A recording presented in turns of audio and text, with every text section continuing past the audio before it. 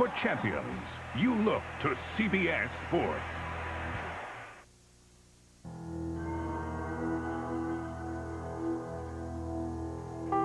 At the line, it is Dale Yarborough.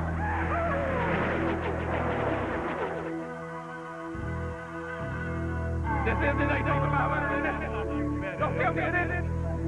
Thank God.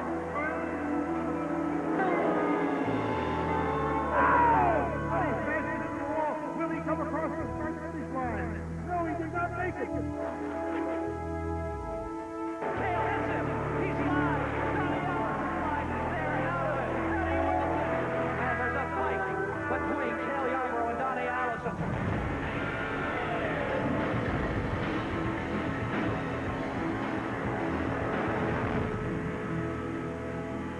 The roar of champions, a sound that forever rumbles round the banked curves they call Daytona. Daytona is everything. I mean, it's the one that all the drivers want. And to win here, they risk all. Rusty Wallace is turning over. Rusty Wallace 20 feet in the air, spinning, flashing. Rusty Wallace, consumed by the chase, like so many veterans who have never won this race.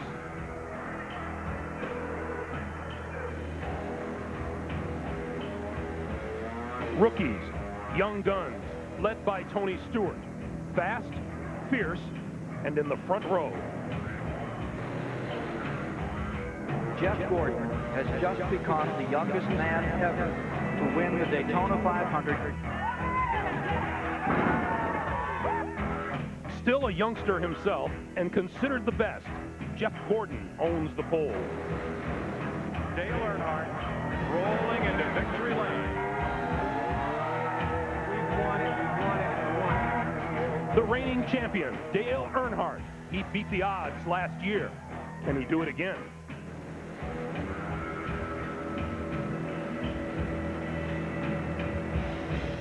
Today, 43 men, stock cars' finest, in the great American race, the Daytona 500.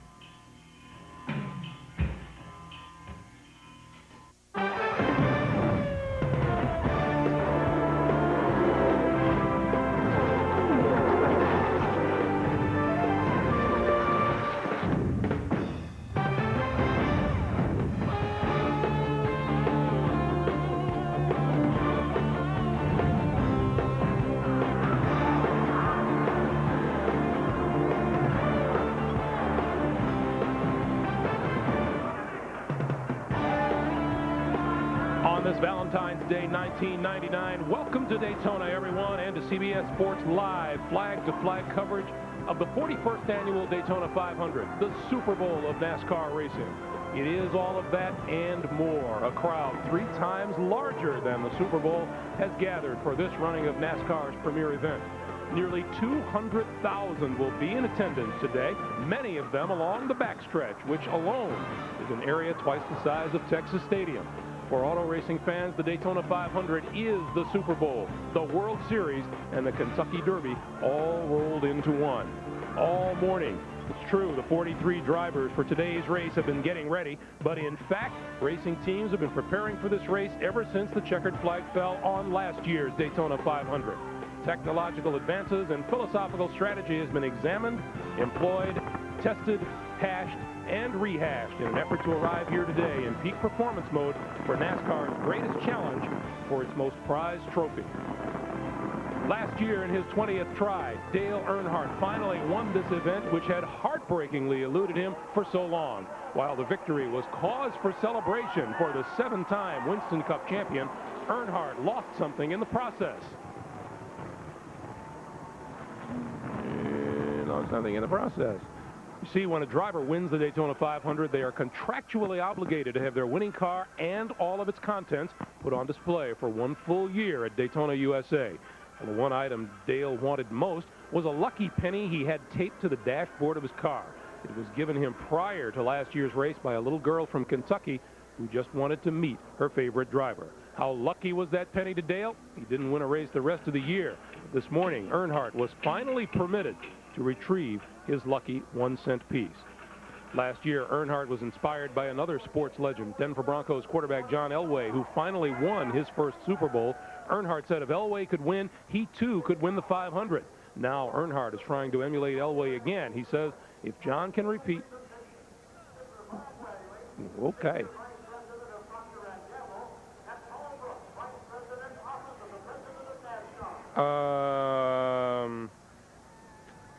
Lucky penny, lucky 1-cent piece. Ralph Shaheen is standing by with the man they call the Intimidator, Dale Earnhardt. This black number 3 is without a doubt one of the most recognizable race cars anywhere in the world, and when it looms up in your rearview mirror, it truly is an intimidating sight. Dale, it took you 20 years to finally get the win, and you've had all season to relish that victory. How hungry are you to get another one here today? He responds to that. Eric, if we have time, we'll ask him what his keys will be to victory if we have time for a second one. Outside of that, then it is if he can pull it off at the back-to-back, he will become only the 4th man in history to have done it here at Daytona.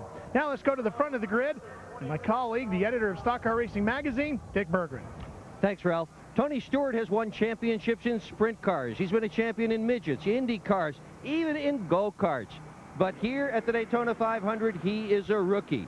Now, you need other race drivers to run with you if you're going to run fast. The draft is ever so important. And the other guys, the veterans, they don't like to race with rookies. Tony, how do you fix that? And he responds, and the guy that starts on the inside of the front row, the pole winner, Jeff Gordon, he's no rookie. He's been racing here at Daytona since 1993. He's won 7 times here at Daytona. But qualifying setups are a whole lot different than race setups. You got the fastest car with the race setup? He responds to that. Let's go to Bill Stevens. Mark Martin has had a sensational racing career, but 2 of the sport's biggest prizes have eluded him: the Winston Cup Championship and a victory here on the Daytona 500. Last week he won the Bud Shootout, so Mark, is that a harbinger of what might happen today? Yada, yada, yada, boom, boom, boom. This will be Mark Martin's 15th attempt at winning the Daytona 500. He has 5 top 10 finishes. Today he starts 9th. Back to Greg Gumbel. All right, Bill, thank you, and welcome everyone to the culmination of Daytona Speed Weeks, the last of this millennium and the official start of NASCAR's next 50 years. I'm Greg Gumbel. Happy Valentine's Day to you and yours from all of us here at CBS Sports. How this race has grown from its early days on the beach. Today, the winner will take home $1.1 million. There's over $8 million in prize money at stake.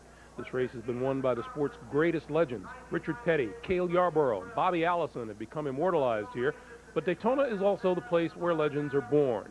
Is this the breakthrough year for Terry Labonte, Mark Martin, or Kenny Schrader? In about 3.5 hours, we'll find out. Joining me is a man who's been to every Daytona 500 since 1964 and whose name is synonymous with auto racing, my colleague Ken Squire. Ken, this is also CBS's 20th year here at Daytona. That means back in 1979, it was CBS's first visit here. Do you remember that? Oh, how can you forget that one? You know, that was the event, Greg, that transcended motorsports, transcended what stock car racing had been. The fact that a major network was willing to put the effort into this event, treat it like a Masters or the Super Bowl. And then there was that remarkable finish. He slides. Johnny Allison slides. They hit again. They climb into the turn. They're hitting the wall. They're head on the wall. They slide down to the inside. Let's watch those 3rd-place cars. They're out of it. Here they come. Waltrip trying to slingshot. Petty is out in front at the line. Waltrip to the inside. Petty wins it. And there's a fight between Cale Yarborough and Donnie Allison. The tempers overflowing. They're angry. They know they have lost. And what a bitter defeat. You know, as much as the race was important, that man right there and his wife Linda, they are the first family of American stock car racing, was equally so. That sense of a common man doing uncommon deeds was Richard Petty when he won that 6 of his 7 500s. He has symbolized for American stock car racing what it's all about. All right, and coming up, one of the greatest commands in all of sports when CBS Sports Live flag-to-flag coverage of the Daytona 500 continues. CBS Sports presentation of the Daytona 500 is sponsored by Pennzoil with Pure Base. Stop, go, Pennzoil. Nextel. You've never used a phone like this before. and by Goodyear, innovators of run flat technology.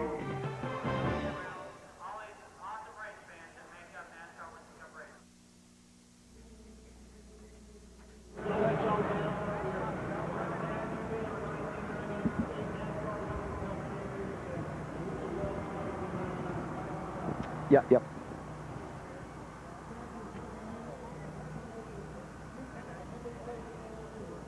We do the weather, we got to do like a happy birthday, right? Happy birthday to Mrs. Selma Almachek. Lovely lady, 112 years old. Isn't she beautiful?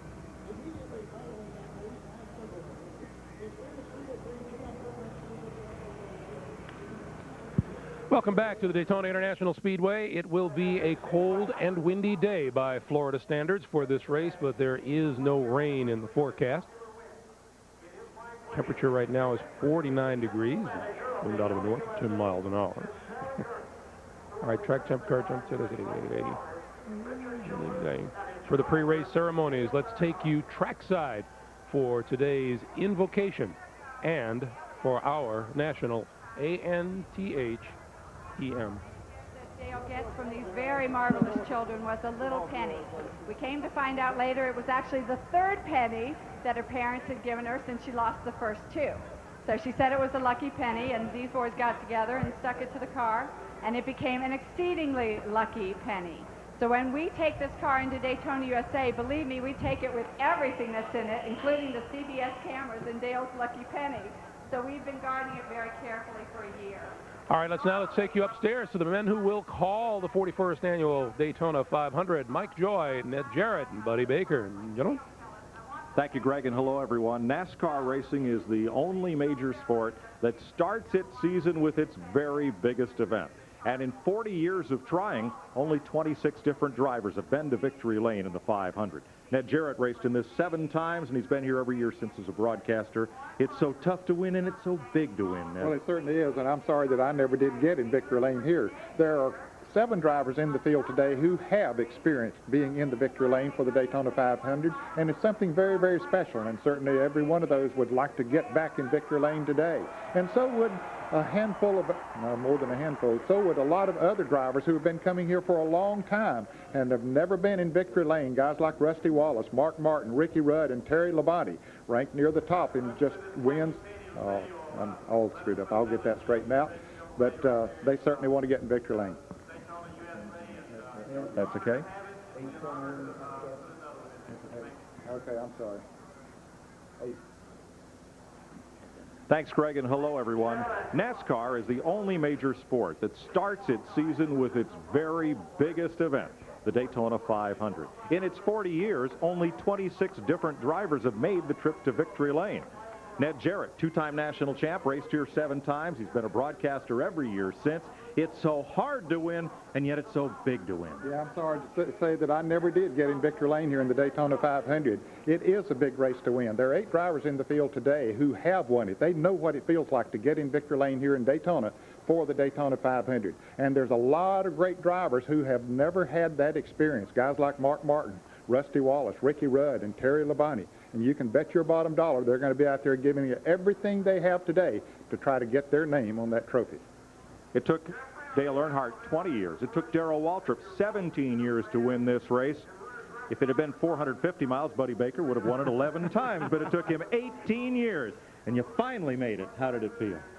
It was the biggest day of my racing life. To cross that finishing line right here at Daytona, it was a boyhood dream. From the day I was in Columbia, South Carolina for my first race, going around a half-mile dirt track, all I had in my mind was come to Daytona and win the Daytona 500. 1980, my dream came true. How hard is it to win here at Daytona? Let's look at highlights from yesterday's Napa 300 Busch Grand National race. Ron Hornaday, you're riding along. He has missed the crash. He's down on the grass, safe to coast through until he ran into Phil Parsons, and Jimmy Kitchens ran into him. Casey Atwood, 18-year-old rookie, 1 lap from maybe winning this race, and he ends up on a flyer.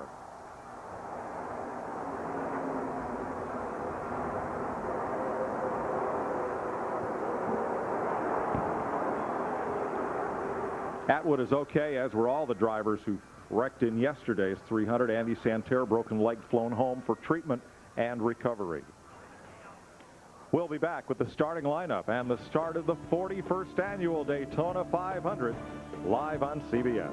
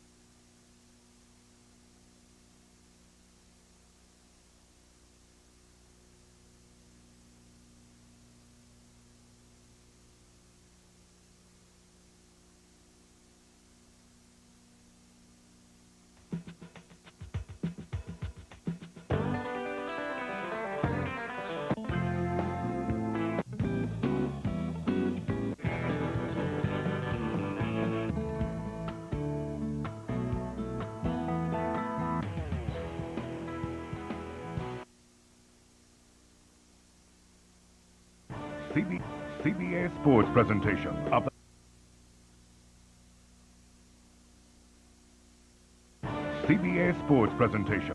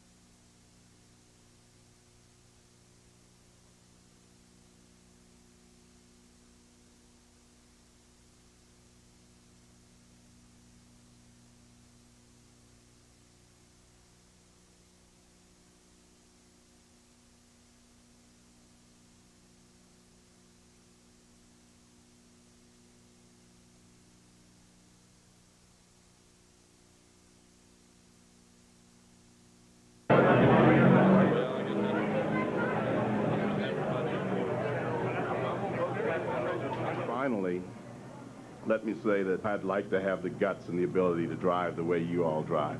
Thank you all and good luck.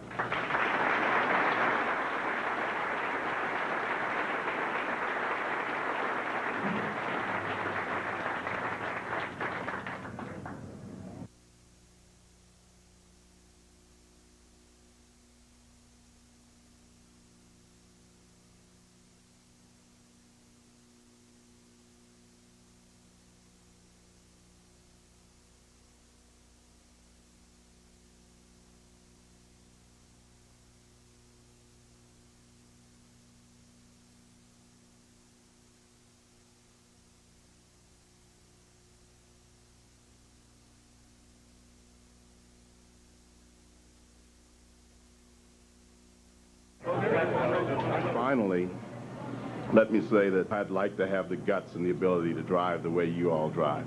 Thank you all and good luck.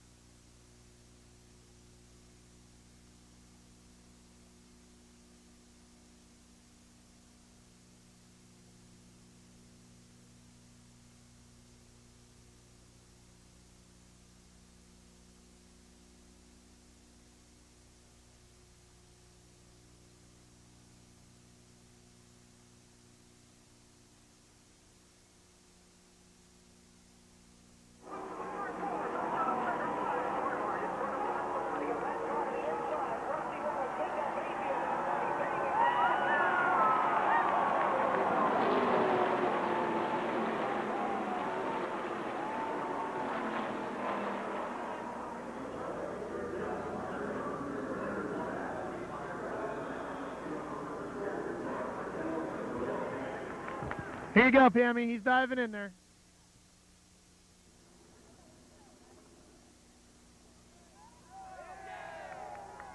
He's got it.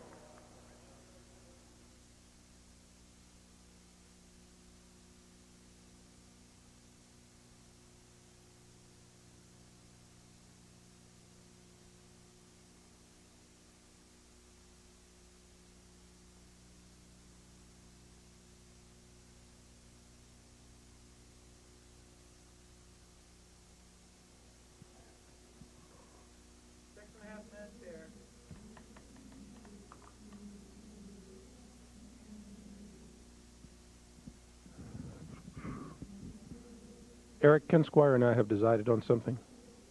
We've decided on something. We're going to do this without our pants on.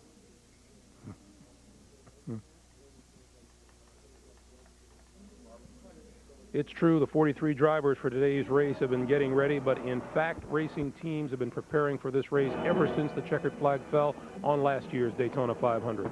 Technological advances and philosophical strategy has been examined, employed, tested, hashed, and rehashed in an effort to arrive here today in peak performance mode for NASCAR's greatest challenge for its most prized trophy. Then to Earnhardt.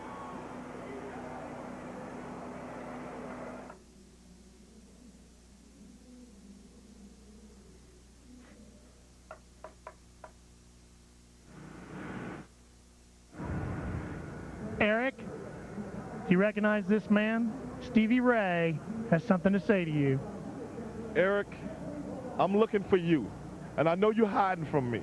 Next time I come down to Daytona, I want you right here. It's going to be me and you, and brother, when I slap Jack and yak you, NWO Hollywood. Can you dig it?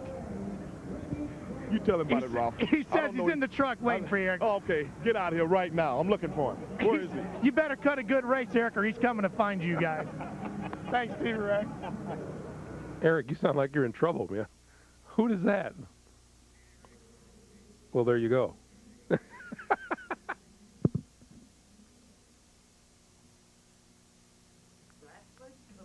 Eric is the worst wrestling fanatic in the world. Is he really?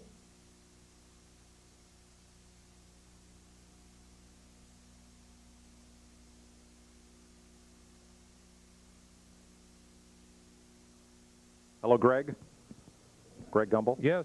The poignancy of the Earnhardt thing, the little girl was brought down here by the Make-A-Wish Foundation. She was seriously ill little girl. Oh, you told me that upstairs. You know, the only thing is... I'm sorry, okay. No, the only thing is I'm just not sure we have time. Got it. And if you saw there, fans have thrown hundreds of pennies into that car as it sat out there on the grass today to wish Earnhardt good luck. You know, you'd think... Is the champion of the Daytona 5. You'd think people had better things to do with their money. They're going to be a little short on the way home.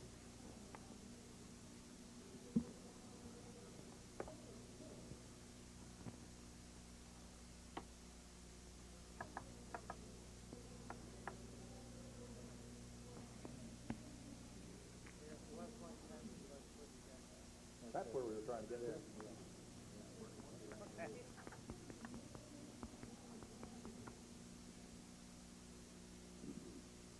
Did I make up a... I'll put it on my format, an over sheet. Start your wardrobe.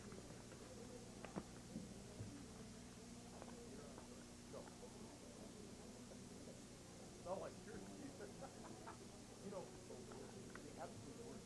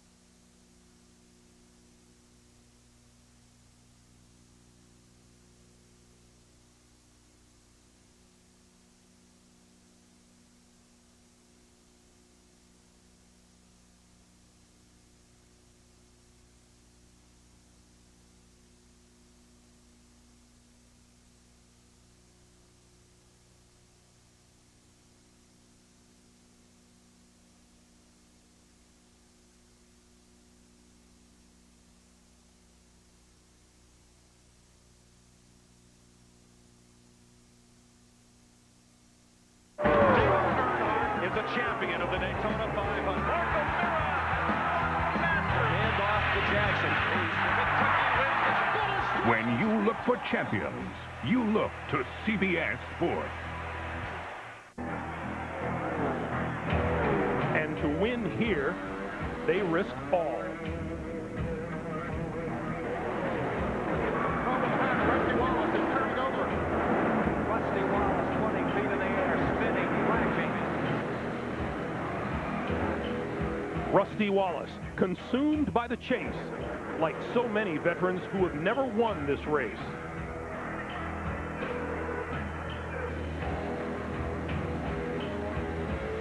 Rookies, young guns, led by Tony Stewart, fast, fierce, and in the front row. Jeff Gordon has just become the youngest man ever to win the Daytona 500. Still a youngster himself and considered the best, Jeff Gordon owns the pole. Dale Earnhardt rolling into victory lane. We've won it, and won it. The reigning champion, Dale Earnhardt. He beat the odds last year. Can he do it again?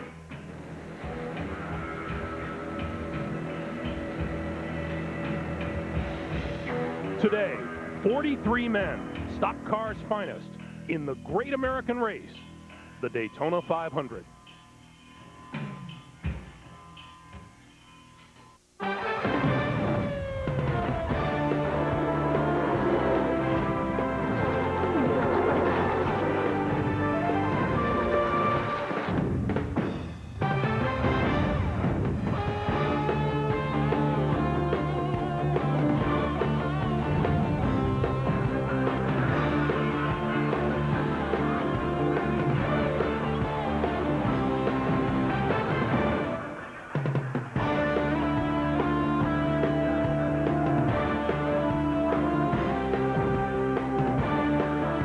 Valentine's Day 1999. Welcome to Daytona, everyone, and to CBS Sports Live flag-to-flag coverage of the 41st annual Daytona 500, the Super Bowl of NASCAR racing.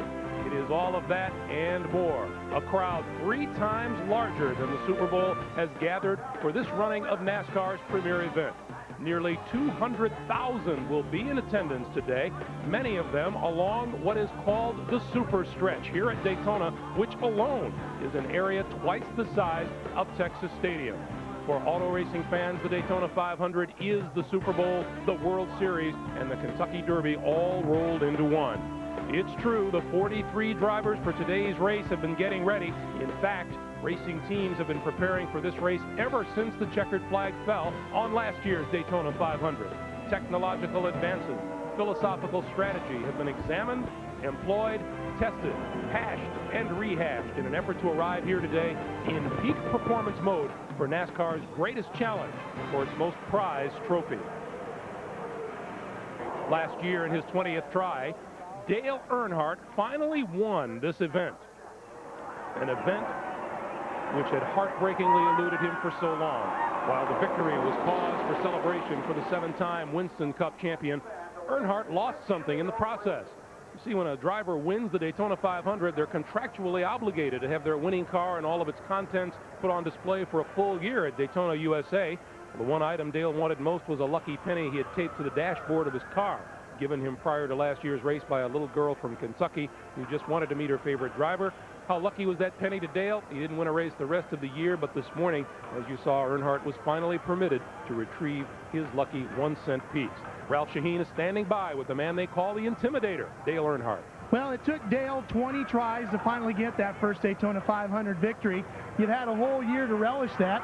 How hungry are you for number 2? Well, it's time. It's been just 12 months, and I'm ready to win again. And, you know, the car's running great, and all I can say is we just got to be there 499 miles and be in position to win it. And so work hard and stay in shape, out of trouble.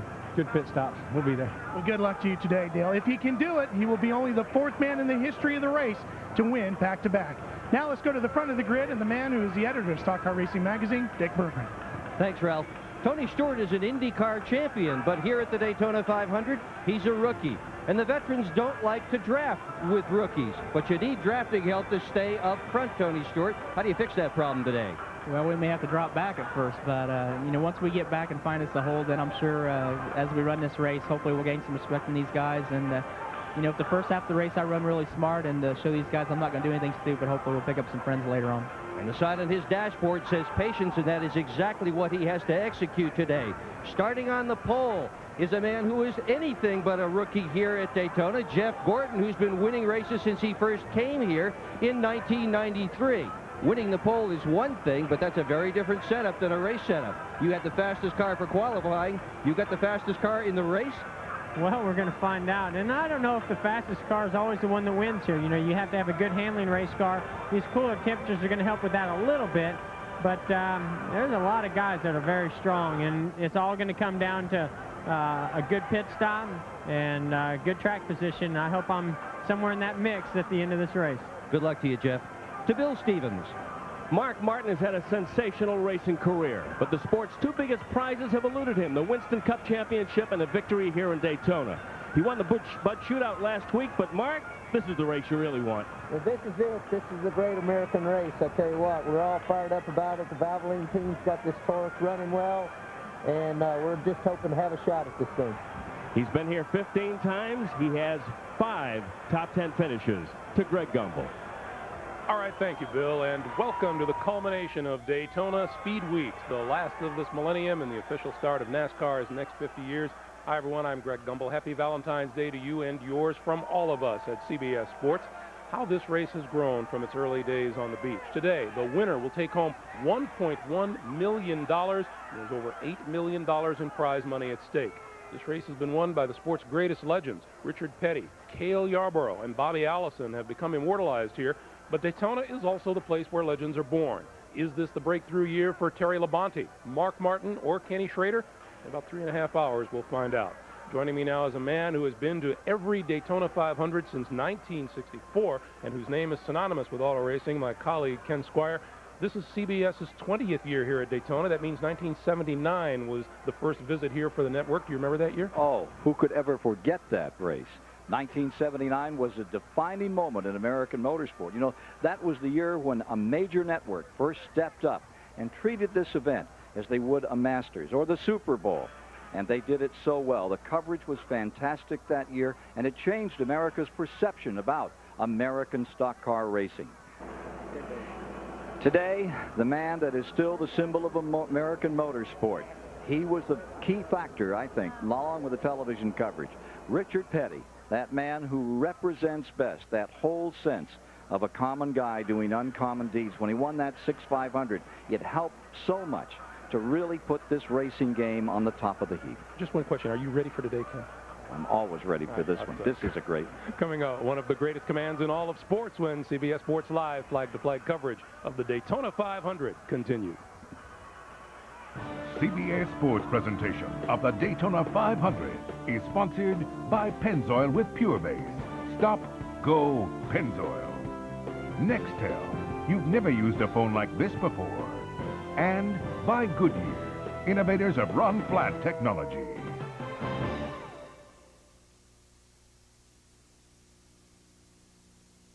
The way they've got it written, Dick. Yep. You go ahead and ask the question. They're listening to you in the truck. Okay, the way the memo is written, I'm supposed to introduce Hal. Yes. And ask him to remain standing. Hal prays, and then I come back on again and introduce Edwin McCain. Is that correct? That's correct. Okay. Yep. You're right. We've got the same time as the airplane. Okay, we're waiting for them. How many minutes out are we? How far out are we? How much silence do you need? How far out are we at this point? Okay, I'm not on that loop right now.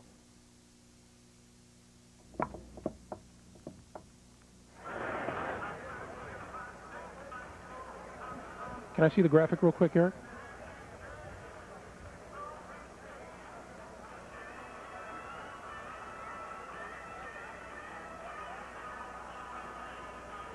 $120 degrees in the car already?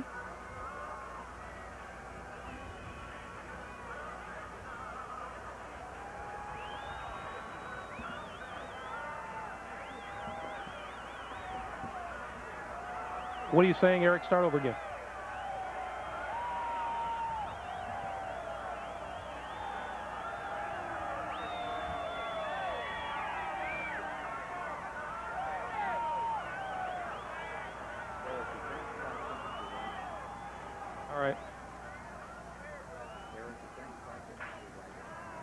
It can't be, right?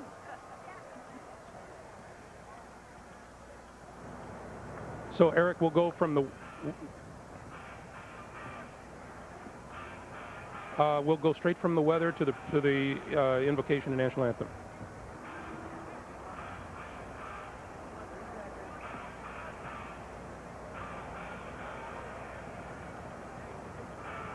Welcome back to the Daytona International Speedway, everyone. It will be a cold and windy day by Florida standards for the race, but there is no rain in the forecast, although it is overcast at the moment. The temperature is 53 degrees, a temperature or humidity of 58%, and a slight wind at this point, although it was gustier earlier today.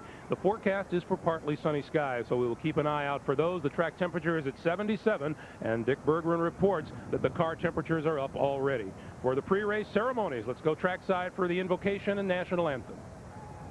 Ladies and gentlemen, will you please rise for the invocation by the Reverend Hal Marchman and remain standing for the singing of our national anthem. Let us pray. For the beauty of the earth and for the glory of the skies, Lord, to thee our hearts arise. Bless all of us as we gather here for the exciting races in this beautiful place, and help us to pause and to give thanks to you, the God of all of your children. Shalom and amen.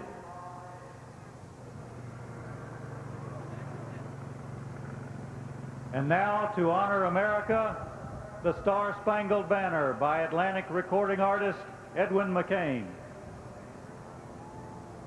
Oh, say, can you see by the dawn's early light what so proudly we hailed at the twilight's last gleaming, whose broad stripes and bright stars through the perilous fight o'er the ramparts we watched were so gallantly streaming, and the rocket's red glare, the bombs bursting in air, gave proof through the night that our flag was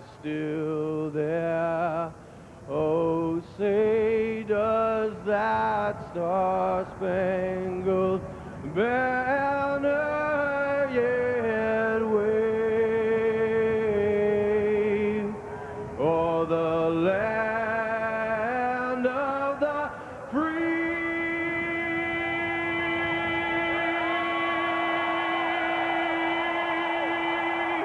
and the home of the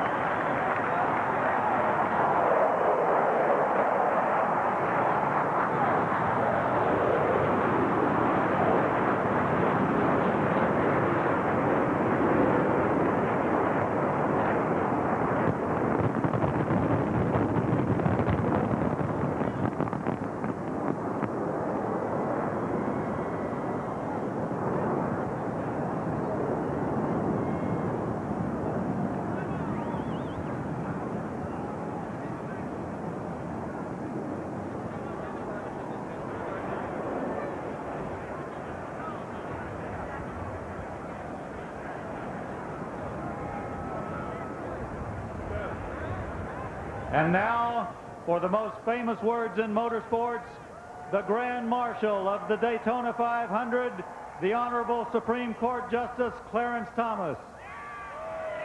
Gentlemen, start your engines!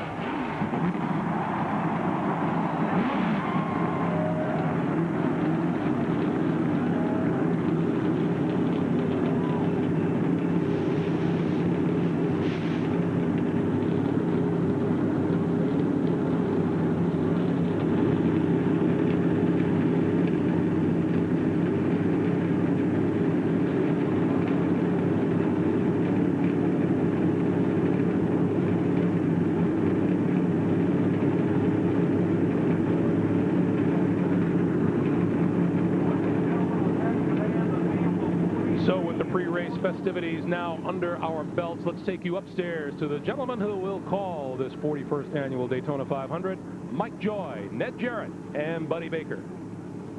Thanks, Greg, and hello, everyone. NASCAR is the only major sport to start its season with its biggest and most important event, the Daytona 500. Two-time national champion Ned Jarrett ran this race 7 times. Ned, this race, 40 years, only 26 different drivers have won it. It's so big to win, but it's so hard to win. It is so hard to win, Mike, and I'm sorry that I never did get to do it. And the fact that Richard Petty won it 7 times is still hard to believe. It just points up how great of a race driver he really was. Now, there are 8 drivers in the field today who have had the experience of getting in victory lane here in the Daytona 500. And I'll tell you, there's nothing like it. Certainly those 8 drivers would like to repeat here today. And there's some great names who have not had that experience. They want in there real bad. Guys like Mark Martin, Rusty Wallace, Ricky Rudd, Terry Labonte, Ken Schrader. The list goes on and on. You can bet your bottom dollar they're going to be trying to get their name on that trophy. If this race had been the Daytona 450, Buddy Baker would have won it, about 11 times. But in 18 years of trying, finally, you got to victory lane here. What did it feel like? That was the biggest day in Buddy Baker's racing life.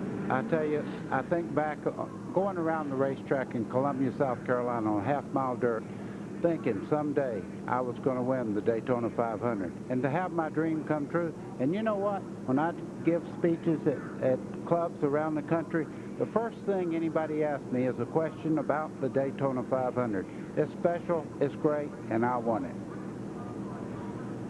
Yesterday, you saw just how tough it is to run and win here at Daytona. In the Napa 300 Grand National Race, Ron Hornaday has missed the wreck. He's down on the grass, getting away until sliding off the bank. Comes Phil Parsons, and Jimmy Kitchens pounds into the left side, takes him out of contention. How about 18-year-old rookie Casey Atwood, number 27, in second place, 1 lap to go, and he goes on a flyer. Atwood was okay, but his dreams of winning here in Daytona will have to wait another year. Randy LaJoie won the Grand National 300 yesterday. They are rolling off for the first of pace laps here at Daytona for the 41st annual 500. We'll be back with the starting lineup and the green flag for America's biggest stock car race after this.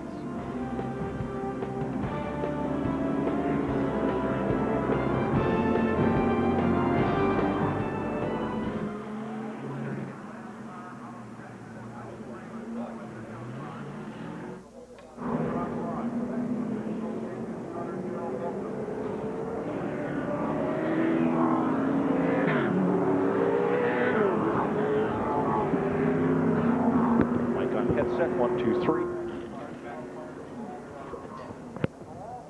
Okay, Ned on.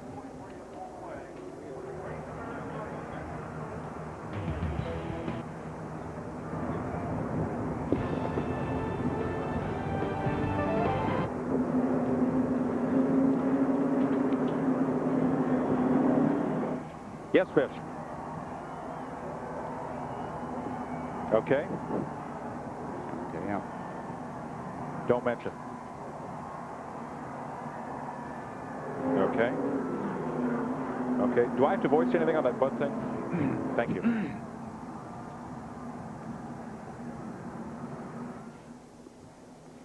Ned, okay, test 1, 2, 3, 4, 5. Okay.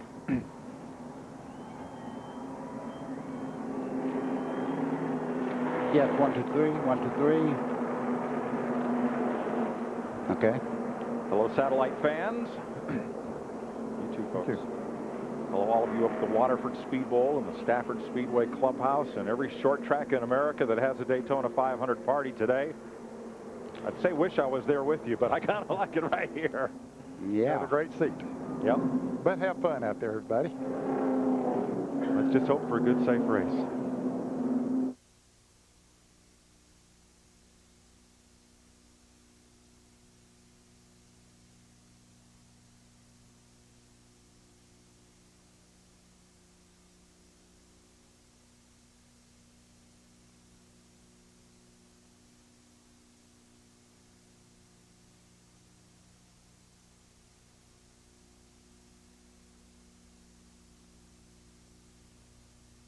Budweiser, the official beer of NASCAR, is the proud sponsor of the Bud Pole Award, given to the fastest qualifier at each NASCAR Winston Cup race. Last weekend, Jeff Gordon captured the first Bud Pole Award of 1999. Last Sunday, Mark Martin won the battle among all of last season's Bud Pole Award winners in the Bud Shootout at Daytona. Since 1979, Anheuser-Busch has awarded more than $7 million as the title sponsor of NASCAR's Pole Award program.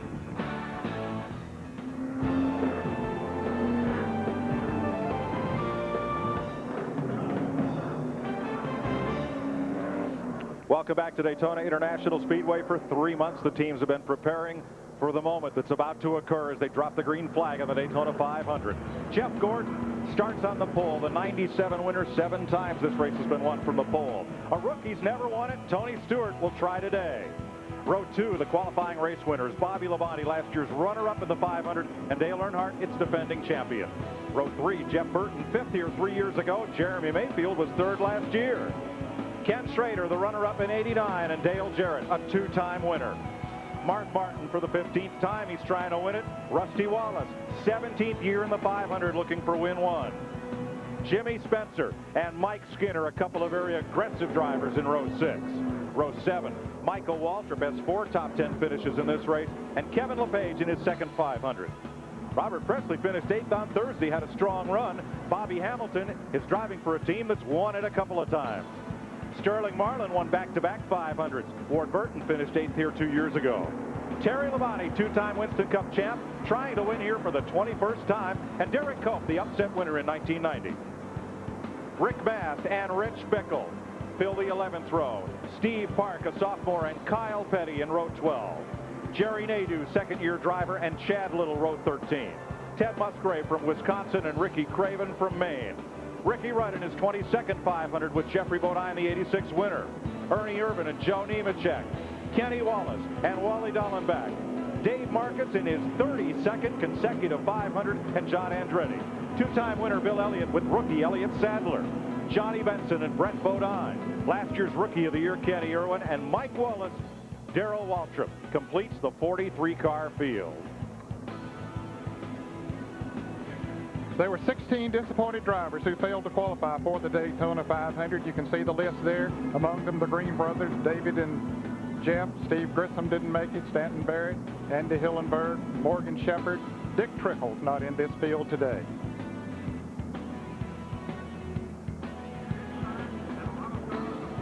Let's take a look at the different cars that are in the event today. There are 21 Fords, 14 Chevrolets, and 8 Pontiacs.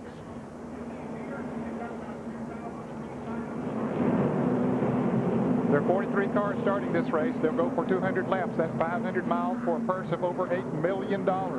They can go 50 to 60 laps on a tank of fuel of 22 gallons. And the race record was set back in 1980 by our own Buddy Baker at over 177 miles an hour.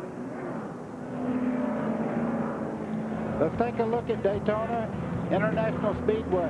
Down the front straightaway into turn 1. It's 31 degrees in that corner. 3,000 feet down the back straightaway. Let's take a look at that 31 degrees. That's what it looks like. That's where they are right now in turn 2, where that banking looms 4 stories high. A record number of in-car cameras on CBS today. 11 cars, 34 different views. Jeff Gordon on the pole. Dale Earnhardt has a CBS race cam on board today. Jeff Burton, the Exide Batteries Ford from Roush Racing. You'll also ride with Dale Jarrett, 2-time winner of this race in the Ford Credit Ford Quality Care, number 88. Mark Martin in the Valvoline Ford from Roush Racing. Mike Skinner, a former pole sitter in the Lowe's Home Improvement Chevrolet. You saw drivers with hands in the air because they have waved off the start that they anticipated this time. They'll take one more pace lap. Robert Presley, the Jasper Engines and Transmissions Ford. With these views, you'll also ride with the Siemens in-car camera in the Bill Davis Pontiac for Ward Burton out of South Boston, Virginia. The Hendrick Budweiser Chevrolet changes its number from 50 back to 25, and Wally Dallenbach is the driver. And a sentimental favorite, NASCAR's most popular driver, Bill Elliott, the two-time winner of the 500, in the Super 8 Motels onboard camera, riding in his Ford. And finally, Kenny Irwin Jr., last year's Rookie of the Year, the Texaco Haviland Ford. Will all be carrying CBS onboard cameras today. Dave Marcus, number 71, that dark, it's not black, it's camouflage-colored Chevrolet. He ties the record for most Daytona 500 starts, 32, with Richard Petty, but all of Marcus's starts have been consecutive. He has never failed to qualify for the big dance.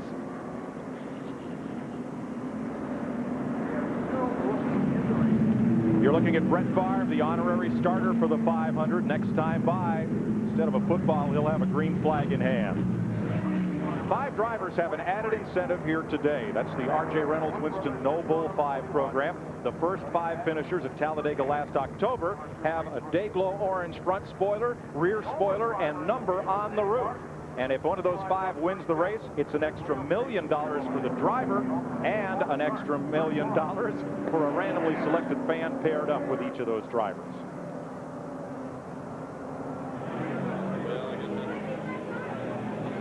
A look at the drivers' meeting. Reggie Jackson is here. Alan Jackson, the singer, is here. Say that I'd like to have the guts and the ability to drive the way you all drive. Thank you all and good luck. Honorable Associate Justice of the U.S. Supreme Court Clarence Thomas convinced these drivers he's a race fan. He's got a ZR1 Corvette, likes to hot-foot it, and he told us at the Grand Marshal's dinner last night, was looking at his wife when he said he'd rather go visit an engine builder's shop than an art gallery. All right, good for him. It's been a busy speed weeks here in Daytona. The Rob Dyson team, led by Butch Leisinger, with a Riley and Scott chassis and Ford engine, won the Rolex 24 Hours. Mike Skinner, the Bud Shootout qualifying race. Mark Martin's first ever Daytona win came in last Sunday's Bud Shootout. Pennsylvanian Bobby Gerhart won the ARCA 200. The Gatorade qualifying races for this 500, won by Bobby Labonte and Dale Earnhardt. Christian Elder, victorious in a crash-marred NASCAR dash race on Friday. Dale Earnhardt made a last lap pass to win the International Race of Champions event. And yesterday, the fellow they call the old man, former series champ Randy LaJoie, won the Napa 300. Congratulations to all. It has been a busy couple of weeks here at the Daytona International Speedway, and the biggest one of all coming up. If they come down for the green flag, they'll be turning this 2.5-mile racetrack in about 47 seconds under race conditions today. The engines in these cars are restricted by NASCAR. The amount of air that can flow through the engines are limited. So it will take these cars more than a full lap to get up to full speed. And drivers that gain momentum on the start will be looking to move up quickly before they come to 190 miles an hour the second time by. Pontiac Grand Prix pace car dips to pit road. Jeff Gordon, youngest man to ever win the 500, and Tony Stewart, IRL champion and rookie, bring them down. Brett Favre waves the green flag, and the season is on.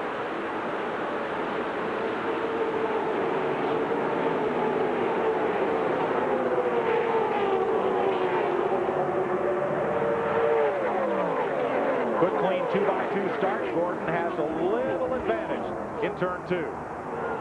Normally, the first couple of laps, the inside groove is the place to be, especially when the tires are still new. They get a lot of grip down there, but Tony Stewart trying to change that as he goes down the back straight, buddy.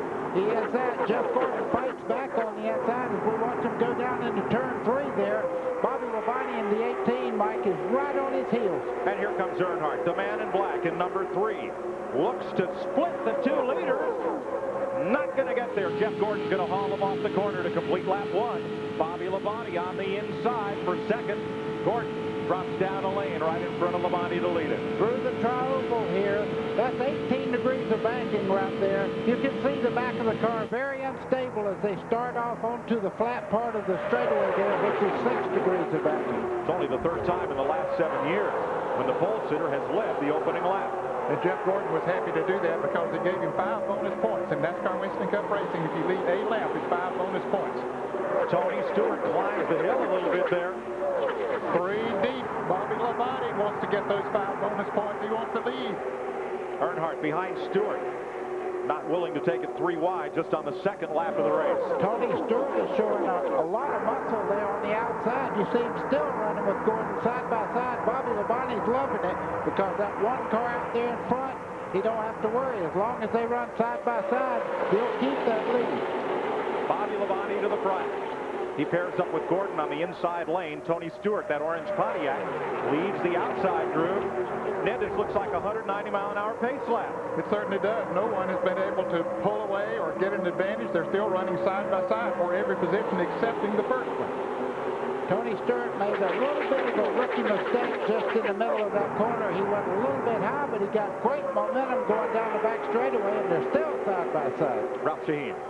Mike, the Joe Gibbs Racing team knows that Tony Stewart's car is actually a little bit quicker than Bobby Labonte's machine.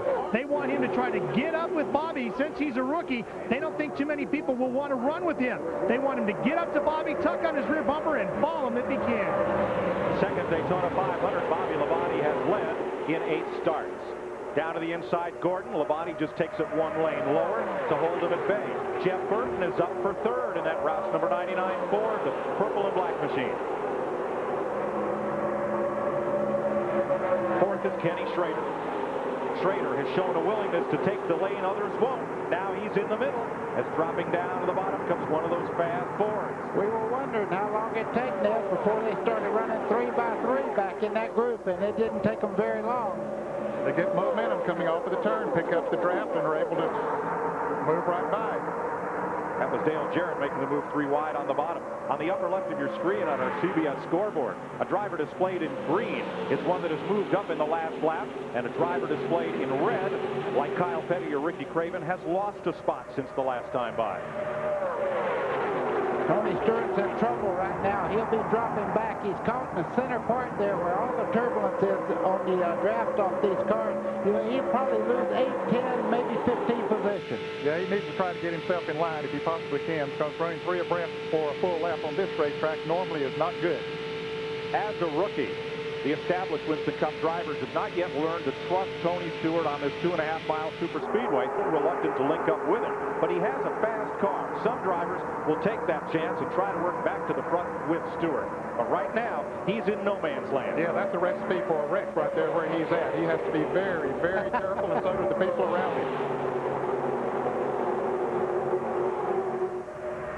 Buddy, is he the nervous man in town right now? Well, what he's trying to find him a place, but as you can see, there's not a car up there to pull in. He would love to get in either lane right now. He moves up on Kevin LePage there in the 16. Now he's back in line. He'll pick up the pace. At the front, pretty much 2 by 2 through the mid-pack. Well, you get to Mike Skinner, and then he wanted to move down on the inside. 2 cars at the front, single file. And then Ken Schrader battles with Dale Earnhardt. Boy, they've had their battles in the past, and they're pretty good friends. I think those are the 2 strongest cars after long runs, is Earnhardt and Kenny Schrader. He shows a lot of muscle in every race, and he's not afraid to go up there and take a chance. Here comes, look on the outside, here comes Dale Earnhardt. We're riding with Dale Jarrett in the Robert Yates Ford. Jarrett in 6th place on that low side. That's Kenny Schrader just in front of him. That low side is going to move up to challenge Earnhardt once again in that 3,000-foot back straightaway. It's overcast here today, and it's cool. The track is not as slick as it's been all week here. It's been very hot here at Daytona, and the setups are maybe a little bit different. Certainly the cars are a lot tighter than they would have been. Here's Earnhardt making a move. Dale Earnhardt around the outside. He's got help from Jeff Burton, Jeremy Mayfield, and Rusty Wallace. Well, I take back what I said about that inside lane being that worked until Dale Earnhardt got on the outside. Yeah, but he's still having a battle with Bobby Labonte. They're side by side. Well, 7 laps complete, and I've never seen a Daytona 500 go this long without at least a small pack trying to break away. But they are still, this is Noah's Ark at 190 miles an hour. It is nerve-wracking. Here comes Jarrett again down on the inside trying to make that 3-wide move, and he does. He gets up on the back bumper of Jeff Gordon. And the fellow they stuck in the middle was Schrader. And look at him back up in that green and white 33. Mike, every bit of the turbulence off these cars goes right down the middle of that group. That's why they drop back when you get in the middle there. Ride with Jeff Burton. Into the tri-oval start-finish line.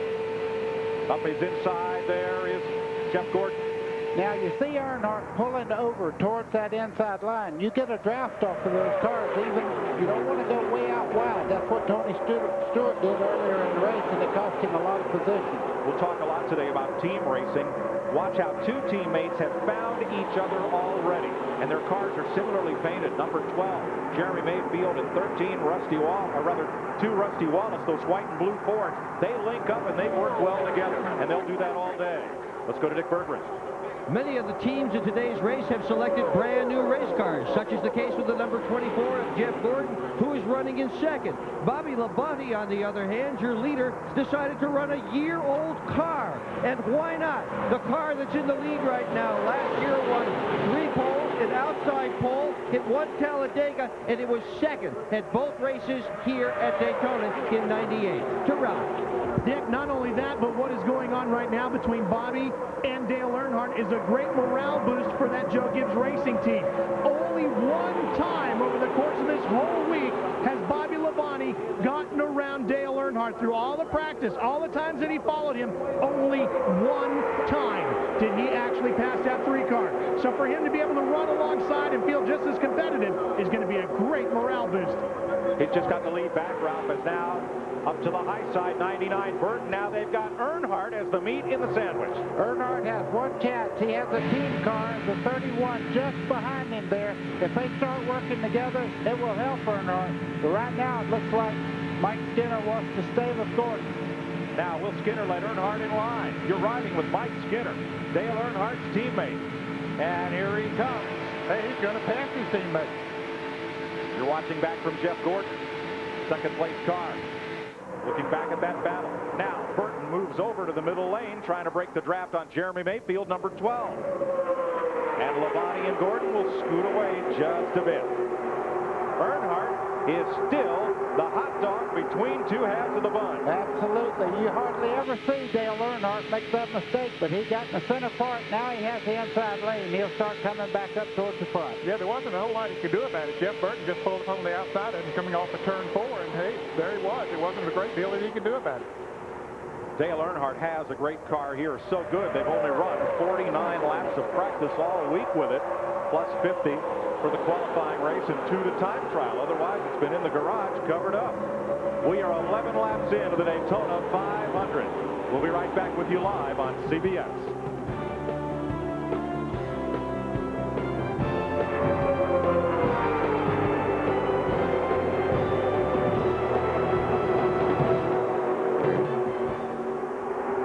They're in his way. He's flying. I watched him a while ago. He just... Burton on the outside. Just screaming. This thing's going to get... This thing's going to get... yeah. If Dale Jarrett gets in front right now, he'll pull these guys around here for a while. It's unreal. Yeah, he's flying. I mean, he is flying. Leader so far in this contest, Jeff Gordon. You know, somebody else is running well. Michael Waltrip needs to call it. I'm going to leave my camera here, Pam, and I'm going to go check over. This is going to be virtually impossible to pull people through here. Yeah, it looks like a mess down there. International Speedway, this is MRN Radio. Okay, now we got a breakaway. Guys, it would later on somebody. Oh, never mind. No, I was just talking. Somebody with Larry McReynolds, if Skinner gets up in the lead, he's real good. Well, I'll be here for that when he gets there. Okay. Well, he's just fun to talk about. You can find out when they're going to stop and everything else. The $8.1 million Daytona 500 and Bobby Labonte. Bergie, are you there? Yeah, sure am. Eric, when we come back, I'd like to ask Dick about the sober nature of the drivers this morning after watching yesterday's race. There's some good stuff about how these guys are approaching this and why we're not seeing those 3 wide moves earlier. Those the top 3 cars. Dale Jarrett hangs on the 4th spot. Second, this one. Those great. Yes, I am. Michael Waltrip. The Jim Mateo.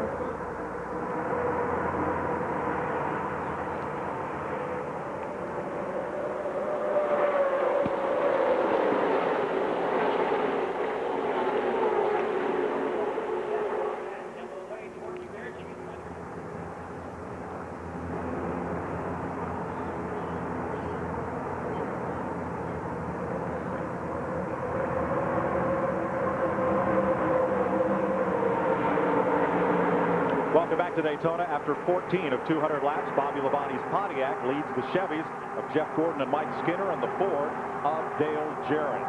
Yesterday, a really crash-marred Napa 300. Most all the drivers watched it from atop their motor coaches or trailers. Dick Berger, and that made for a very serious and somber drivers meeting this morning. It really did, Mike Joy. They were very concerned and very worried. And indeed, this morning, first thing in the garage, crew chiefs were just saying, I hope we don't have a repeat. Now, we've had an awful lot of crashes here, an awful lot of accidents. So many that Jeff Hammond, one of the crew chiefs, went to David Hoots, who runs the drivers' meeting, and he said, David, I don't know what you've been telling these guys, but this morning, change it. Caution-free so far. Michael Waltrip up to 5th place. New ride for him, Mete Motorsports number 7. Now he feels a challenge from Earnhardt as Bobby Labonte slides up the racetrack and out of the lead. Jeff Gordon takes over the lead, and Mike Skinner follows him right along. So does Dale Jarrett. Buddy, what happened to Bobby Labonte? Well, just what Dad said. If you get caught just a little bit out of position, you get a nose up under them, and they're on that outside, and everybody drops to the bottom. You have little to do with where you end up. They just all start going by you. Front 5 or single file, then it's 2 abreast from there on back. 3 wide in turn 1. Look at this. Robert Presley, 77 in the middle. Sterling Marlin, number 40. Jeff Burton, 99. And there comes the 98 car, Rick Mast, having a great run here today in the Cale Yarborough car. A month ago, that team had disbanded. Cale put it back together. They're here. Yeah, he started 21st, and he's already up to 12th. That's a great run for Rick Mast. Back from Jeff Burton, that's 2-time 500 winner Sterling Marlin and number 40.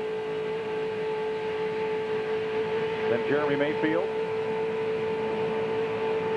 Presley is still in the middle. And now it's 3 wide, even at 6th place. Look at this. Tony Stewart is the man in the middle again. He didn't want to get back in that position, but there he is. And 2 rows. Yeah, 3 wide right behind him, Ned. So Stewart will get a little help from Robert Presley there. Kevin LePage right in that middle. Excuse me, make that LePage rather than Stewart.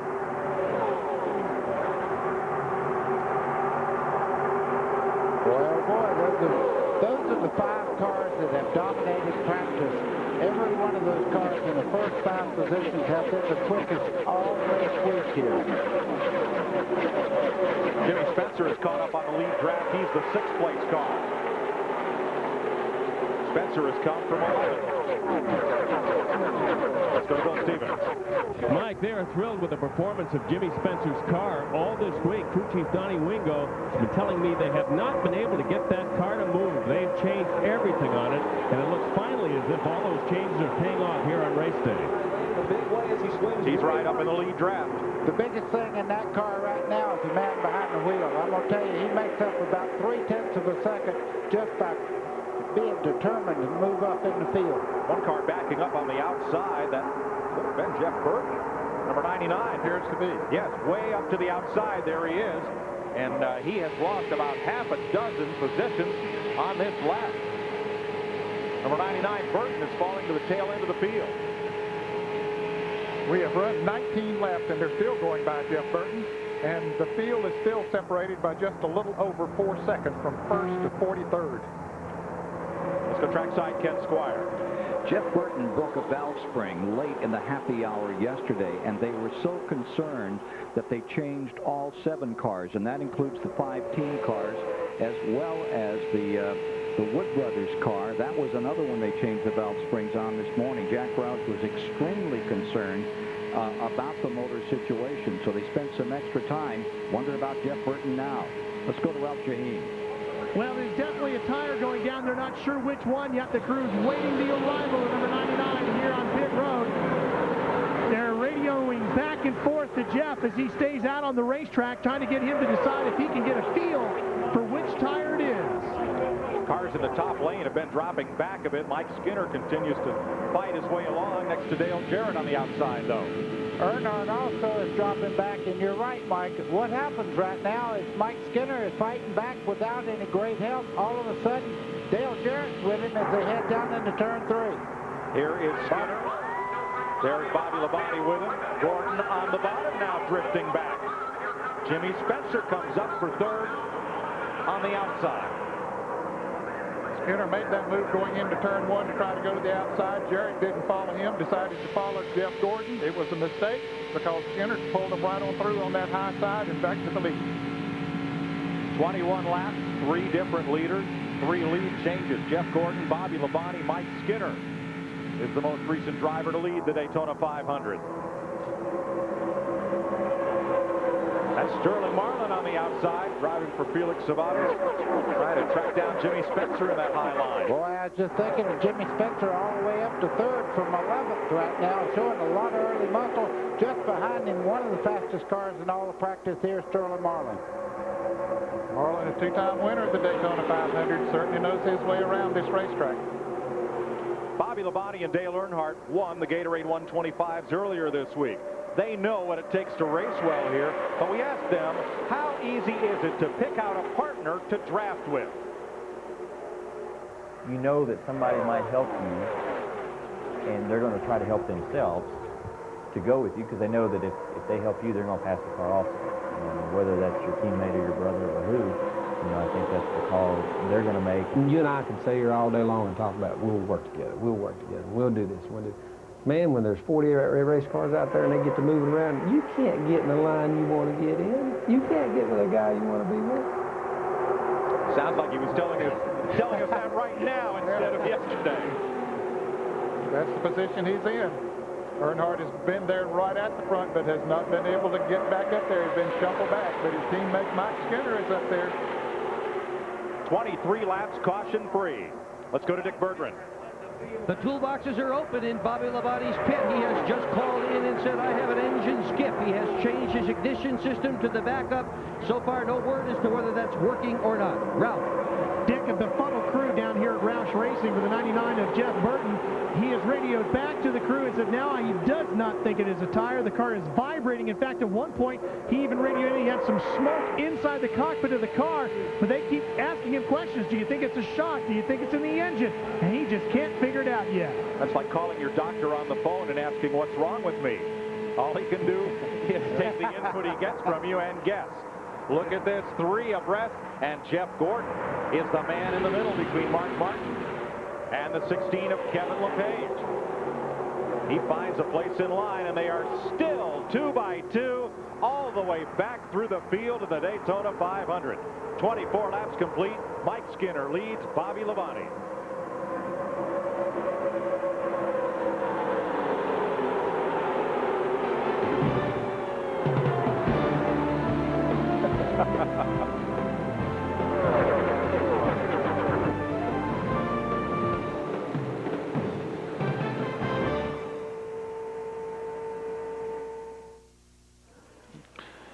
Mike? Hi, Bergie. Hi. They're still having that ignition problem in the 18 with the backup box. They don't know what's wrong, but it's definitely skipping, even though he's running in second. Wow. Andretti's coming in the pits with smoke. Wow. Andretti's coming to the pits smoking. 43 pitting. Hello? Yes, right. In the pits, what has happened to John Andretti? He's dropped to dead last. He's coming in, Ken. The car was smoking. Remember, that's a backup car. He crashed his other car. Actually, buddy, I think they fixed that car. No, they didn't. No, they no, didn't. no, They no, didn't fix it. It's a no, backup let's all car. get along. I know that's a backup. Yeah. Schrader's got a problem, by the way. The car's not handling. And do you need me to go down and get the story on Andretti, or do we want to stay here and get the Larry Mack deal? The hood's up on Andretti.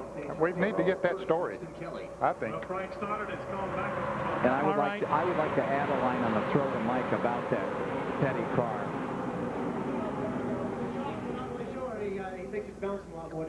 Yeah, we're going to get it. We'll have it for you. Yes, sir. We're going to get the Andretti info for you. And we're going to set up Larry Mack.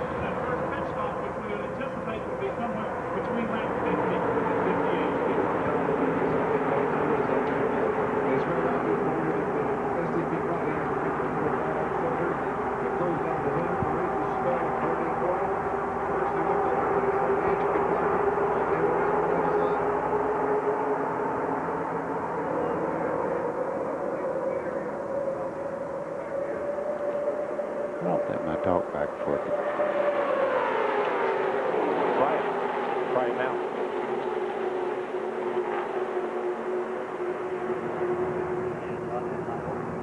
No.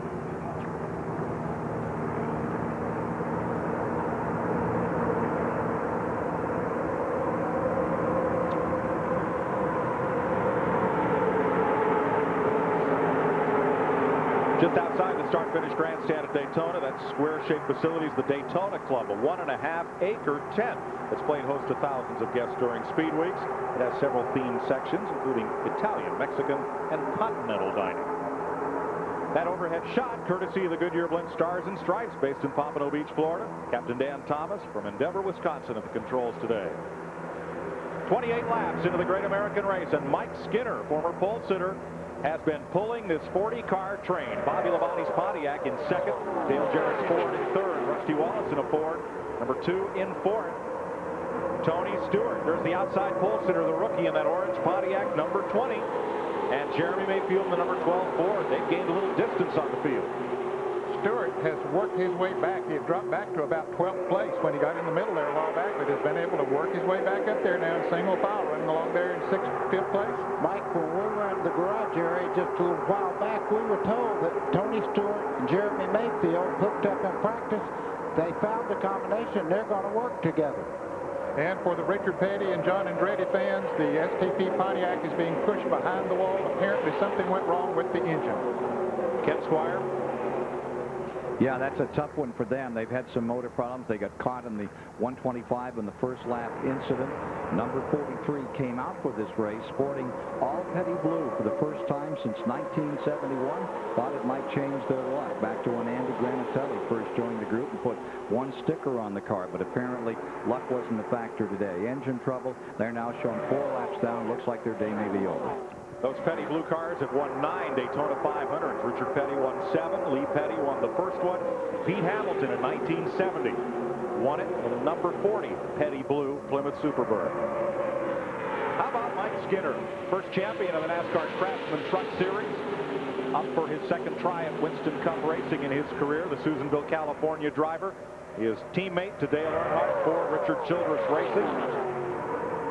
You know, he's never won a points race in a Winston Cup car, but he has won twice in Japan in this particular type car, so he knows how to drive, and he has a great crew chief, and I think right now, you know, the same guy that set up Earnhardt's car last year set that car for the 500 here. That would be Larry McReynolds, a member of the Alabama Peach Fuzz gang that included Davey Allison. Came out of the Birmingham short track and rose to prominence here in Winston Cup.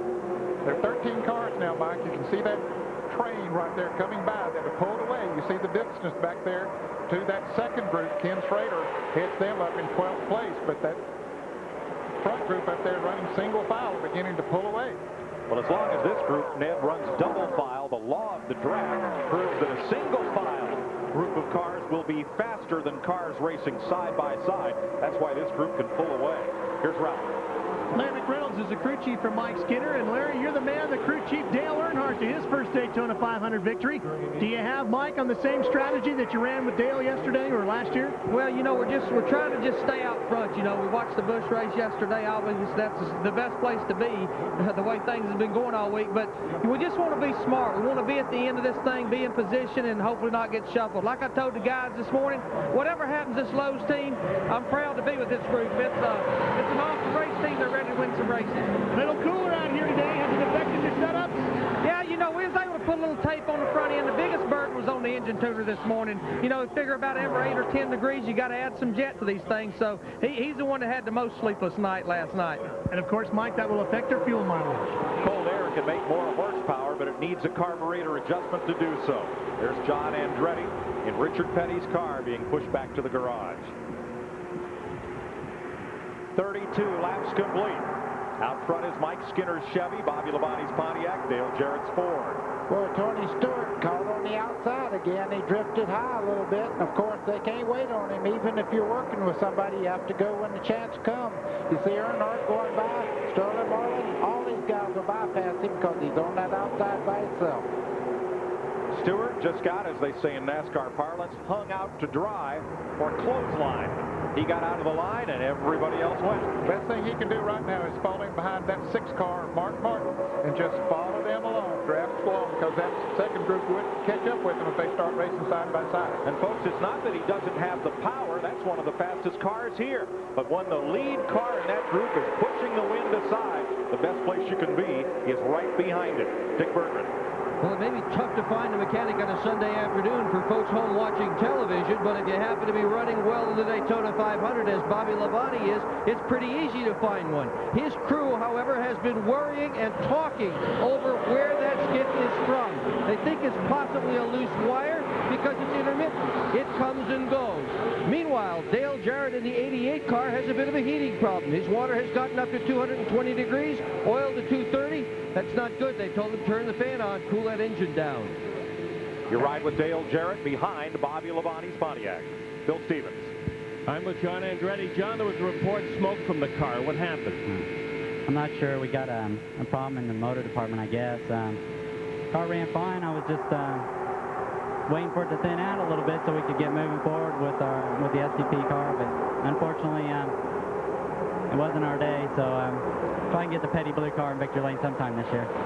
Second year in a row, tough break for the 43 car.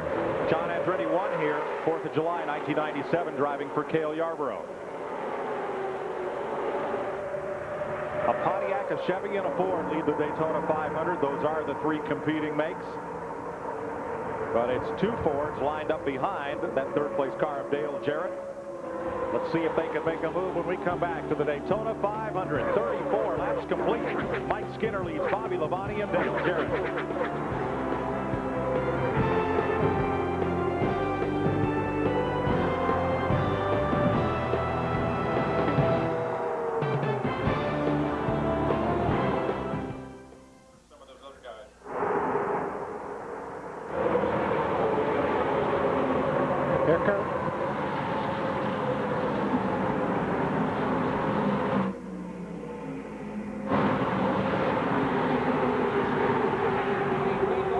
Okay, hey guys in the pit, it's obvious that the 2 and the 12 are now really moving up towards the very front, working together. Yeah, we're watching that, and they're pitted side by side. Also, whoever has Kenny Irwin has moved from 41st to 16th.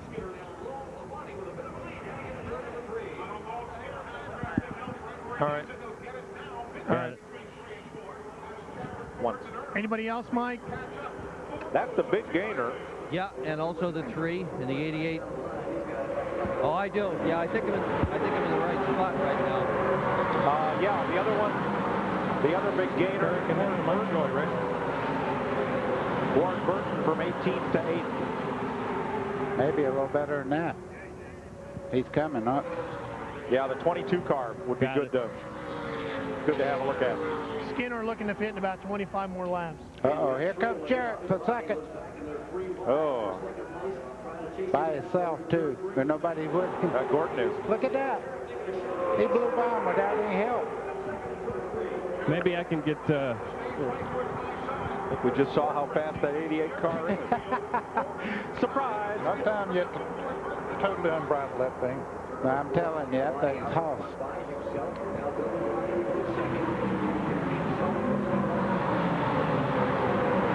You want to know how you get drafted, partner?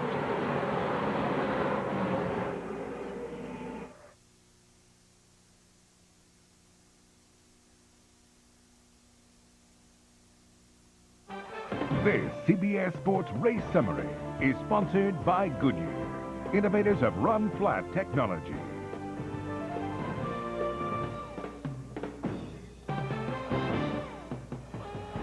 Greg Gumbel back at Daytona after 36 laps. We have had 3 different leaders and 3 different lead changes. The speed is up there, 187 miles an hour plus. No caution flags as yet, in the war of attrition that was the Napa Auto Parts 300 yesterday has not been nearly so brutal today. Only John Andretti with a bad engine is out on lap 25, but the day is young. Mike Joy.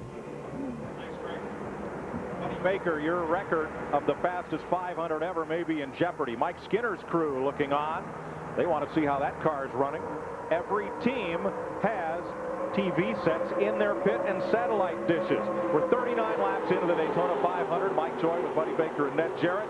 There to the inside comes one of those Penske Chronicus cars, Jeremy Mayfield, number 12, with his teammate Rusty Wallace. Yeah, they're working very well together, but just a second ago, you see your second place car there, Dale Jarrett. He went by 4 cars on the back straightaway, no help whatsoever. He's got a lot of muscle. 3 wide, 6th place. Something here has got to give. 24 is Gordon, 2 is Wallace, 6 is Mark Martin. I don't think anybody's told the drivers that. They're still 3 wide as they head off into turn 1. And Rusty says, I don't want to be here. That's the car number 2 right here. How about that 22, that black and yellow machine of Ward Burton? He's right up into the lead pack. He's been as high as 5th today for Bill and Gail Davis. Yeah, he started 18th. And you're on board his car with our Siemens race cam. Looking up at Mike Skinner, you see Jeremy Mayfield in the 12 going under him there, and his teammate Rusty Wallace right in tow. Where you see one of them today, you'll see the other, Wallace and Mayfield, running as teammates and seeking each other out on the racetrack. Bobby Labonte's Pontiac, the green car, hauling that blue, red, and white Ford of Dale Jarrett, 2-time winner of the 500. Skinner looks inside, lines back up on Jarrett, looks outside. Single file once again through the top half dozen. Up in that pack, Kenny Irwin is in that pack. He started 41st. He's up to 15th. He had a fast car yesterday in practice, Kenny Irwin. He didn't have a good qualifying run, but they certainly got that Ford worked out good, and he is coming towards the front. He's climbing the ladder. That's Irwin, number 28, and he has caught that second pack and alongside the 97 of Chad Little, trying to work his way up through. Yeah, that 13-car breakaway that we had has changed. Here comes Jarrett for the lead at the line.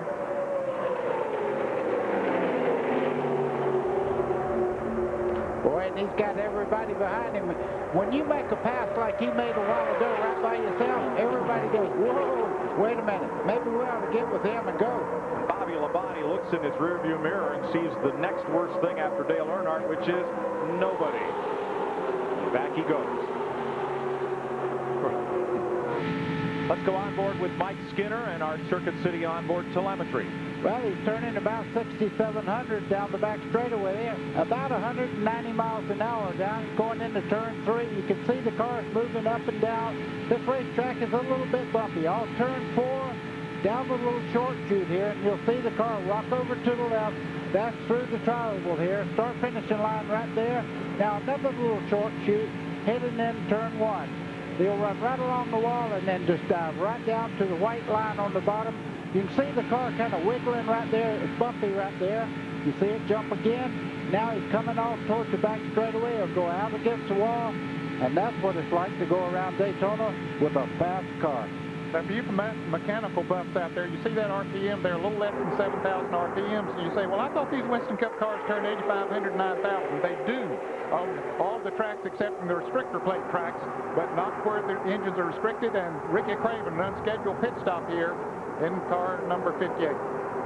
Bad vibration for Craven. He is in about 15 laps before he would like to make a pit stop. This will cost him 1 lap to the field and take him out of sequence.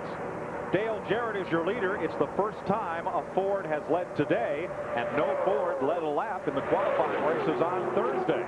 We're 44 laps into the Daytona 500, caution-free thus far. CBS Sports coverage continues after this message and a word from your local station.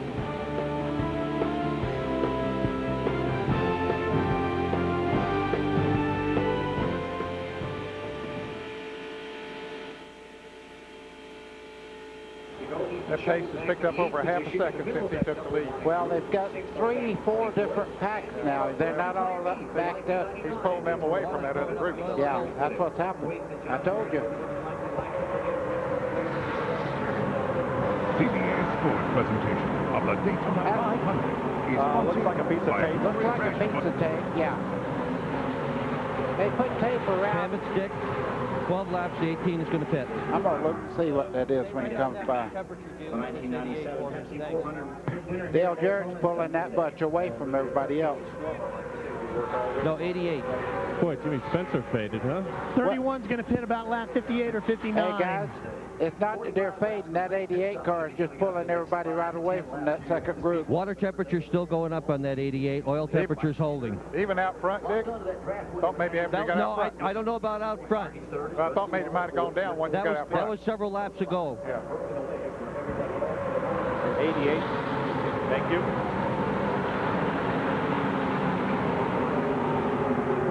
Yeah, my record is just... I sure hope I can. I'll tell you, these are busy places, and I'm going to do my best position so I can. Will you guys be clocking that, or will I be clocking it? Excuse me. What's that, buddy? I said my record's doomed. Long way to go yet. Okay. Derek Coe. Looks like the right front's going flat on that car. Yeah. Yeah, I've got so much confidence in you. You do what you need to do, and I agree. Okay. All right. I don't know. It's got that ring on it. I can't. Is that flat? Ned? Yeah. Okay. Yeah. See it flat? Right front on Derek.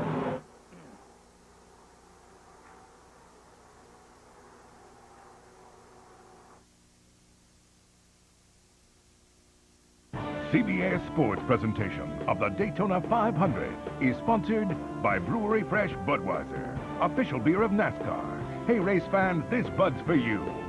AutoZone, the best parts in auto parts. And by Ford, the official truck of NASCAR is built Ford tough. 47 laps complete at Daytona. Dale Jarrett's Ford leads the Chevy of Mike Skinner and the Ford of Jeremy Mayfield. 1990 Daytona 500 champion Derek Cope just made an early pit stop. He had cut a right front tire, came in to get his right sides changed. So he and Ricky Craven are out of the pit stop sequence. We expect regular green flag laps beginning in about 8 laps or so. Green flag pit stops coming up here before too long. Some of these cars, Ned, appear to have lost the handle. 23 Jimmy Spencer was up in that lead pack. Now he's drifted back into this pack and continues to run high on the racetrack. I don't think Handel had a lot to do with it. I think when that 88 car got in the lead up there, he pulled them away from that second group. Kenny Wallace in his first drive for Andy Petrie Racing. Crew chief Jimmy Elledge, his team going to work. This is a little early for scheduled pit stops. Because of the 55-mile-an-hour speed limit on pit road, under the green flag, if teams take a pit stop, they will lose 1 lap to the leaders. Even if they make a 17-second pit stop and it takes 47 or 48 seconds to go around here, your slow down speed and getting back up to speed really costs you a lot of time. We have been under the green flag since we started the Daytona 500. Buddy Baker's record for the fastest 500 ever at 177 miles an hour may be in jeopardy. Here's your top 5. Dale Jarrett in a Ford, Mike Skinner's Chevy, Jeremy Mayfield and Rusty Wallace in Fords, Jeff Gordon number 24, there's Warren Burton in 22, that's a Pontiac in 6th, Mark Martin is 7th, Michael Waltrip, Ernie Irvin, that pack back through 8th and 9th place, number 3 Dale Earnhardt in 10th, Kenny Irwin in 11th, Robert Presley, Chad Little, Bobby Labonte is back to 14th place. There's Labonte's car on the right side of your screen, that green and black number 18. He's racing with Chad Little. Then it's Bobby Hamilton, Kenny Schrader, and Jimmy Spencer. Sterling Marlin, Wally Dallenbach, and Terry Labonte complete the top 20. There are 36 cars still running on the lead lap. Mike, you're exactly. We're looking at Jimmy Spencer there at 23. He got as high as 3rd place, but he's dropping back right now. I think that when he gets tire wear, his car is not sticking just the way he wants it to. Wisconsin driver Rich Bickle makes a pit stop. And so does the number 90 of Mike Wallace, who replaced rookie Mike Harmon for Junie Dunleavy in midweek here. Riding with Kenny Irwin. What a climb he's had. Last year's Rookie of the Year started 41st, and Irwin is up to 11th place. And notice Jeff Gordon here. Looks like he's dropped off of the lead pack there just a little bit. He's not totally out of the draft yet, but see, he has dropped back about 5 or 6 car lengths. There's Gordon, and you see the front 4 there beginning to pull away a little bit from him. I just wonder, maybe by it being cool, if they didn't put a little too much tape on some of these cars and we're getting water temperature buildup or something. Well, buddy, they also have been concerned about tire wear. This track it's been a while since it's been paved, and it's getting abrasive, and the cooler weather today would help to increase the tire wear because the track wouldn't be quite as slick. You'd think that if it's slick, they'd slide around more and grind off more rubber. But if they get traction, that's when you wear off the rubber, and maybe he's a little bit concerned about that, or maybe the tires are wearing down a little bit for him. You saw cars battling to stay on the lead lap. Joe Nemechek, rookie Elliott Sadler, and Brett Bodine riding with Jeff Gordon, looking ahead at that lead pack of 4 cars. Jarrett, Skinner, Mayfield, and Wallace. Jeff Burton comes on to pit row. Frank Stoddard from New Hampshire, the crew chief, will get a chance to look and see what problems befell the number 99 of Burton, who dropped from the lead pack to the back pack. Ralph? Jackman Chuck White goes over to get to the right side of the car to get it up in the air. It should take just one push down on that jack to get the car up in the air. They go to work. Remember, they've had this vibration. They're trying to figure out where it's from. Problem with the right front. Crew chief Frank Stoddard is also the front tire changer. Slow getting around to the left side now. They get those tires off and on. A little bit smoother on this side. A problem with the left front as well. Now he's down and away. And stops the car, fires it back up, and away he goes. Dave Marcus coasting in, getting tires. Car weaved a bit coming in. Might have had a tire cut down. Might have had trouble with fuel pickup. And Bill Elliott hitting right behind him. And Johnny Benson, Jerry Nadeau. These are all scheduled green flag pit stops coming at lap 53. Dick Berggren. Dale Earnhardt, Bobby Hutchins has just been down to Bobby Labonte's pit and asked if they could pit together. They have agreed to do exactly that. Earnhardt fighting a push with his race car. He is not at all happy with the handling in that automobile.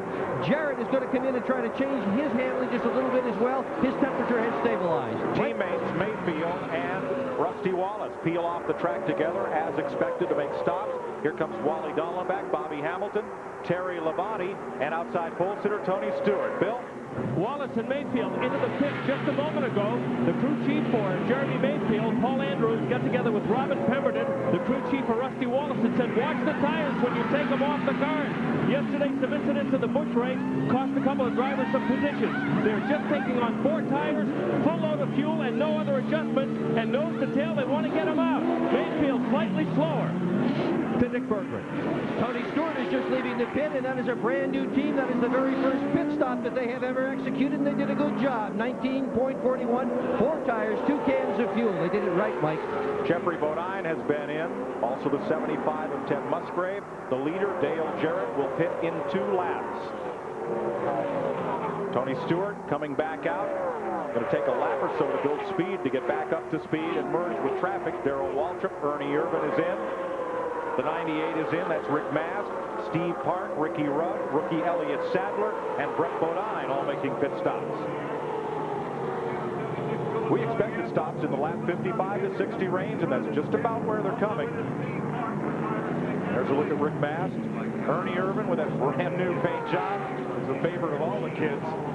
His helmet looks just like the race car. Here's Kyle Petty going out of the pits after getting his service. Leaders come by one more time in that front pack. Following Dale Jarrett is 31 Mike Skinner. There's Ricky Rudd, the orange number 10, and Steve Park completing service.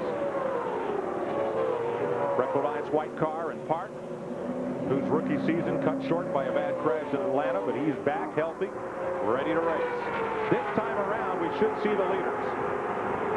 Number 88, Jarrett, the Ford. Now there's Rusty Wallace running right behind him. He has made his pit stop, but he is 1 lap down. But he might be the leader after all of these pit stops are completed, because he made a good pit stop. And here we do see Jarrett and Skinner coming into the pits. They had a good move for them to pit together since they were running together.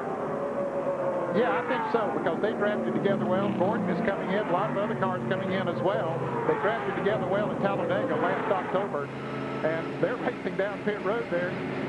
Jarrett gets to his pits first. The hope of all these cars is they can get out of the pits with the drivers that were leading and draft along with them. Jeff Gordon's in. Marsh Martin's in. Here's Ralph. Mike Skinner's crew goes to work on the car. They'll take 4 tires of fuel. They're not going to make any changes on this car. Work completed on the right side. They go to work as the first can of fuel comes flying over the wall. Tires are off and on. Just in front of him, Robert Presley's crew completes his work. A great stop for Skinner. He wanted to pit with Jarrett. He'll go right back out with him. Jeff Gordon leads as well. They did change air pressures there to Bill Stevens.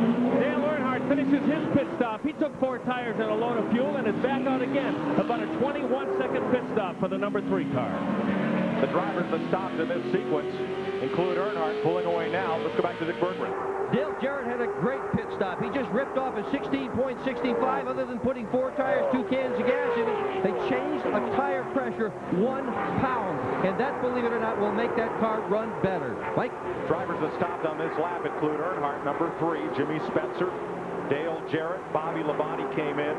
So did the 77 of Robert Presley, Sterling Marlin, Ward Burton, Kenny Irwin, and the 16 of Kevin LePage.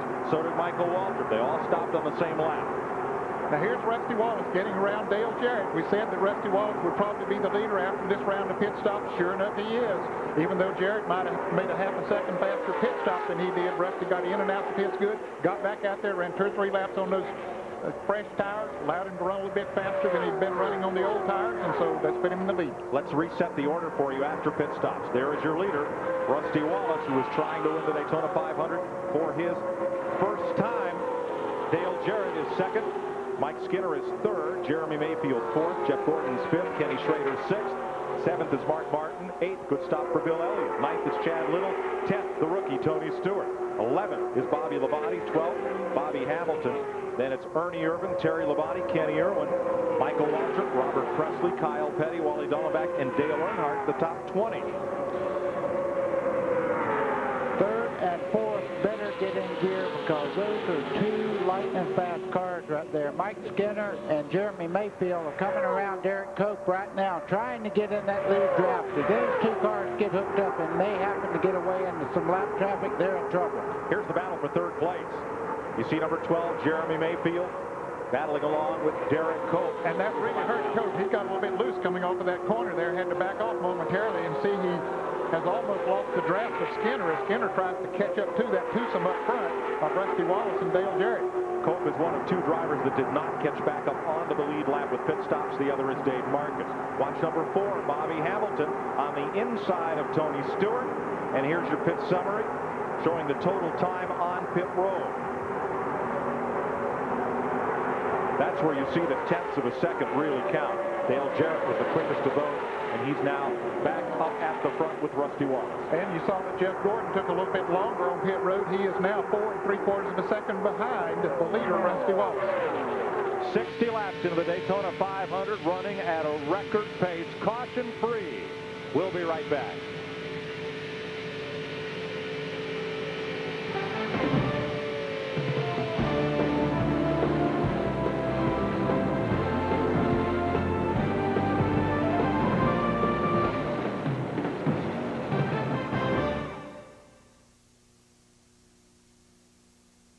Car's fast too. Oh yeah. Might be neat because it looks kind of cool.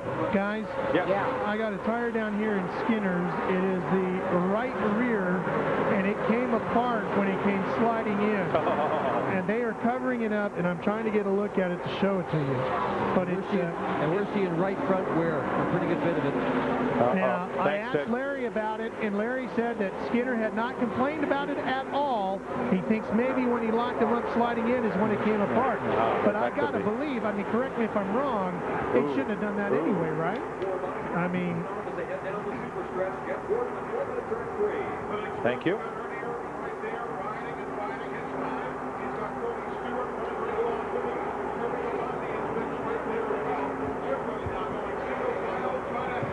How do we want to handle this here?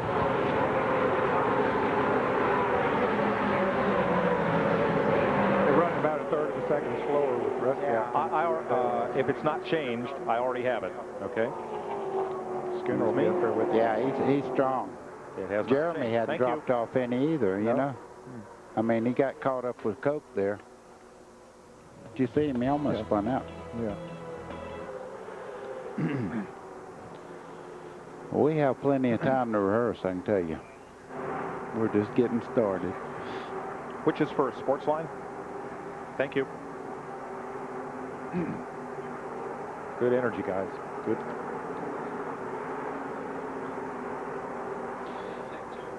I don't know. I don't know. Don't know for sure. I do not know. I think he would have had to because he was not in that lead pack. But sorry, guys.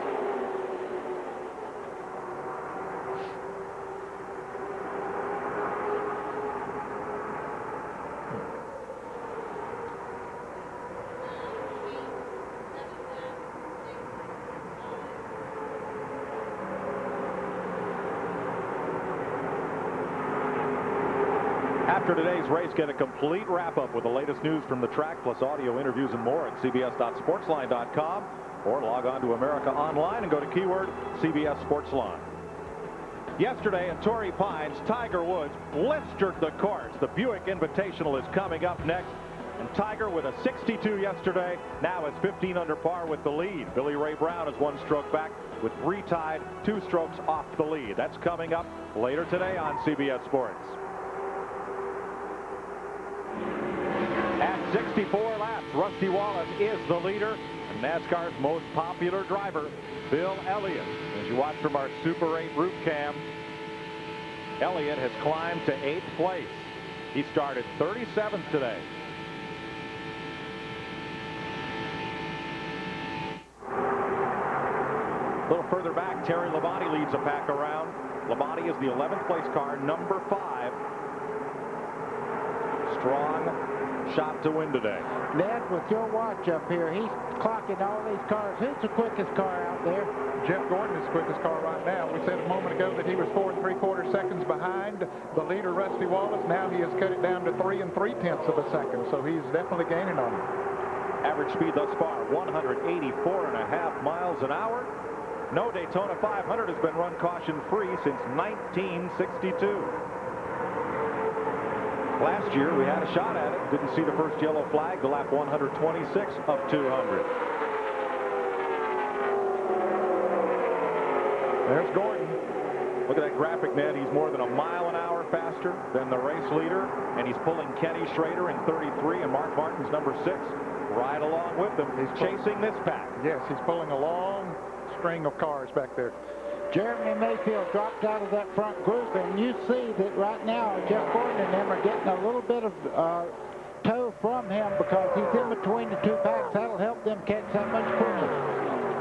3-car breakaway, then Mayfield all by himself, and then this train of 11 cars trying to run them down. Ralph Shaheen. Mike, this is what a brand new Goodyear Eagle racing tire looks like that they're utilizing here today. Here's the set that just came off Mike Skinner's car. Now the one that's under the tarp back here that all the Goodyear officials are looking at with Mike Skinner's crew is coming apart right here in the middle of the tire. Larry McReynolds, the crew chief, thinks it didn't happen until when he slid to a stop because he didn't complain of any problems. They're going to have Goodyear take a look at that tire. Dick? And I'm down at Bobby Labonte's pit. We've had Goodyear people down here as well. Phil Homer said he thinks that the only problem is that with the colder temperatures that some of the crews have taken what he called a very aggressive suspension setup. To Bill Stevens. Well, the McDonald's drive-thru crew for Bill Elliott has certainly had a busy week. They have had not 1, not 2, not 3, but 11 engines in that car at one time or another. Ernie Elliott keeps building them. They keep changing them. They're happy with the one that's in there now, and they only made a 2-tire stop in that last pit stop to maintain track position. Let's update you on 2 drivers that were in the top 10 before pit stops but are no longer. Dale Earnhardt has dropped to 20th position. Jimmy Spencer has dropped out of that lead group to 24th.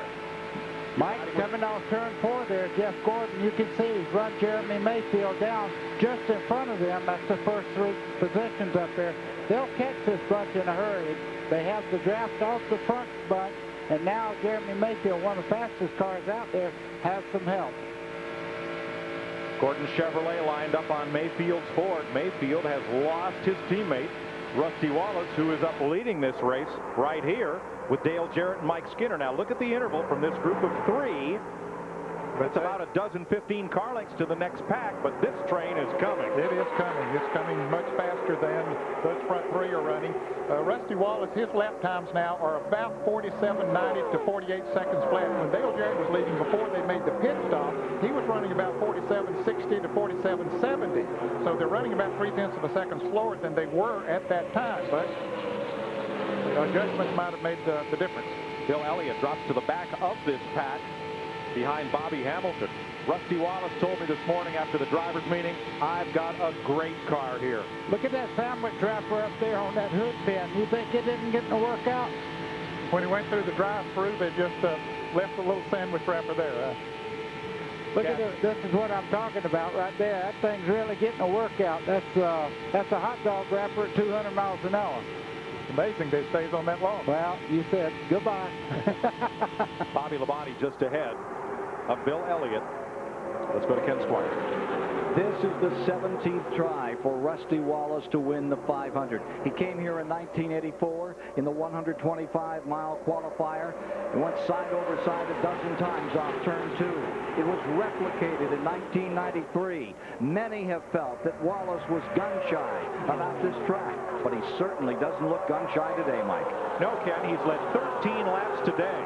In his previous 16 appearances in the Daytona 500, he had led only a total of 11 laps. So Wallace, he does have a strong horse today. Mike, what we were talking about, look at this. Yes, he is very strong, but look at this part. They have run him down from way back. They were 200-300 yards back just a couple of laps back. Now it's a big train again. And they don't want to ride in line. That group wants to race. They want to race. They want to get up there and lead this Daytona 500. Here comes Mayfield. He's trying to make a run on Jarrett, but no room there. Where that white line is at the bottom of the racetrack, it goes from 18 degrees to flat here in the tri-oval and 31 degrees to flat up here in the banking at the west side of the speedway. Do not dip your tires below that white line. I'm watching Jeremy Mayfield in the 12 there. He's looking on the inside of Dale Jarrett down the front straightaway. He knows he has some help with Jeff Gordon if he can come with him. He's got to get back up in line, though, before the banking, and does so single file. Number 2 on the left side of your screen is the leader, Rusty Wallace. 88, Dale Jarrett. Number 12, Jeremy Mayfield. 24, Jeff Gordon. 33, Kenny Schrader right back in it with a 6 of Mark Martin. We are 71 laps into the 41st Daytona 500 live on CBS. We'll be right back.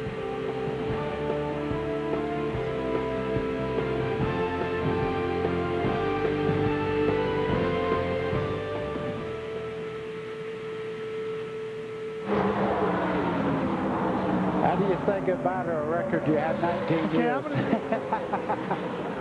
Cam, we're going to go get Robin up here, okay? Yeah, we'll have Kevin Hamlin. We have him now, as a matter of fact. Did I answer you a second ago? I mean, I did, didn't I? Yeah. Yep, we're fine.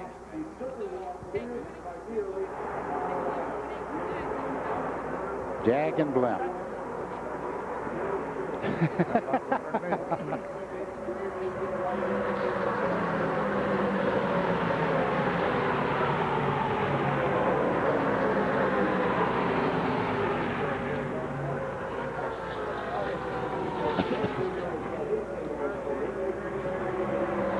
He's been running by himself out there. Now he's finding help.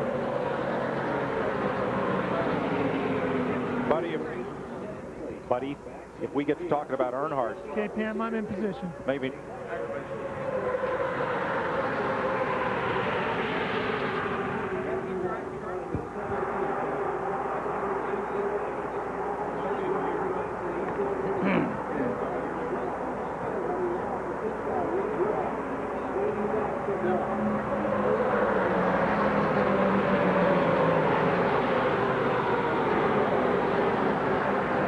Rusty's picked that pace up with those other cars up there. He's running 47.60. Yeah.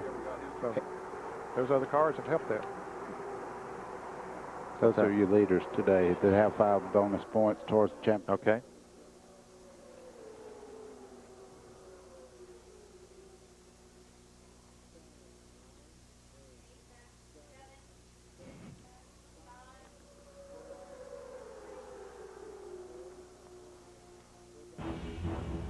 Tuesday on CBS, the militia accuses a Navy SEAL of murder. Is it an act of vengeance or an act of war?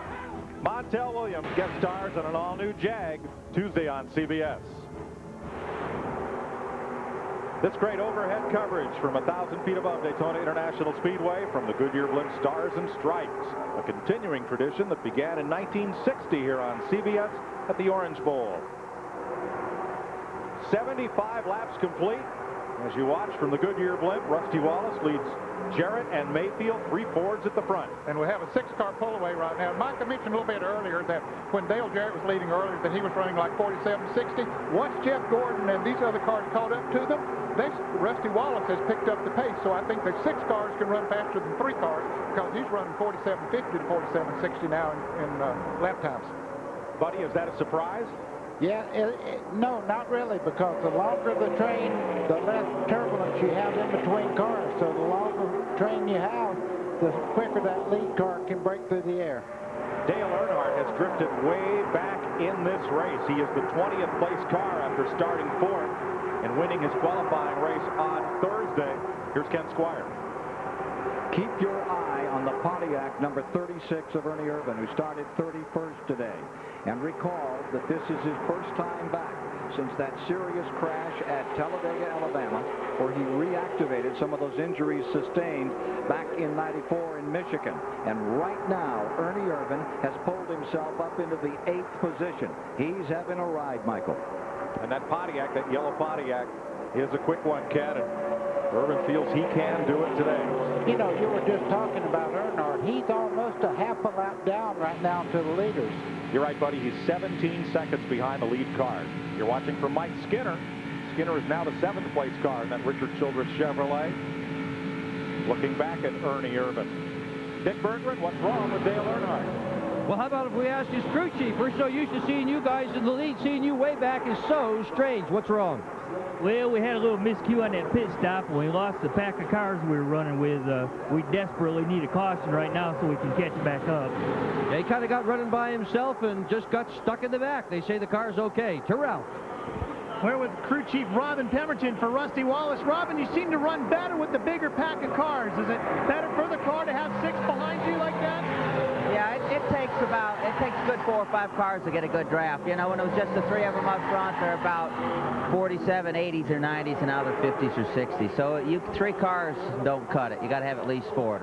To Bill Stevens. Kenny Schrader having a great run, but you wouldn't have believed it if you saw the speeds he was running in happy hour yesterday. He was at the bottom of the page. The reason? Well, they didn't stay out too long. A little apprehension with this team. Crew chief Sammy Johns told me, discretion the better part of valor. They wanted to park that car. It was running so well, they didn't want to risk having an accident in that last practice. A car that is wrecked in practice, and the team has to go to a backup car. They have to go to the back of the starting grid. That's the reason there. If there was an incident on track that required the use of the caution flag and to slow the field behind the pace car, that would allow those cars that are running well behind the leaders to catch up in that line when they slow under caution. That's what Earnhardt is looking for, to try to get back with a pack to draft with. Back up front. Right now, Earnhardt is running 18 seconds behind the leader. That's not quite a half a lap, but it's a long way. Rusty Wallace, 0 for 16 in the Daytona 500. He has taken some wild tumbles here. Set a goal 2 years ago to just finish this race, and did, and has worked his way up into contention both last year and this to win the 500. His 17th try to win the great race. Mike, at the end of this line right here is a very, very cagey driver, and he won his first race ever at Daytona this past week. Mark Martin's just sitting there in that 6 car, riding along in that front draft, and this is the best effort he's ever had at Daytona. What this lead pack is trying to do right now is draft away from the rest of the field. That's why you're not seeing them passing. Each of these drivers is a proven commodity. They are all past Winston Cup race winners, and they know that to put themselves and keep themselves in a position to win by staying in that front pack amongst proven drivers that they can trust at 190 miles an hour is their best chance to be up front at the end of the day. And certainly the least number that you can have up there, the better chances you have at the end, even though that 6-car pack is running some of the better laps that we've seen here today. They would like to get on away from the others. One driver moving up is Wally Dallenbach. He's new with Rick Hendrick Motorsports as a full-time driver this year, as you watch from our Budweiser cam. Now, if Louie and Frank were stuck to that hood pin, no, let's not go there. I didn't know those folks could talk till I saw our last commercial. Wally's moving up. He started 34th, and now he's running in 19th place. The former SCCA Road Racing Trans Am champion, pulling alongside Darren Cope and running right behind Kyle Petty. Kyle had a big grin on his face. He was a cameraman yesterday down in the pits. His son Adam, a 4th-generation Petty, racing here at Daytona. And Kyle was a proud dad. He was snapping pictures of everything. Boy, what a talent, too. I mean, he drove the wheels off that car all day long. Finished in the top 10, 6th I think it was. Just a great day for him. Now that lead draft may get a little longer. Once again, the second pack is closing in on the 6 front runners. Exactly. The minute they quit trying to pass each other back there, they started closing back in on that front group. Side by side, don't get it if you're trying to catch them. Mike Skinner is the guy who is pulling that second pack. He has a very fast race car. We saw him lead this race for a while, a little bit earlier. And he hasn't lost any of that speed. He just got shuffled out of the draft there. But there's some racing going on back there in that track. Bill Elliott is up high. That's the number 94, and Chad Little, 97, as they race. Teammates Bobby Labonte and Tony Stewart, the green and orange Pontiac. And a brother just in front of you up there, the number 5, Terry Labonte, pulling Bobby Labonte, and teammate there, as you said. That battle is for 10th place. There is Kenny Irwin, that black and orange number 28 from Robert Yates Racing, teammate to Dale Jarrett, the former USAC open wheel champion, last year's Rookie of the Year on the Winston Cup circuit. Here's Bill Stevens. Kenny Irwin has sliced through the field from 41st up to 10th. I just spoke to his crew chief, Doug Richard, and I said, what's Kenny saying to you? He says, he's not saying much. When he's doing that well, you don't say anything. Good ride for Irwin. Not much for the fans in the stands with those programmable scatters to listen to on that channel. Kenny feels that he has something to prove this year. His rookie year last year was not what he expected. That number 28 car is a very high-profile car, and maybe he put too much pressure on himself.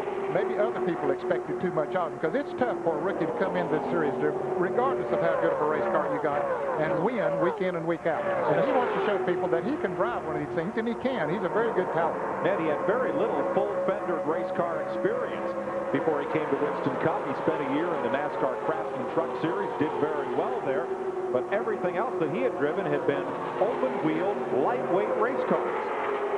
He had a good run in the NASCAR Craftsman Truck Series for a year and then moved into Winston Cup, and boy, that was a big jump. 84 laps are complete. We're closing in on halfway as you ride with Robert Presley, chasing Michael Waltrip in the 41st annual Daytona 500. We'll be right back.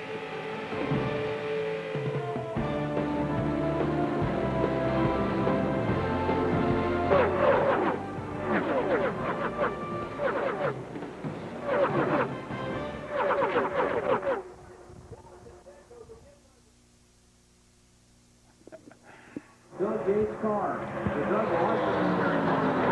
When we come back, guys, if we could show that second pack has caught him. Mike Skinner's back up there. They've separated that. Part of that second pack has separated themselves from the other part of that track. And yeah, well, Kenny Irwin just kind of scuffled back a little bit, but he'll pick up that other group and they'll come up. Eric, can I get in before halfway on speed, please? Thank you.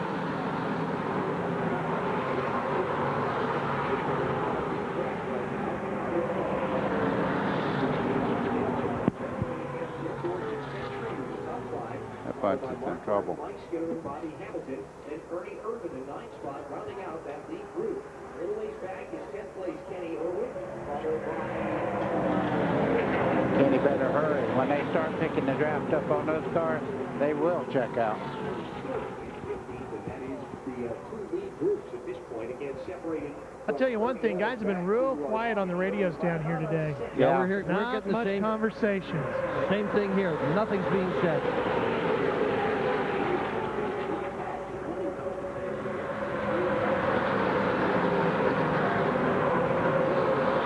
So which was on the backstretch, Bam? Wind. Okay.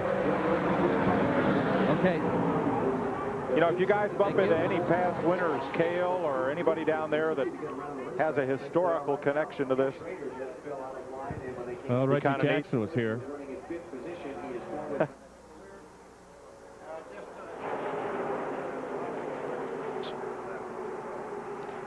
Let's see. Steve Park, I see Ricky Rudd, Wood Brothers car, so on and so on. This Johnny Benson.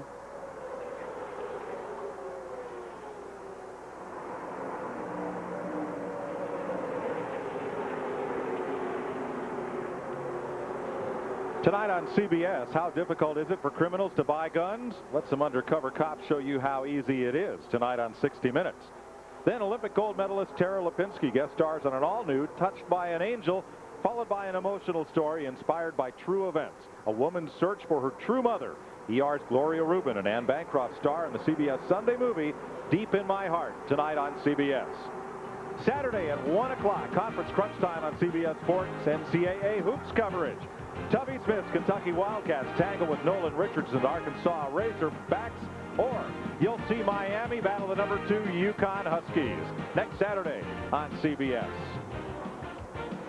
Here's the new Senior Vice President and Chief Operating Officer of NASCAR, Mike Helton, in the drivers' meeting introducing Supreme Court Justice Clarence Thomas. He said, "We're honored to have with us a member of the highest court in the land." He said, "Okay, after Bill France, the second highest court in this land."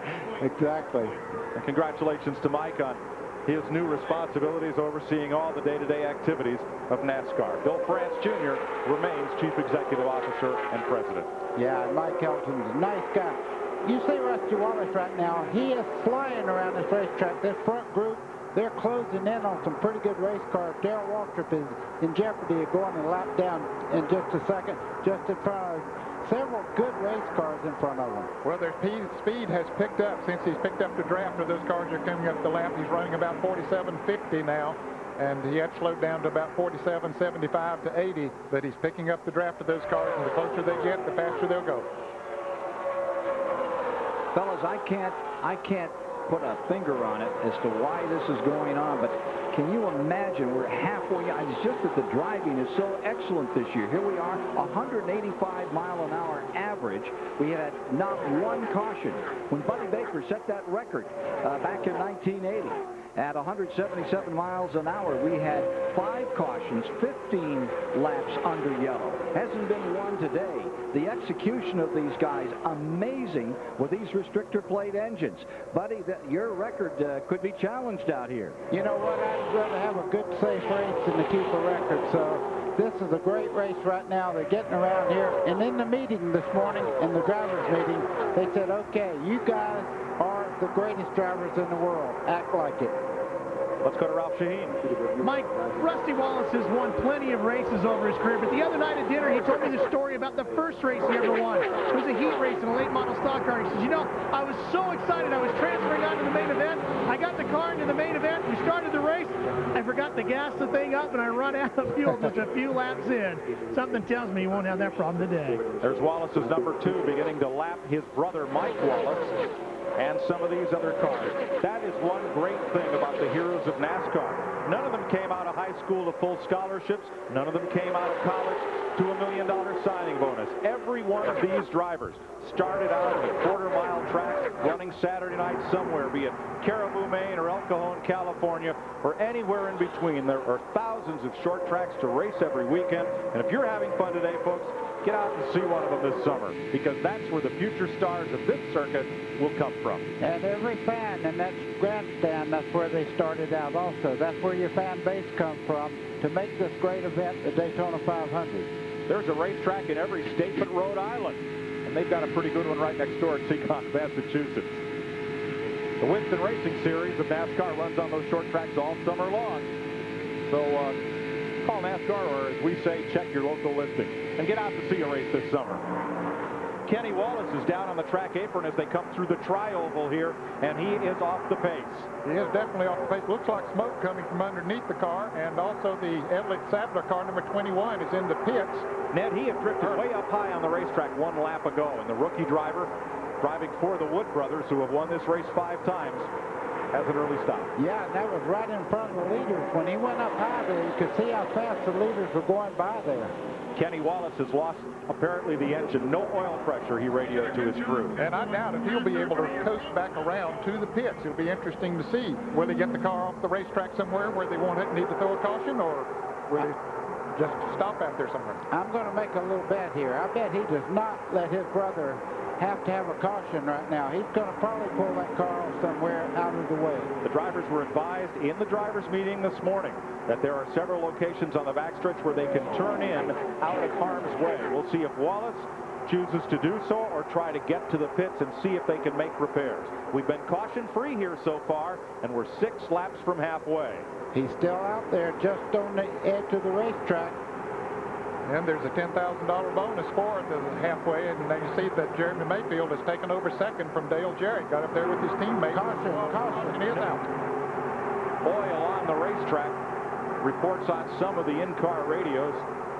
So they will come to the caution flag for the first time today. And they'll race back to the caution flag. Some of those drivers about to go a lap down, and Steve Park is one of them. He will stay on the lead lap, but Jeff Burton was not so lucky. He just had gone a lap down. As well as Darrell Waltrip and the other guys. That is really bad racing luck when you get caught like that. Caution come out the next lap. Yeah. First caution of the day, and we were coming up anyway on the second round of green flag pit stop. So Dick Berggren, pit road will be a busy place.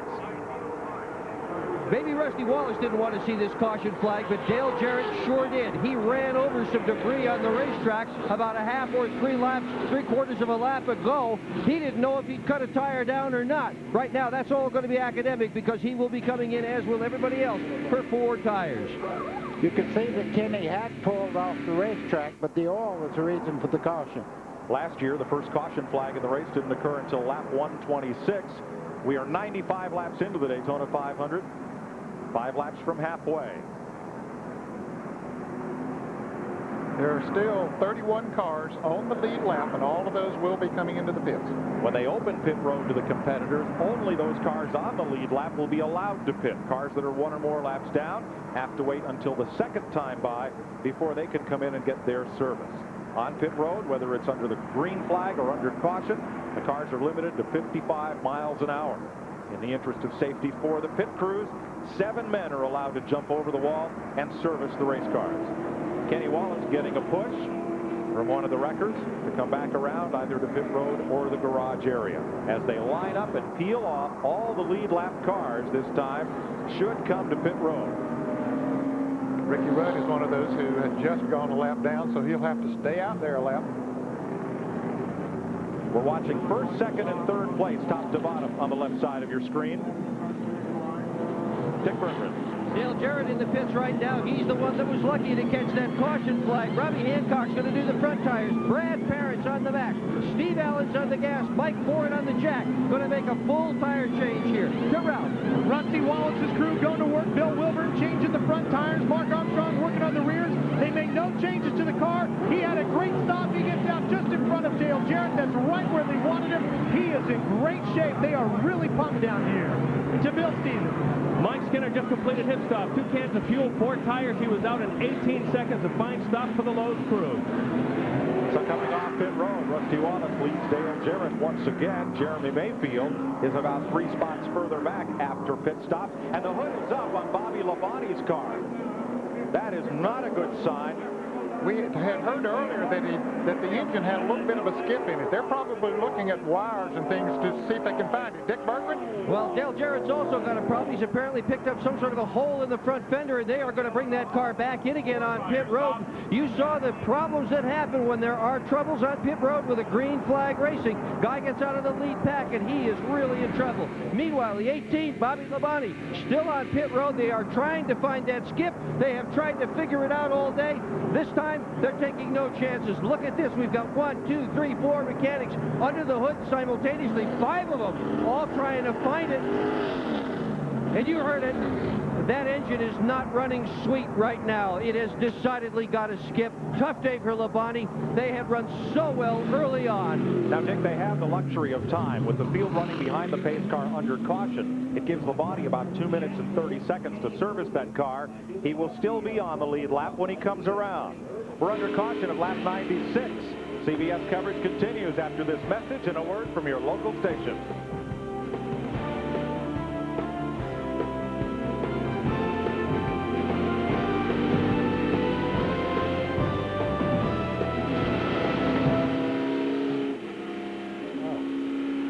They had to come back around, buddy. They had to come back around. That's why that didn't get updated. It's okay. Oh, I thought this was hard copy. I'm sorry. One of you guys down there in the pits can have one of the good engine builders explain. He just can't. It's too tight here, and we're having a real hard time getting the camera anywhere in these 2 pits, Pam. I was going to explain why they have skipped at turning that little bit of RPM. They run lighter valve springs and all to get the power out of these plate motors. You know? What were you saying, buddy? They run lighter valve springs. They run a high lift cam and everything to get power into those restrictor plate cars. So, you know, an engine builder could explain why they have International Speedway and the 1999 Daytona 500. And by Pep Boys. Cars like us, people love us. I'm going to see if I can find Rusty's engine builder and see if we can't do like what Buddy was talking about. Hey, Pam, Joe, take a look at this front tire that's off Dale Jarrett's car. You can see where he ran over that debris. Get the camera here. Steve Park, Mike Joyce, CBS. We're in commercial, but can you hear us? Yeah, I can hear you, 10-4. Okay, if it's a long caution, we'll try to get a word with you before we go back to green. A lot of people felt like Rusty might be out of the picture during the week, I guess, because Alan all week long, we haven't heard much about him, really, not in practice.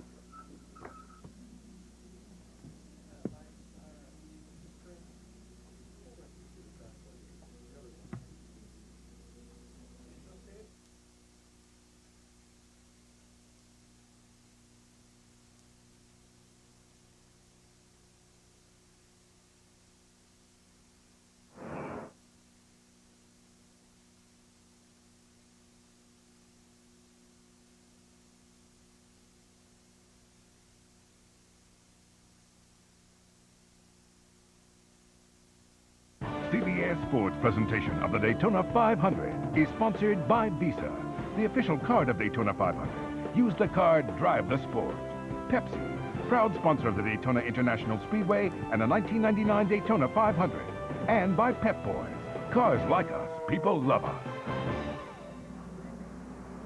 We welcome you back to Daytona International Speedway under caution flag as we approach the halfway point of the race. Greg Gumbel along with Ken Squire. We've talked about the cars that are running strong. What about the ones that are surprising you today, Ken? Well, I'll tell you one that's really surprising me now is Chad Little, the number 97 car. No one's given him too much of a call, and he's worked his way up to 7th spot. He's one of the leading cars that is running for the Jack Roush team at the present time. Look for that number 97 in the second half of this race. He could pull a real surprise. He came from dead last and won out here 4 years ago in the 300 on Saturday.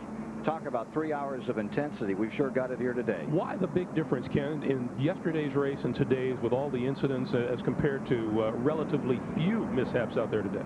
Most competitive automobile racing in the world. These are the world's best. These are the top 43 seats, and they're certainly proving it with the exhibition they've given us thus far. All right, Ken. Mike Joy. Thanks, Greg. What a competitive race so far. But Ned Jarrett, what a safe race so far.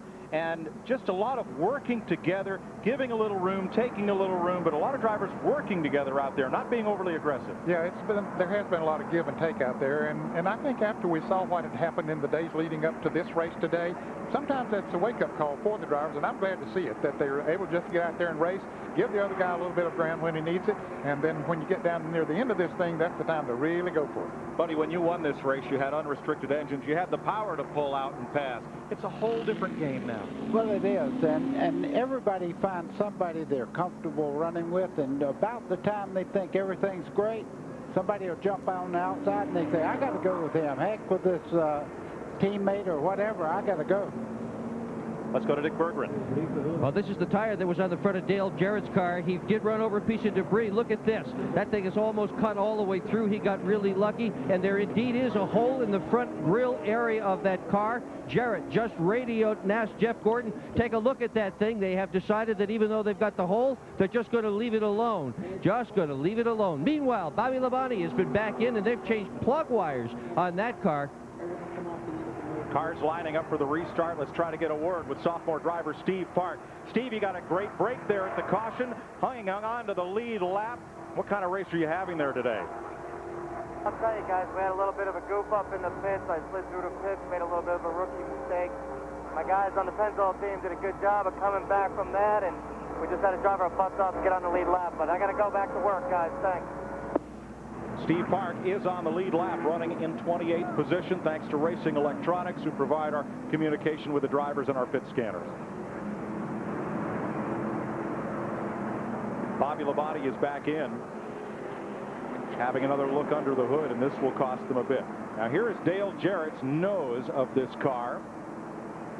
Now, they said there was a hole in the fender. And a little bit of aerodynamic upset to that Ford Taurus. Well, and it looks like it's right in this area, Mike. They've got it pretty well taped up. So hopefully that won't be a consequence to Jarrett as we get ready to go back to 190 miles an hour. Mike, anything that you have happen to the leading edge of a race car is important because it's like the leading edge of a wing on an airplane. You don't want any dents, you want it very smooth. But the reason they didn't come in and fix that is because they didn't want to give up the track position. There's still 31 cars on the lead lap, and that's where he would have restarted this race. Green flag at halfway in the Daytona 500. Bobby Labonte comes out of the pits, and he will go a lap down, perhaps, as this field comes to speed. Let me add to that, as they go through the corner here, 2 by 2, he might have a little dent there, but as long as he's tucked right up under another car, it don't even address the air. One thing that we can watch for here, fellas, we got the halfway mark, but there's $10,000 for leading the halfway mark. Okay, they're going to run 5 laps, and whoever's leading at the end of 5 laps will get that bonus from Gatorade. Bobby Labonte comes up to speed as the pack catches him. So the 125-mile qualifying winner will drop 1 lap off the leader.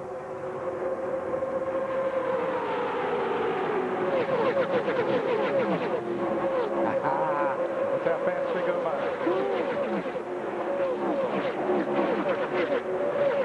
Jeff Gordon is back up in contention. Here comes his number 24, steaming along up the outside and pulling a train with him as they chase Rusty Wallace. Well, he made a move on Dale Jarrett, got up beside of him on the last lap coming off of turn 4, but that didn't work for him, Mike, and he slid him back a little bit. Nobody went with him up there, and so now he's got some help there from the number 28 car. Maybe can help pull him back up through there. 2 Fords and a Chevrolet have this field. Rusty Wallace, Dale Jarrett, Mike Skinner, Jeff Gordon, Jeremy Mayfield, and Mark Martin. You're watching from Jeff Burton's car at number 28, Kenny Irwin. Kenny Irwin right now, he's running an 8th spot. You're looking back right now as he comes up. 3 wide into the tri-oval.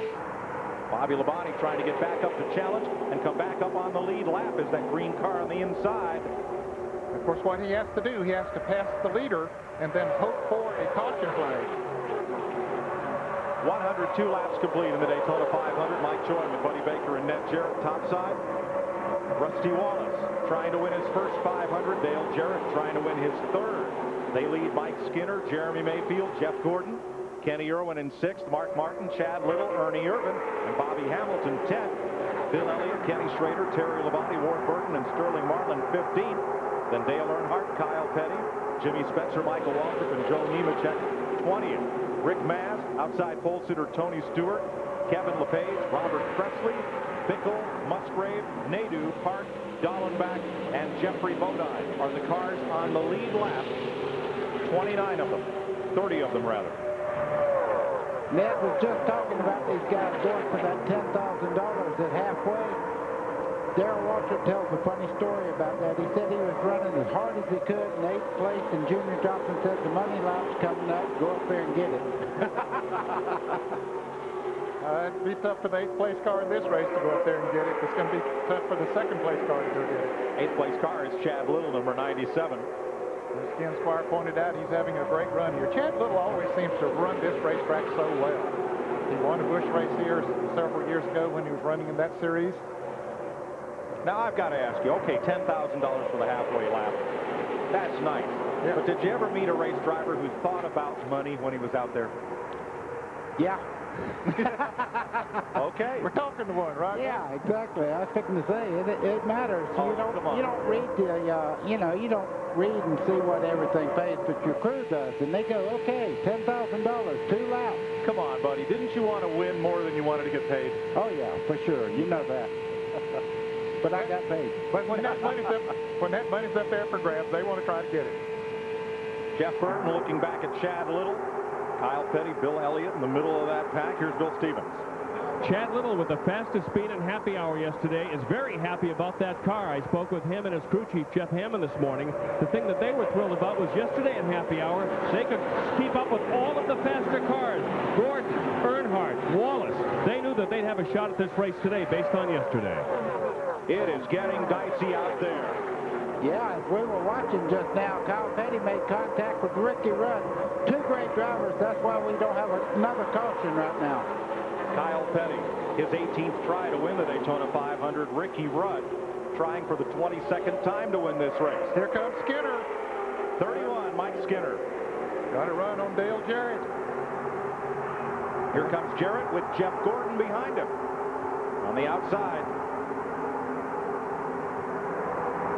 Buddy, when they run like this, is it exciting or frustrating out there? No, that's exciting. Let me tell you, if you don't like the heat, you shouldn't get in the kitchen. Right there, you have to want to do this. Rusty Wallace may have got a little nudge there. And here comes Jarrett around the outside. Well, Wallace, I'm pretty sure picked up the halfway bonus, the $10,000, because he's been out there long enough, I think. Correct. Yeah, but we're talking about the Daytona 500. Look at these guys go at it here. Rusty Wallace has 48 Winston Cup wins, 21 on super speedways, 21 on short tracks, and 6 road race wins. But in these restrictor plate races where the engines are restricted at the world's two fastest tracks, Daytona and Talladega, he is looking for his first victory.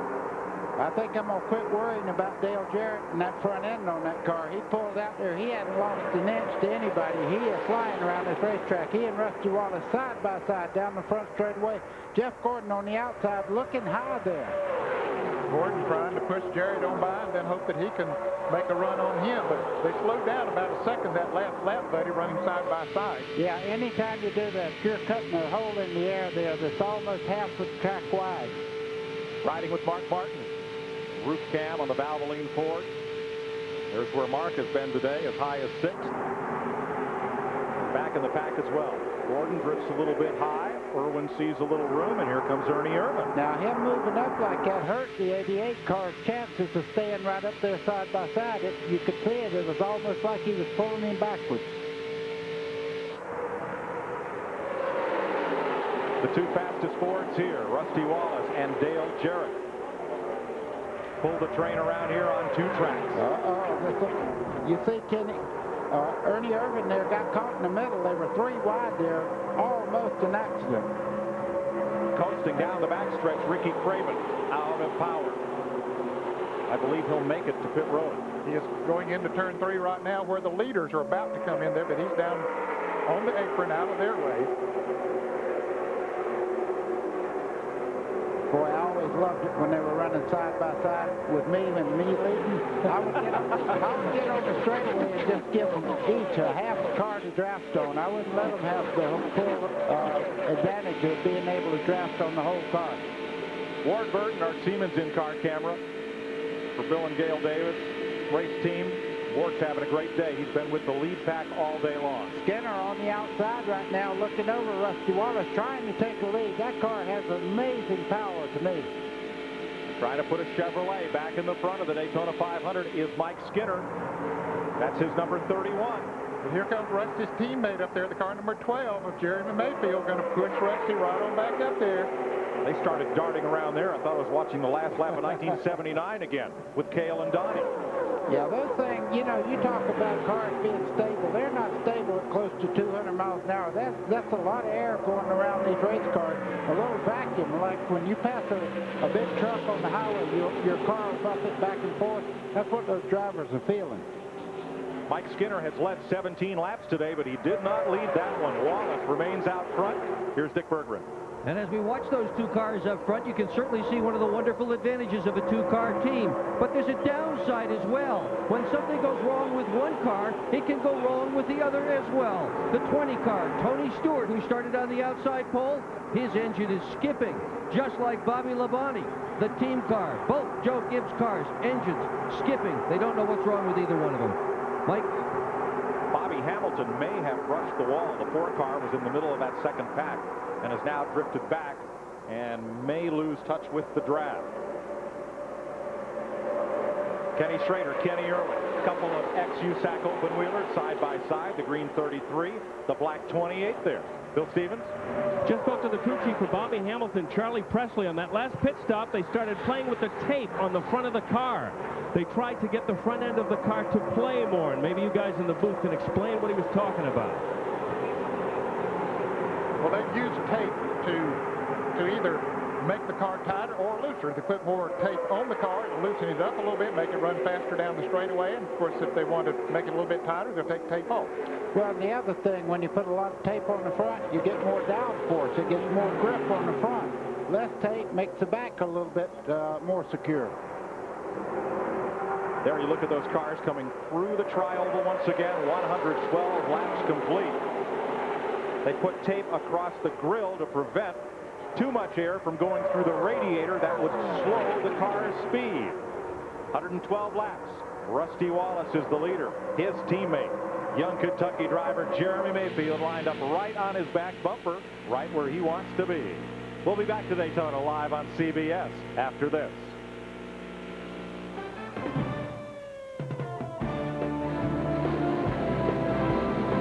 Skinner's in.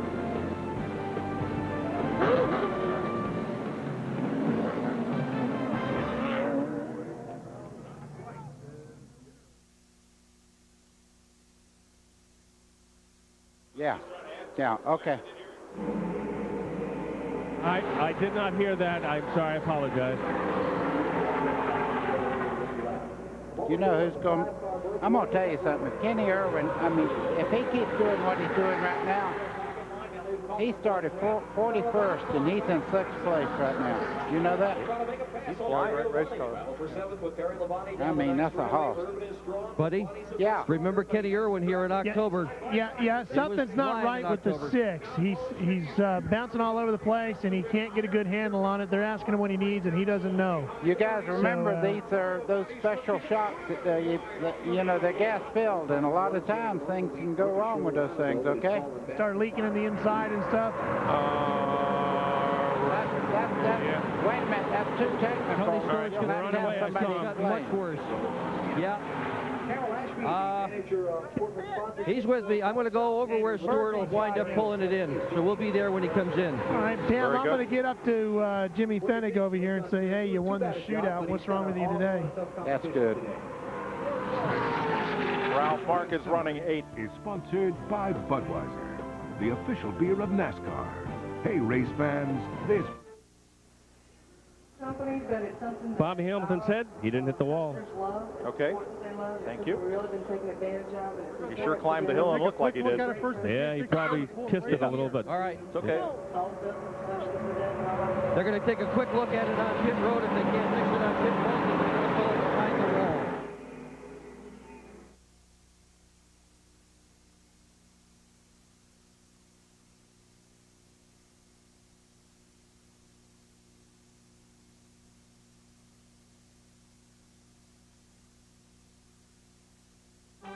This CBS Sports Race Summary is sponsored by Budweiser, the official beer of NASCAR. Hey, race fans, this Bud's for you. Back live at Daytona International Speedway after 113 of 200 laps. We have had 5 leaders. The current leader, Rusty Wallace, an average speed now of just over 174 miles an hour. Just the one caution, and of the 43 starters, just 2 cars are out. John Andretti, Kenny Wallace, both with engine problems. Let's go to Dick Berggren. Tony Stewart has pulled into pit road where they're going to try to do a quick diagnosis and see if they can figure out what's wrong with the electrical system of his car. If they can't fix it quickly here on pit road, he will go behind the wall, pull the valve cover, and lose many laps. At any rate, he has no chance to win the Daytona 500 in his rookie start. Mike? The former Indy Racing League champion was the 2nd fastest driver in qualifying, started here on the outside pole. Ernie Irvin working low on the racetrack, trying to pick up spots as things get racy in that lead pack. Right behind Jeff Gordon, there's Irvin inside Terry Labonte, who's up about as high as Terry has run today in that red number 5 right there next to Irvin. Well, I'll tell you what, Jeff Gordon hasn't got many friends out there today. They're ganging up on him. Every time he gets a good run, they'll move the line out on him. Buddy, one of the racing papers did a survey. What was the best, what was the worst race of the year? Number 1 answer, 1 out of 5 responses. Any race Jeff Gordon won. He is good. He wins a lot. Some people love that. Some folks don't. On the upper left of our screen, like Robert Presley there, displayed in green, that means he's gained a spot in the last lap. Mark Martin, you see, displayed in red, that means he is dropping back. Yeah, Mark was in 8th place about 2 laps ago, but he's in the thick pack of cars, so it's not hard to lose 7 or 8 positions. Ralph Shaheen. Well, let's find out from crew chief Jimmy Fennig what the story is with Mark Martin. He's been watching him all day long. Here he comes. Jimmy, you guys won the shootout, but struggling today. What's the problem? Well, it don't seem like nobody wants to work with us, so, well, I don't know. We'll see if we can get some friends out there. Mike, we were listening in on the scanner, and Mark has been screaming to his spotters, make me some friends. A lot of deals trying to be made on the roof up above you.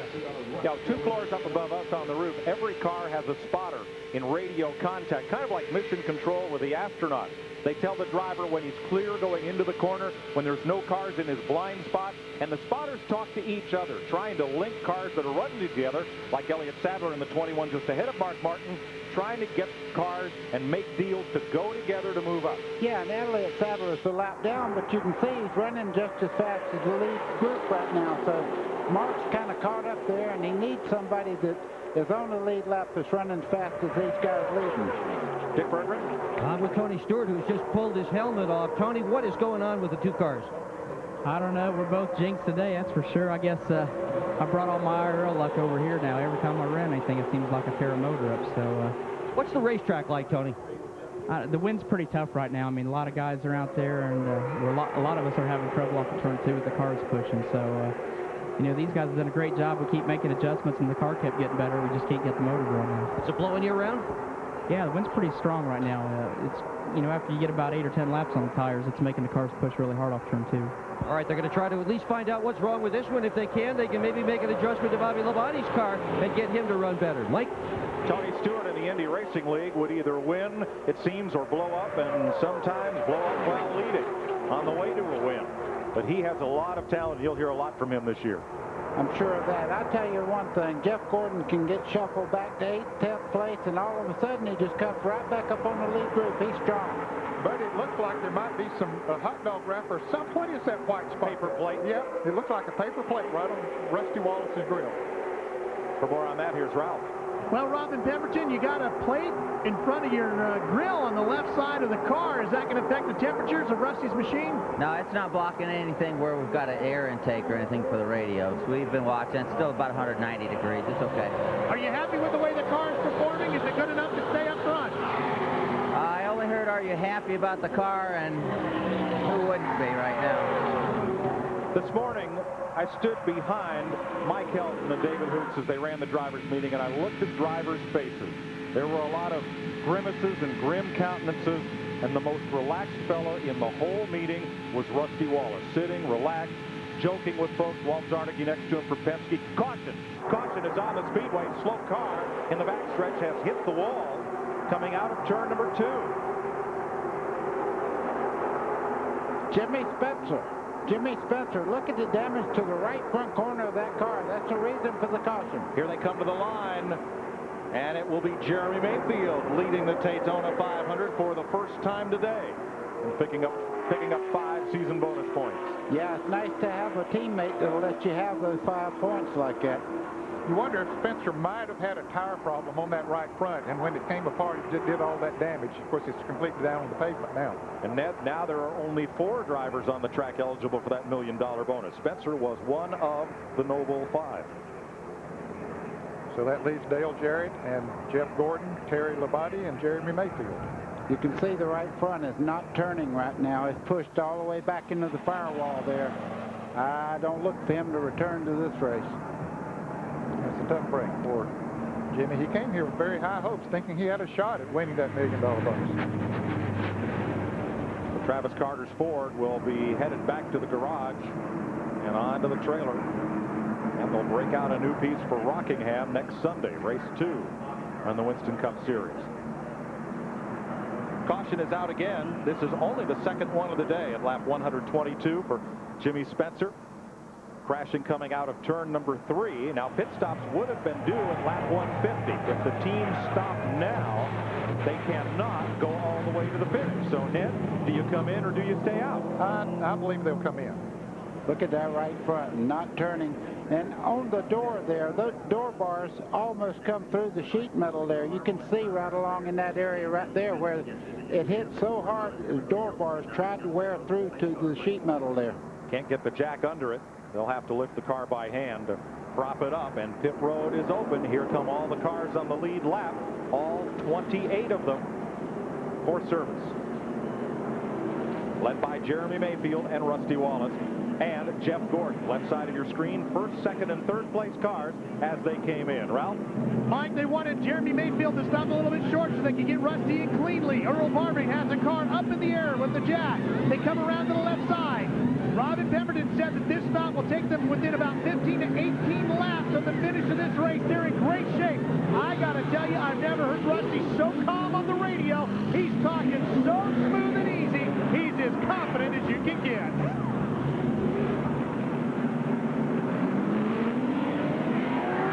.123 laps into the Daytona 500. A crash on pit road. Two cars collide trying to miss a tire that rolled out from one of the pits. Ernie Irvin's yellow number 36 and the blue number 6 of Mark Martin were the cars that tried to avoid that tire that got kicked out from one of the pit stalls as the cars accelerated away.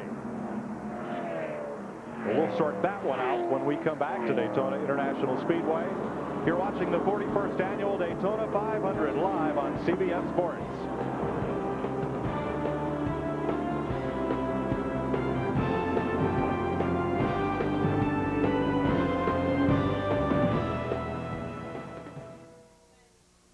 Guys, we're told the four car did not pit. I'll go see what the story is with 6 if it had any damage. Well, they thought he hit the wall a while ago, did he? Okay. I'm just trying to find out what happened with the tire. Jimmy Fennick says that they should penalize. Who? The guy next. Who is it? The tire that he hit. Yeah, who is it, though? That's Gordon. Bill, you're over there in the 6? Yeah. Okay, I'll go back to the 2. I thought the tire was way down towards the end of pit road. That's what I thought. I thought it was further down. I don't think that's Gordon. No, it was way further down. out of it at this point. Yeah, Jimmy was just yelling down. Eric, one way to show that might be to show an overhead camera pit stop and show how the left rear tire changer sets down that tire.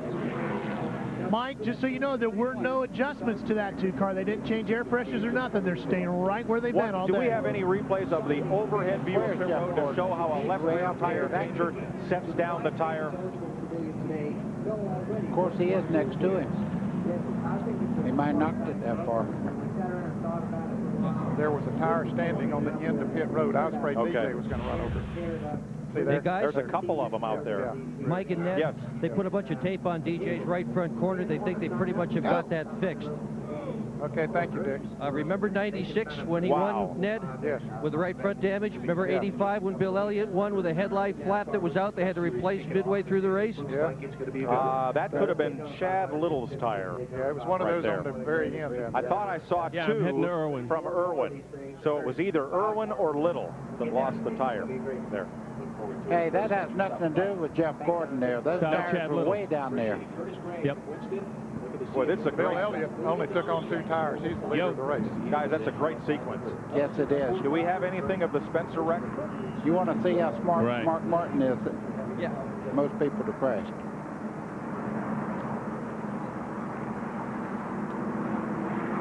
Monday night on CBS, all new episodes of comedy, starting with a special guest appearance by Ozzie Davis on Cosby, followed by the King of Queens with Kevin James and Jerry Stiller. Raymond goes on a Caribbean cruise with his mom on an all-new Everybody Loves Raymond. And you've got to see Dick Van Dyke as Ted Danson's father on Becker. Then an all-new L.A. Doctors. That's Monday on CBS. You're looking down from 1,000 feet above Daytona International Speedway from the Goodyear blimp Stars and Stripes, based in Pompano Beach. Pilot Dan Thomas and cameraman Bob Rosedale giving you these views.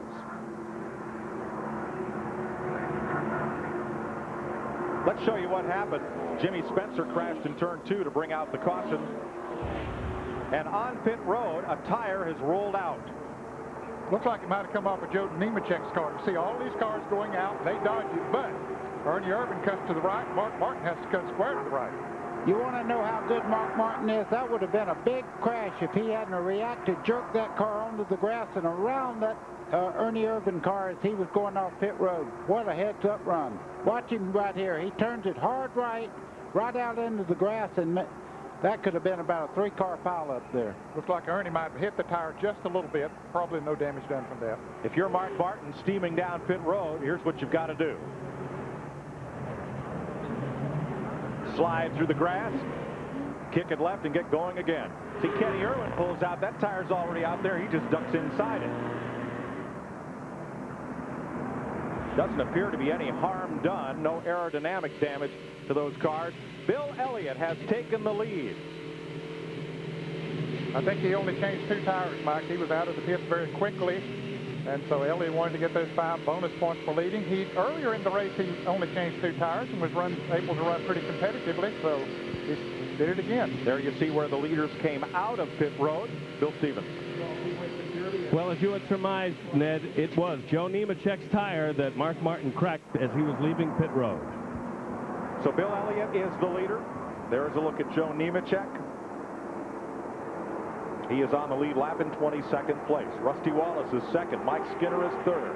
Jeff Gordon fourth. Jeremy Mayfield, who was the leader coming into the pits, is the 5th place car. Dale Jarrett is 6th. Terry Labonte 7th. Chad Little, Kenny Irwin, and Michael Waltrip are the top 10. And we're ready to go racing. Ernie Irvin's 11th. Kenny Strader, Mark Martin, Ward Burton, Robert Presley, the top 15.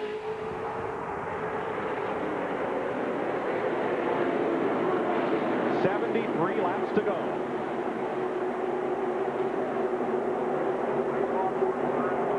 Now here are some cars that feel this might be their best shot to get a lap back. With the car out there that only changed 2 tires, that being Bill Elliott leading the race. So they figure, well, maybe we'll be just a little bit faster with 4 tires, so they're going to make a run for it. There's Jeff Burton right here down on the inside, trying to make it 3 deep. He wants to catch Bill Elliott. This is the 11th Daytona 500 that Bill Elliott has led in 21 starts. Somebody better tell Bill Elliott. He's running pretty darn good. I was just watching the 2-car there of Rusty Wallace. He's led much of this race. He didn't gain much on Bill Elliott down the back straightaway. Kind of funny, Thursday in the qualifying race, no Ford led a lap. Look at this. No Chevrolet or Pontiac has been able to get to the front since early stages of this race. Okay, you see Rusty Wallace hung out to dry there on the outside. Well, Mike Skinner down on the inside as we see these cars go by. Skinner has a very fast race car. This is him right there in the blue and yellow, number 31. Gordon down on the inside. Rusty Wallace in the blue and white, number 2 Ford. Up on the outside, but Skinner's the one that wants to challenge Bill Elliott. Before today, Rusty Wallace has only led 11 laps in the Daytona 500 in all the times he's been here. And just today, he's climbed to 27th in the all-time leader rankings. Wow, look at this. Terry Labonte caught meat in the sandwich there as they come off the corner. He'll rectify that. He'll try to get back down on the inside if he possibly can. And it looks like he will behind his teammate, Jeff Gordon. Ned, please don't say rectify. I snap my neck around looking to see where the wreck was. Okay. Here's Earnhardt down on the bottom right side of your screen.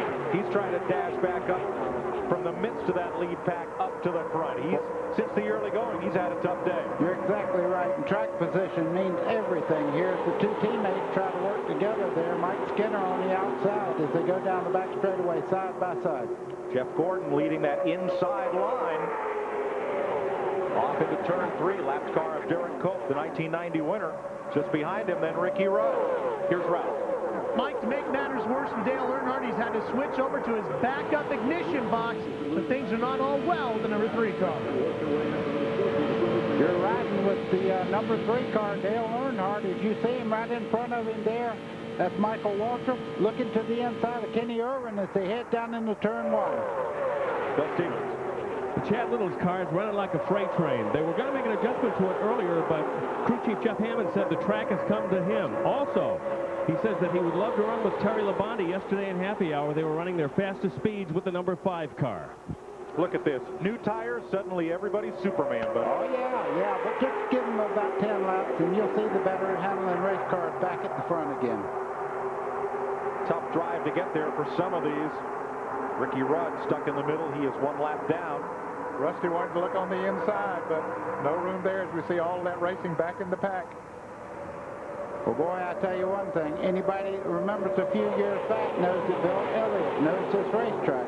Well, he's running about 47.5 seconds. We've talked about, those seconds, how long it takes him to get around here, and that's right in there with some of the best laps we've seen turned here this afternoon. 70 laps to go. The Fords of Bill Elliott, Rusty Wallace, Jeremy Mayfield, and Dale Jarrett lead the Chevrolet of Jeff Gordon in the 41st annual Daytona 500. Lead change.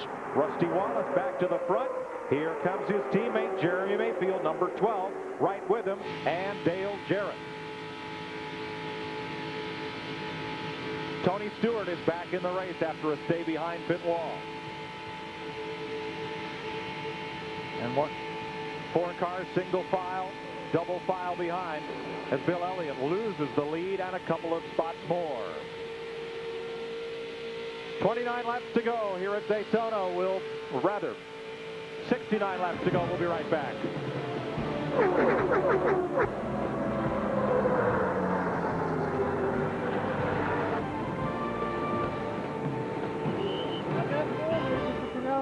I can tell him what's wrong with the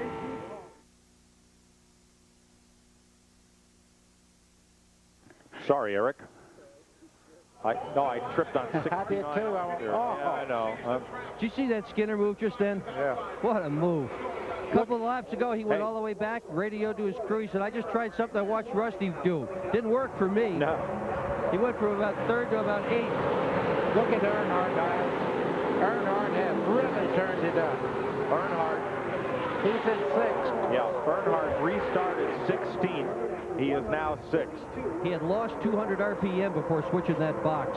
Ah. Who's that? Can I hear that from Dick when we come back? Oh, he had an ignition problem. Yeah, that's what I was going to say. I'm glad we weren't on the air.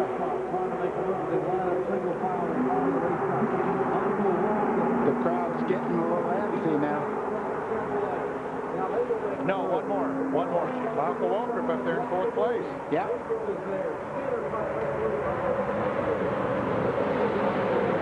Look at this. Look at this.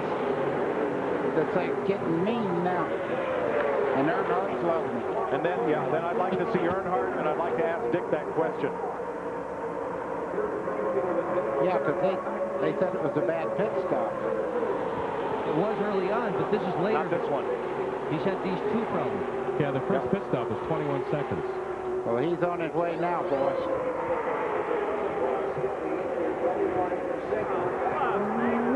Oh, no, teammate. Oh, my. Okay, teammate. I can do my audio on Irwin if I get a chance while I'm on the way. There you have it. Okay. Boy, look at Wally up there. Wally, we need the race, man. Yeah.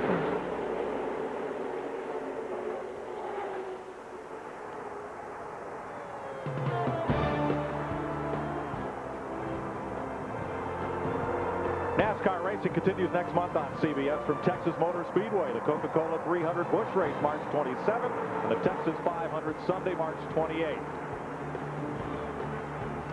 And the first network telecast of a NASCAR race in prime time, the Pepsi 400 Saturday night, July 3rd. Trouble, turn 3. Car spinning up into the wall mid-pack. It's Dale Jarrett, one of them. Mark Martin is in it. Elliott Sadler, the rookie, and car spin. See Terry Labonte. Steve Park is in there, 99. Jeff Burton, yeah. Joe Nemechek, 42. Sterling Marlin, number 40. Jeffrey Bodine, former winner. Boy, Ward Burton, heavy damage on his Pontiac. Those cars were all running so close together. And Dale Jarrett trying to win his 3rd Daytona 500. Will not today. There's Sterling Marlin in the 40 right there. Joe Nemechek in the 42, I saw him. Here comes Jarrett out of the car. That's great to see. Wow. A grinding crash entering turn 3 at lap 135 has brought out this 3rd caution of the day. And Jarrett, who had a chance to win over $2 million today. And Terry Labonte also had that same chance, and he's out of it. Mark Martin, tremendous amount of damage to his car. get you a good deal on a Ford Taurus, only driven 300 miles? No, you No, see, that's a he's mess. been around backwards. You see the cockpit is all intact. Mark is okay. Trying to see if that car will steer. There is Rich Bickle, the Wisconsin driver. Boy. Steve Park in the yellow fire suit. All discussing what happened to start that melee. That is Jeffrey Bodine driving for Joe and Nancy Bessie, the '86 winner. And look at the litter in turn 3. That is a mess. 10 race cars, wreckers and support vehicles. There's Dale Jarrett. You can see he's not hurt. He's Not happy either. a little aggravated, but I tell you, you can tell he's walking no limps. He's doing what happened. Elliott Sadler has been helped from his car. He's walking along to the ambulance. That's Terry Labonte inside the ambulance sitting that Dale Jarrett's in conversation with. Anytime there's an accident on a major super speedway, the drivers are required to climb into the ambulance and take the ride to the care center to be checked over. Let's see if we can see what happened entering turn 3. Well, there's Dale Jarrett right there. As they head off in the corner, he goes down on the flat part of the racetrack. He might have had a little bit of a bump from the 28 car, his teammate, as they went in there. At 190 miles an hour, it's almost impossible for the brakes to slow the car to miss the incident. You steer for the hole and hope it's still there when you get there. Boy, that track closed up in a hurry. When one car spun, as close as they were running together, they had to get a lot of other cars involved. Add Ricky Rudd. Right there at the start of that replay, was there contact between Jarrett and the 28? Yeah, it looked like there was just light contact, just enough to turn him down on flat and shoot him right back up in front of oncoming traffic. Another angle. The cars you're watching, oh, Jarrett's already gone at that point. And just shoots back up across the racetrack right into Terry Labonte. And then other cars, there's Mark Martin in the 6th car. There comes Ward Burton in number 22. Jeffrey Bodine, he was the next to him there. Robert Presley. Someone's upside down there. That was Bodine, I believe, that went on his route. Let's show you Dale Jarrett's view.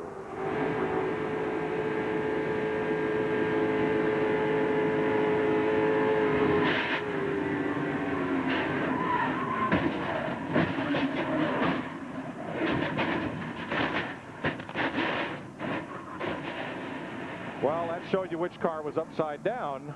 Brother. From Mark Martin's roof cam.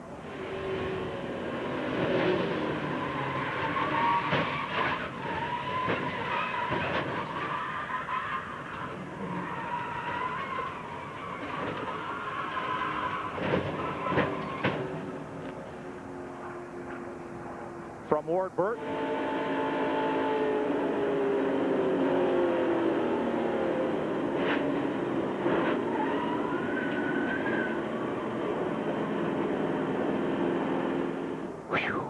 And from the Goodyear blimp.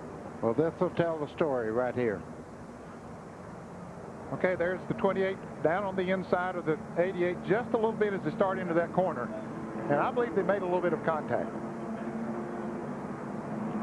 And I think maybe what happened is Jeff Gordon had just gone by Jarrett going down the backstretch, and Kenny Irvin was going to follow Jeff Gordon into that turn. And Dale Jarrett didn't know he was there, and when he went into the corner, he go down a little bit. Let's watch it right here again. Here we go.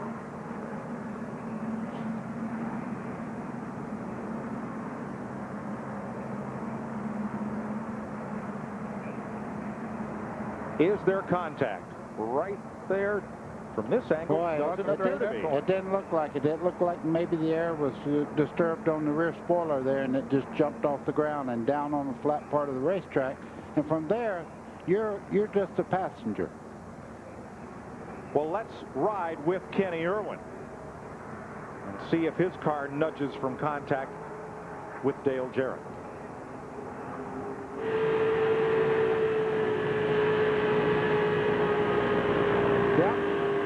Yep. Yes, sir. That looked like contact to me. Folks, if you could ride on a skateboard behind one of these cars at 190 miles an hour and just touch the bumper, you could spin it around. They're that close to the edge of control. Ralph? The key on this stop, Mike, is going to be the gas man, Bob Tracy, for Rusty Wallace.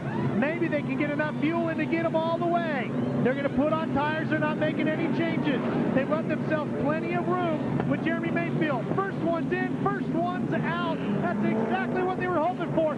Problems with Mayfield stopped a little bit slower. Dale Earnhardt does get away quicker than Mayfield. To Dick Berggren. The 31 car, Mike Skinner, took just 2 tires on the outside, and these guys are all high-fiving themselves. They have done a terrific pit stop. Less than 17 seconds for Mike Skinner's crew. And they're rewarded, Dick, by being the first team off pit road. Mike Skinner will have the lead in this race when we go back to green. 138 laps complete, 62 to go. Daytona 500 coverage continues after this message and a word from your local station.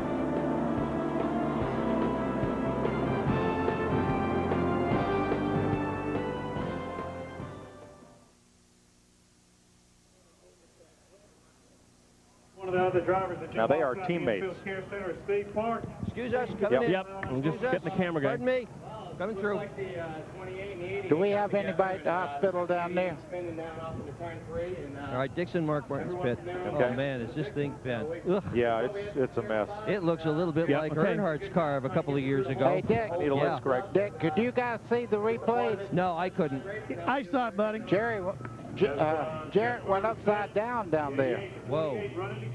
Yeah, if we could see Jarrett's in-car replay again, that's pretty great. That's awesome. Okay. The big question is if there had any contact. It looked like it might have touched, and then again, I mean, it was awful close. It's tough to say. Yeah, but again, I think that Kenny expected Dale to stay up there in the middle of the racetrack, and when he went into the corner, he came down there. Guys, you might ask Kenny Irwin's crew chief, did they touch? Ask him off camera.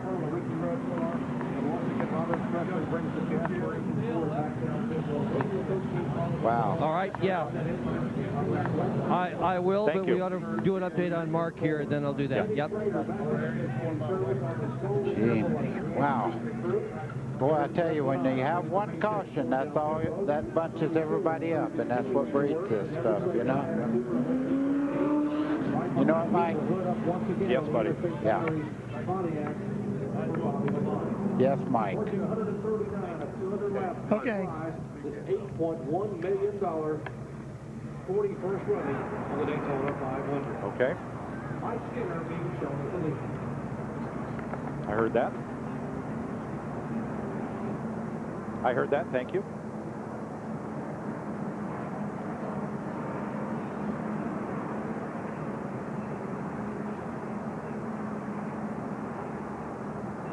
Welcome back to Daytona. We're under caution, 139 laps. Teammates Joe Nemechek and Sterling Marlin discuss the aftermath of Dale Jarrett's spin next to their wrecked race cars. From Dale Jarrett's car, let's ride along as the two-time Daytona 500 winner headed for turn 3.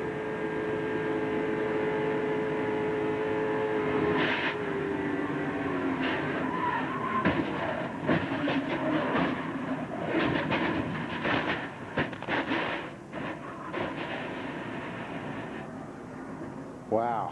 Whew. Once again from Mark Martin.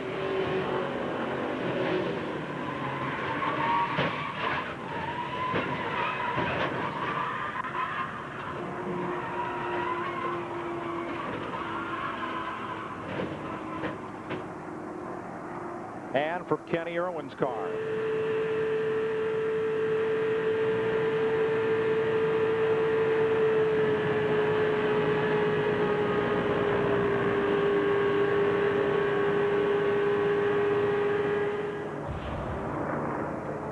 We remain under caution with 60 laps to go. We'll come back and give you a rundown on the cars involved in the incident and whether or not they're able to get back into the Daytona 500 right after this.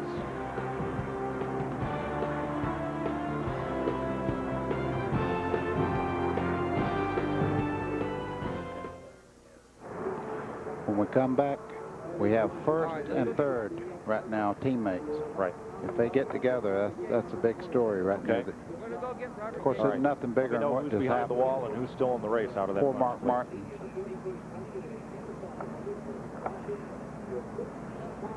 All the way down to the very tail end?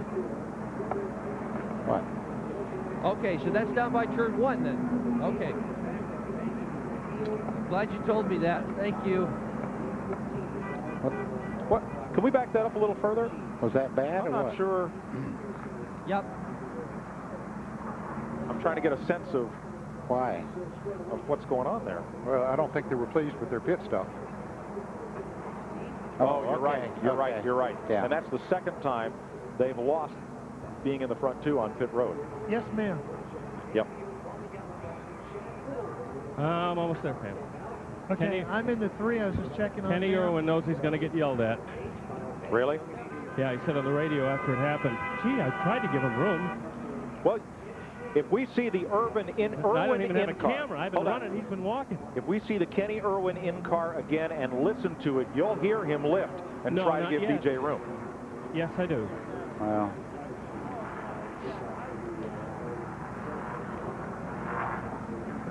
Bill Elliott's been in again. I'd like, what do you think? know, he was up there with Yeah, he's I'd like to following hear me. that and tell You a should story. know. Yeah, I mean, in why plain not? sight here. Sure, let's give him the benefit of the doubt for trying. Yeah. I know. They're topping off with fuel to be sure he can make Yeah, the he's bringing up the rear. Yeah, you're right. Come on, guys. That's a lot. That's why we have these things I ask while we're Yeah, the away. Mayfield thing's fine. If we have time, sure. I'm just glad he didn't get hurt. Yeah. Man.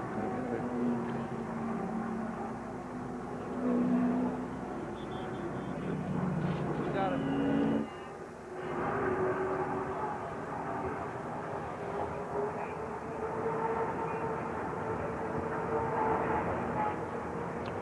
One lap and we'll go back to green. 18 cars on the lead lap. Jeremy Mayfield was up front, but look on this pit stop. He comes out of the pits in 8th place, and the crew very disheartened over that stop. Yeah, they knew it. They knew it was not a real good pit stop. Dick Berggren. Well, Robert Gates owns both Kenny Irwin's car and Dale Jarrett's car that were involved in that incident. What did it look like to you? You've been watching the replays. Well, I've seen one replay, and you know, I'll just have to wait and see what really happened. I didn't see it close enough to comment on it. Okay, no comment from Robert Gates. Very diplomatic car owner at the moment. On the replay from Kenny Irwin's car, you could hear the engine decelerate down the back straightaway as he tried to give Dale Jarrett room to get in line. That was what Irwin told his crew chief over the radio. I tried to give him room to get in. Let's see what Bill Elliott saw through all this. Elliott now the 17th place car.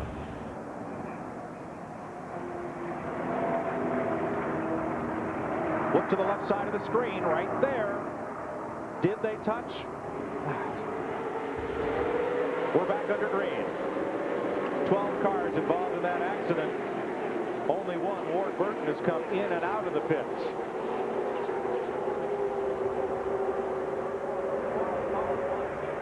"20 cars on the lead lap, led by Mike Skinner in the Chevrolet. Rusty Wallace in second. Dale Earnhardt, Skinner's teammate, is in 3rd place, trying to get up and draft with his Richard Childress stablemate. And Michael Waltrip in 4th place, having a great run here today in the car number 7, the white and blue car. Then it's Jeff Gordon in 5th. Ernie Irvin 6th. Kenny Irwin. Here's Irwin on the inside, 7th. Michael Waltrip to the high side in number 7.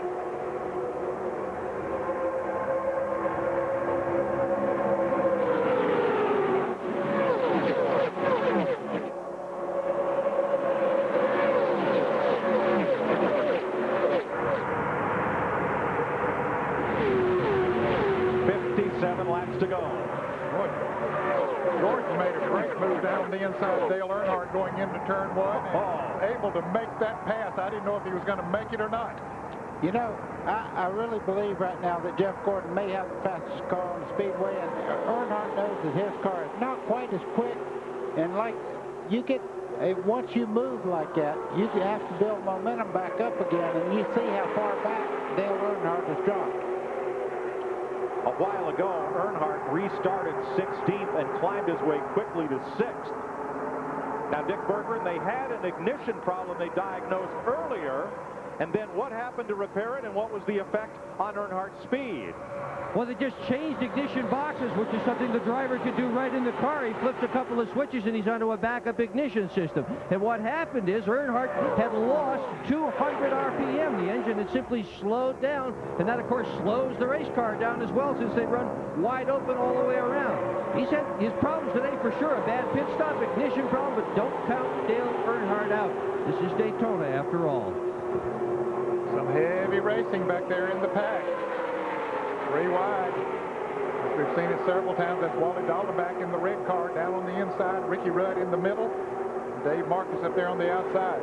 That's Kevin LePage in the 16 there. He's right in the, these cars are painted so much alike, it looks like Ricky Rudd. You're right. 16 car, Kevin LePage. He's having a good run here today. You know, Ned, both LePage and Dallenbach we haven't talked about much today, but that dark red number 25 of Dallenbach and that Dayglow machine number 16 of LePage are right up in this lead pack, 11th and 12th place. Yeah, Ricky Rudd has said he's behind the wall. He's out of the race right now in his Ford. Drivers involved in that crash out of the race: Dale Jarrett, Jeffrey Bodine, Terry Labonte.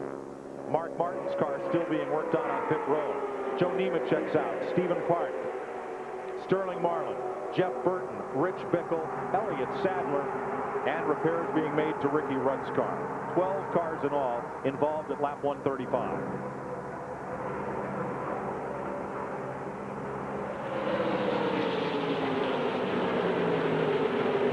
Mike Skinner first, Rusty Wallace second. 1984, Mike Skinner was on Rusty Wallace's pit crew. He was a tire changer, and he remembers thinking every time Rusty came on pit road, I should be in that seat. He got ready to quit. Darrell Bryant, the crew chief, then said, what would it take to have you stay with us, Mike Skinner? He said, Rusty's seat. He's got his own seat today, and it's got a pretty good view right now. First place, Skinner over Wallace. Mike Joy. That's a great story, Ken.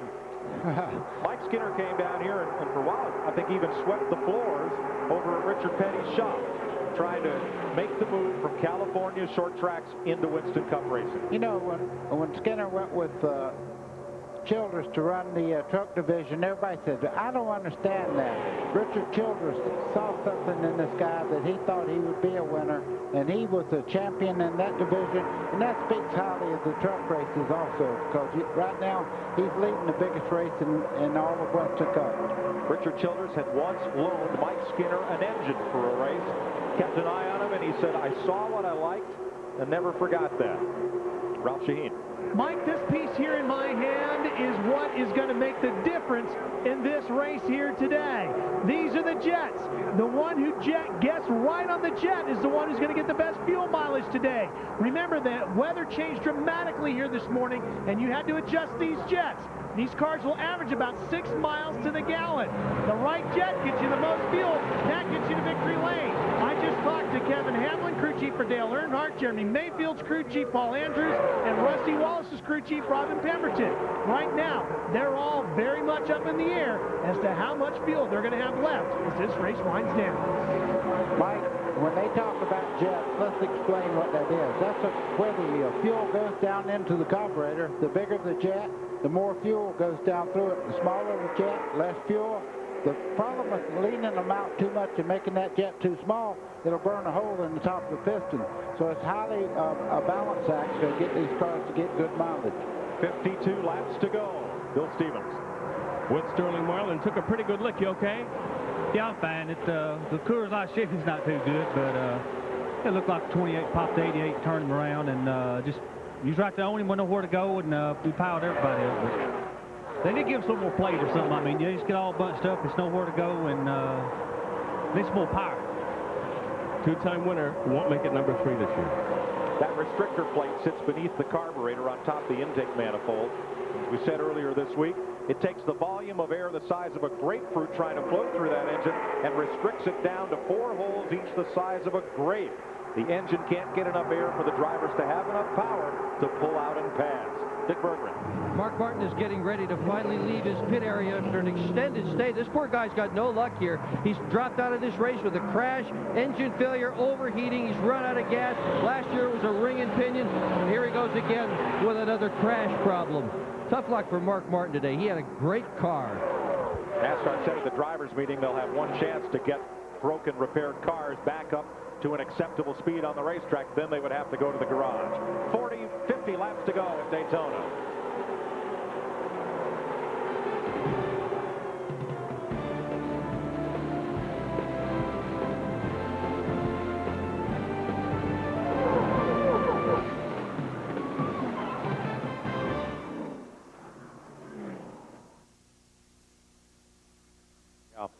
When I'm trying to go to break. He's going to go. It's okay. Okay. It's no. No. Yes.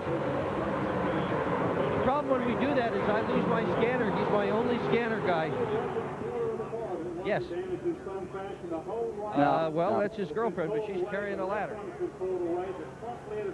Pushed back in as Martin just now goes by. So he got thrown out pretty significantly. They take all around the rear. Eric, it might be a good time for us to kind of pan back through the field and show the contenders when we get a chance. Well, right there is one for sure. Earnhardt. That 24 is too. Yeah. Oh, he's down. He can get kicked out and he'll bump right back up. Kenny Irwin ain't out. All right. Okay, I'm gonna not do that anymore. I'm gonna just say when you ask me something, I'll do it. Yeah, why not? Please do. All right. Pam, this could be a good time for that little Gordon snippet. Yeah. All right. We're having a good show. Let's keep rocking. Yeah, DJ is still in the truck. He ain't talking to nobody. Mike, you looking for anything? You guys need anything down here? Are we missing anything? Wally, well, where'd he go? Wally dropped back to 12. Michael Waltrip having a good day. Michael Waltrip, Chad Little, Kevin LePage, all in the top 10. Jerry Nadeau, Wally Dollar, they're all having a good ride. Money.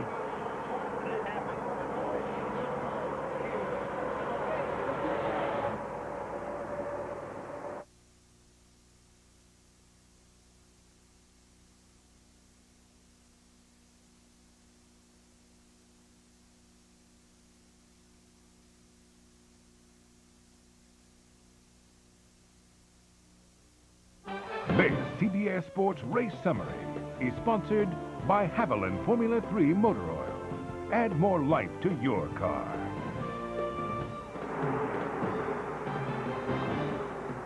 Three-quarters of the way through the 41st running of the Daytona 500, and 7 leaders, 12 lead changes in all. The average speed now dropped to just over 160 miles an hour. We've had 3 cautions flagged, and 12 cars are now out of the race, and including on that last incident, Burton, Park, Terry Labonte will not return today. Mike Joy. Thanks, Greg. There is still quite a battle for the lead in this race. 20 cars are still running on the lead lap, and another 16 cars are running laps down. Lead change. Rusty Wallace now at the front with Dale Earnhardt. Here's how he overhauled Mike Skinner. Looks to the inside, going down into turn 3. Has help from Earnhardt as they motor by. Teammates don't mean much right now. They're trying to make moves here. Here comes Gordon. And that's how they run right now. Now Kenny Irwin is the driver up on the high side in the Ford. And Kenny Irwin in a lot of trouble right now. He's hung out there by himself. As you can see, the faster line on the Skinner by him. He'll be about 5 or 6 cars get by him before he can get back in line. Rusty Wallace back to the front. He's led more laps in this Daytona 500 than in all the 16 he's run before. Dale Jarrett, 2-time winner of this race, in the garage with Bill Stevens. Dale Jarrett, obviously an unhappy way to end the day. Not what we had planned for sure, but had a good race car. It's just unfortunate, you know, but get cars bunched up like that, and things are going to happen. You know, I had to check up a little bit over in 2, and the guys went to the inside of me, and I just tried to hold my line, but got tapped a little bit getting into 3, and you know, a lot of things are going to happen when that starts. You know that the 28 was right up on you at that point. I wasn't sure who was there. You know, I knew that there were cars there, and I just tried to give them room. You know, till you get down there, everybody's got to get back in line, and you run in on the apron. But, you know, things are going to happen, and, you know, it's just the way it goes some days. That's a very gracious Dale Jarrett. He's learned a lot from his mom and dad. Okay. I thought you were going to say mom and leave dad off. No. No. No, I'm proud of the way that he handled things. Has to be very disappointed because, you know, like many of these drivers came here with thoughts of winning the Daytona 500. But there's a lot of guys here going at it still. And now Dale Earnhardt threw the block on Jeff Gordon right there. He wants to stay right behind Rusty Wallace. Yeah, you got it. A Ford against 3 Chevrolets right now. And you can see Jeff Gordon getting in the rumble on the inside there. Here comes Gordon down to the inside into the tri-oval. He takes second from Earnhardt. Skinner is going to repay the favor his teammate put on him 2 laps ago. Passed by Earnhardt. Now come up the draft with him. Now that's the lap car there, the 30 there, Derek Cope. He's right in the middle of this thing, though. Well, he'd like to get up there and get in front of the leader, Rusty Wallace, and then have a caution come out and he'd get back in the thick of this thing. He's currently running in the 21st position, 1 lap down. Ooh, was that a bump in the back straightaway between Cope and the car on the outside, Dale Earnhardt? Or either the 31 car. I'm not sure which one he touched, Mike, but it looked like they got awfully close together. I think we're about to see the second part of this. These guys are racing right now and trying to get a great track position. You see some of Rusty's crew there looking this on, checking every lap. Well, this race could come down to the final pit stops. And every second you gain in the pits, that's 300 feet out on the racetrack. Now, Bill Elliott, Kyle Petty, Rick Mast, and Robert Presley all pitted at lap 141 under yellow. They may not have to stop again. Here's another look. Yep, it was Skinner. Skinner gets sideways. You see just behind him there, Dale Earnhardt. Watch them as they start down through here. Right there, they come together. And here goes Gordon trying to move around. Once again, or is Skinner trying to pass him on the outside? Mike Skinner trying to come back on the outside with Kenny Irwin waving. You saw Skinner on the outside waving to Irwin. Come on, help me. Push. Let's pedal hard. And Rusty's looking in the mirror. Hey, y'all just keep it up. Oh, yeah, he's loving that. And they're right back there running side by side. It just sets him free out front. He can't pull away from them, but at least he's running in good, clean, free air. And Kenny Irwin has a tremendously fast car. He dropped back to about 9th. He fought his way back up there. Look at him look to the outside here, down the back straightaway. Almost, yes they are, 3 abreast. Kenny Irwin way up the racetrack, and Skinner right in the middle. Let's go back to the garage, Bill Stevens. With Joe Nemechek. First half of the race, no problems, then bombs away. Yeah, it was pretty clean the first half, but, you know, when they have those restarts, everybody gets kind of anxious, and everybody's battling for that spot, and I don't know, someone got turned sideways. It's a shame for, you know, this whole Bell South Lucent technology Chevy. Guys worked real hard, had our best qualifying run ever here at Daytona for the 500, and end up tore up in the garage again, but I'm all right. Front row Joe still happy. To Ralph. Ray Evernham, the crew chief for Jeff Gordon. Ray, are you in a good position now? You're right where you need to be? Well, not really. I'd like to be out front, but the car's just a little bit off. Rusty's got an awful fast car, so we're going to need some help if we're going to get out front. What do you think you'll get that from? Anybody in particular you run better with? It doesn't seem like we've got any so far today, so I don't know where it's going to come from. It's going to have to wait till everybody gets greedy at the end and hope the cards fall where they may. How about fuel? You okay there? Yeah, we should just make it. We should make it by 0.6 of a lap.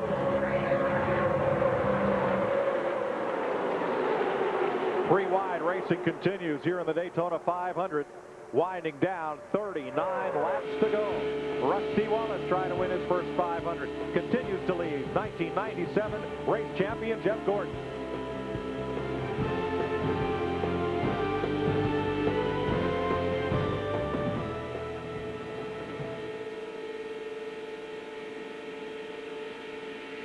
What are you going to do about the 2? That 28 is fast. Guys that like I can do that. I can get to the 2 and the 24. No problem. Guys that like to start building some drama for this final pit stop. Will it be 2 tires? Will it be 4 tires if they have to come in under green? That sort of thing. I'm not sure you're going to see a pit stop. Oh, boy. That's what I did that. I did that report there telling you. I think a lot of guys tapped off on that last one. I think they're going to go for it unless there's a yellow. I heard splash and go from a couple of guys. Got caught again. Yep. I mean, you just heard Ray, 0.6 of a mile. He's going for it. McReynolds is going for it. Right on. He gets caught. All right. Can we do a whip around then among the 3 pit reporters? You need to tell him he can't do that. He was sitting there with a good third if he'd just Yeah, that's You not a bet. problem. Fish, if Earnhardt gets to the front, watch this crowd. Okay, They'll Dick, go if nuts. we do this whip around, I'll take Evernham and Pemberton. You want to take Hamlin? Yeah. Okay. I got Irwin and Little.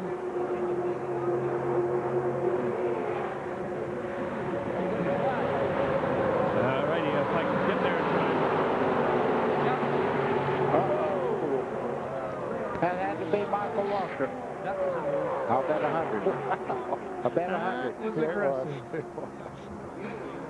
Wow. That was wild. Did you see? Yeah, there was a slow car there. Yeah. Mark Martin coming up on. He didn't really have a choice, so he's already.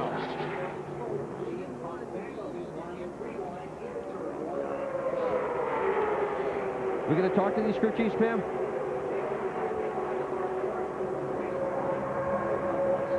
If Derek Cope hadn't got a lap down, he'd have had some trouble.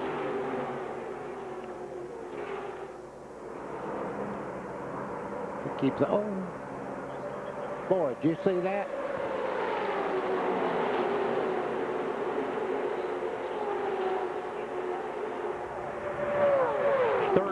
Laps to go. Up front, Rusty Wallace trying to win his first Daytona 500 in 17 years of trying. Second, Jeff Gordon, the 97 winner. Third, number 3, Dale Earnhardt, last year's winner. Fourth, Mike Skinner, the 97 pole sitter. And fifth, Jeremy Mayfield, number 12, who got his breakthrough first win last season. And I'm watching Michael Waltrip in that 7 car. He has driven the wheels off that car today, Ned. He really has. He has a good fast race car, and he has moved around on the racetrack. He made a move a while ago out there that really, it was a good one. Took my breath. Positions, yeah. 20 cars on the lead lap, just 2 seconds apart. Will there be a final pit stop? Dick Berggren? Well, we've been taking a little vote here, and we've taken some polls in the pit area. Larry McReynolds, who is crew chief for Mike Skinner, very confidently says, we're okay. So I came down and asked his teammate, Kevin Hamlin, who's crew chief for Dale Earnhardt, can you make it? He said, we'll see. I said, what does that mean? He said, we're going to try. Bill Stevens? Indecision all along pit road. Spoke to Jeff Hammond after Chad Little's last pit stop. I asked him, another pit stop. He said, splash and go. Ralph. I've spoken to crew chief Robin Pemberton of our lead car, Rusty Wallace. He says we're going for it. They can make it with not much left, but they can make it. And I've spoken to Ray Evernham, crew chief of the 2nd place car, now dropping back to 3rd and 4th. Jeff Gordon, they think they can barely make it as well, Mike. Wallace, the leader. Mayfield tries to go to the low side to get with his teammate and almost piles into Earnhardt. I'll tell you what, it's cool out there today, and if Earnhardt gets to the front, these fans will be jumping up and down. They are getting wild out on that racetrack. They are flat doing some racing. Well, what happened there is the 3 car, Earnhardt, he looked in the mirror and said, you know what? You're not going to do that to me. He just checked up and pulled hard left on Jeremy Mayfield. He's the black Chevrolet in the midst of that Ford sandwich. Probably Dale Earnhardt knows best how Rusty Wallace feels right now. It's Wallace's 17th 500. It took Earnhardt 20 years to win this race. Rusty's still trying. Rusty Wallace in the lead. Earnhardt right behind. Classic 42nd annual Daytona 500. Rusty Wallace has said, bravery is not what wins races. A smart race car driver wins races. You've got to be aggressive, but you can't be aggressive and stupid at the same time. So far, that latter category has not been in that Rusty Wallace vocabulary. He has been a smart race driver all afternoon. Let's see if it can stand up.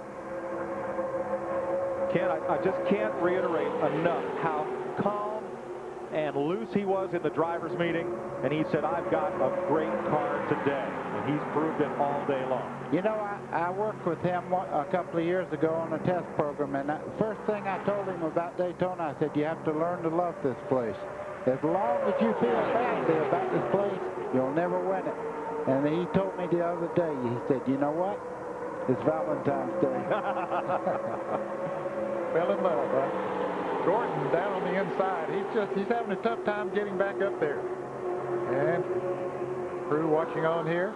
I wonder if, Ned, it's because that car sat on the pole here. It is so good. Oh, Wally Dallenbach, the red 25, made contact with Mike Skinner.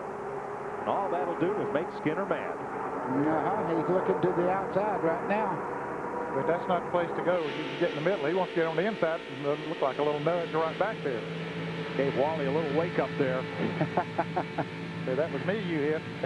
I didn't like it. Here he goes to the bottom again. And Dollenbach comes down to hold the low line. If you're going to do it in a straight line. Don't do it going in a corner. Speed 188 miles an hour on our Circuit City onboard telemetry with Mike Skinner. 190 right down the back straightaway there. It's only 50 foot wide. You can imagine why these guys get caught up so much. The racetrack is only 50 feet wide. You turn 2 cars sideways, you pretty much covered the racetrack. Jeff Gordon has fallen back to 7th place. I say, is it because everybody knows that car is so fast, nobody wants to help him to the front?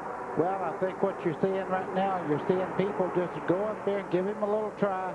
It isn't the last 10 laps yet. No. It's 30 laps to go. He's got his teammate Dollenbach right on his back bumper now. And Skinner's been shoved back there as well. Yes. And all of them have fast race cars. Rusty Wallace is the leader. Dale Earnhardt's number 3 is second. Wallace's teammate, 29-year-old Jeremy Mayfield from Kentucky, is third. Number 12, Michael Waltrip, is fourth. And Ernie Irvin has climbed to fifth. We'll be back to Daytona after this.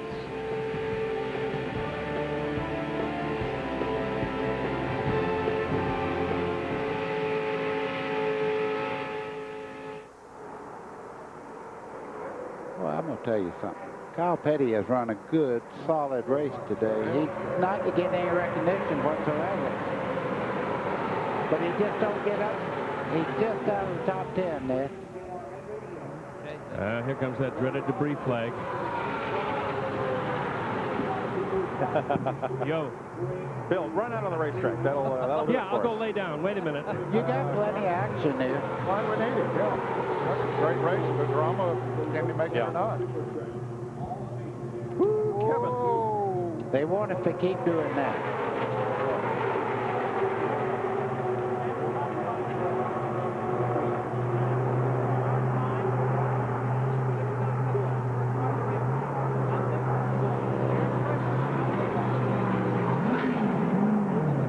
Ernie Irvin probably make this thing hell racing too. He's up there, boy. You know, that's a Hendricks motor in that 36 too if they get up there. I got an update on Ernie Irvin. I don't know what that means. That means it's a good one. Sorry. It means it's a good one. I about got him scalded.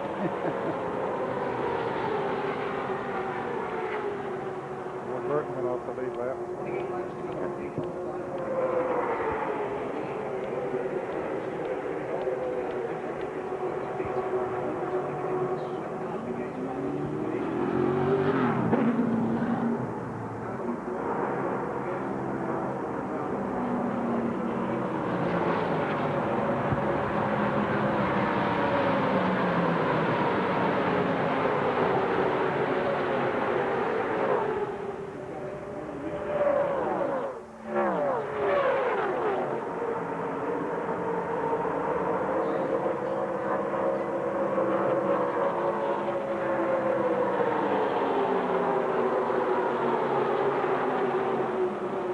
Trouble in the back straightaway. One car goes spinning, flipping wildly. That is Bobby Hamilton, I believe. The number 4 from Morgan McClure Racing.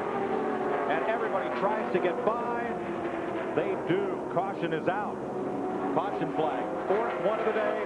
They'll run back to the flag. Rusty Wallace leads them down to the caution ahead of Earnhardt and Mayfield, and all the speculation of gas mileage need be no more. Ned, I think he'll have to come in now and take all that, you know, maybe right side tires, try to get that great track position and just take on fuel. Well, you can see a lot of damage to the front end on Bobby Hamilton's car, and it looks like he was moving around a little bit in there. Yeah, I could see him moving around. The roof flaps did deploy there where when he got around backwards, it didn't just start flipping wildly down the back straightaway. The frames of these cars are constructed so that there is a lot of sheet metal and structure up there in the front of the car to help absorb an impact such as this. Transmit as little of it to the driver as possible. Well, once again, it's so hard to pass out on the racetrack. It'll be the pit crew's turn to try to gain their driver some speed. I wonder if we'll see some gas-only pit stops or some two-tire pit stops this time. It'll be interesting to see. Let's see what happens here. Okay, this is Bobby Hamilton right there. Turned sideways there. All of a sudden. There was smoke from the right rear as he started around.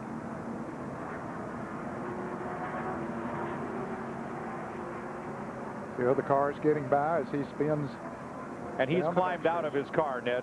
Good. Bobby is okay. Phew. That was close for 75 Ted Musgrave there. Yes, it was. Take a look again here. Oh, he just come out there. He was going to the inside, and as he turned back, the back end come right around on the car. He pulled out of traffic and went way over to the left, and then it just, when he turned back, it just got away. Whether he had a problem with the tire or not, I don't know. Well, Rusty Wallace is not making a pit stop. As we Neither did Jeremy Mayfield. We watched this accident again back here on the backstretch that brought out this caution. There goes Bobby Hamilton. Dick Berger in Earnhardt's pit. Earnhardt is going to make a pit stop. There's going to be a two-tire change most likely, although they do have tires for the left side. Going to throw the fuel in the car. 4 tires for Dale Earnhardt. He asked just before this happened, he said, are we going to pit? And they just sort of gave him a little pause. They said, yeah, I think so. Earnhardt gone in 19.42 with 4 tires and fuel. He'll go all the way from here. Kenny Schrader leads the chase off pit road, followed by Ernie Irvin. But I want to find out from the Penske Crenifus team what happened with Rusty Wallace and Jeremy Mayfield and why they did not stop. Ralph Sheen? Well, I'm here with Robin Pemberton. Hey, Sneaky, how come you stayed out? Well, you're just as likely to make a mistake pitting. I mean, the tire's been real consistent and all. We should be able to make it on fuel with the extra couple caution laps in there. So, you know, I figured there'd be half of them would pit, but not all of them. Now, knowing the fact that you got Jeremy right behind you, too, is that an added bonus to make me staying out on the racetrack? Never hurts. We'll see what happens. We're under caution with 25 laps to go. We'll be back after this message and a word from your local CBS station.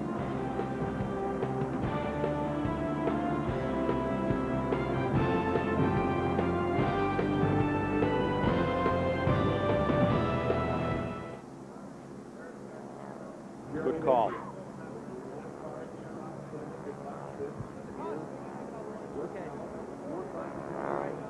Good call, buddy. Of the Daytona 500 is sponsored by Ford. The official truck of NASCAR is built Ford top. Voice it or what? Fresh Why Budweiser. Mayfield did pit. Okay.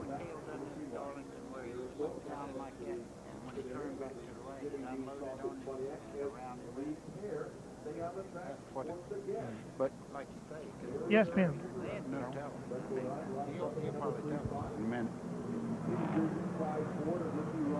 Or he might have got tapped on the right rear corner. I mean, you can't ever tell. All right, 25-lap rule is in effect. Lead lap cars only in the outside lane. But he was way over on the left when I saw him turn back like that. That's cool. I like that. Well, hello. Right Ernie Irvin just told his crew that we needed that pit stop. They're about to run out of gas. Oh, my. 36 laps on Rusty's tires, by the way. 36 laps. Okay. Guys, one thing about it, if it hadn't worn the tire out, it'll cool back down now. It'll be a pretty good... I think... What's the temp... Go ahead. Excuse Go me. ahead. Can somebody get to Kenny Schrader's crew chief? They had the best pit stop, and that may well have put them...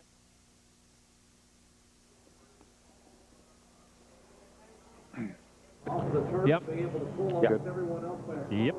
Yeah, Schrader may have just had the best move of the day right there, because he was the first out of the pit. Bill, I mean, Dick, you're still in the...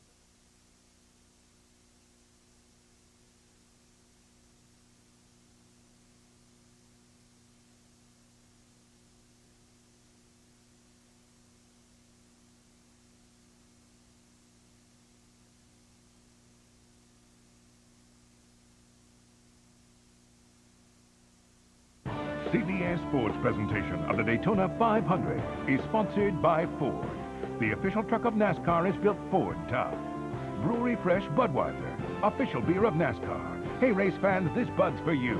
And by Goodyear, innovators of run flat technology. Following today's coverage of the Daytona 500, get a complete wrap-up with the latest news from the track, audio interviews, and more. You'll find that at cbs.sportsline.com or log on to America Online at keyword CBS Sportsline. Tiger Woods continues to tear up Torrey Pines in the Buick International, the final round. He entered the day 15 under par. He's now 17 under and leads Billy Ray Brown by 3 strokes. You'll see that later on CBS Sports. From the Goodyear blimp, Stars and Stripes, let's watch Bobby Hamilton as he spins down the backstretch, eyes wide shut.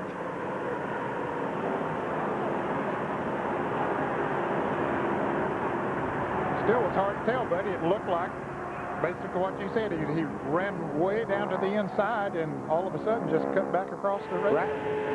That's what it looks like from Robert Presley's car. No contact. No, Kyle Petty almost got there.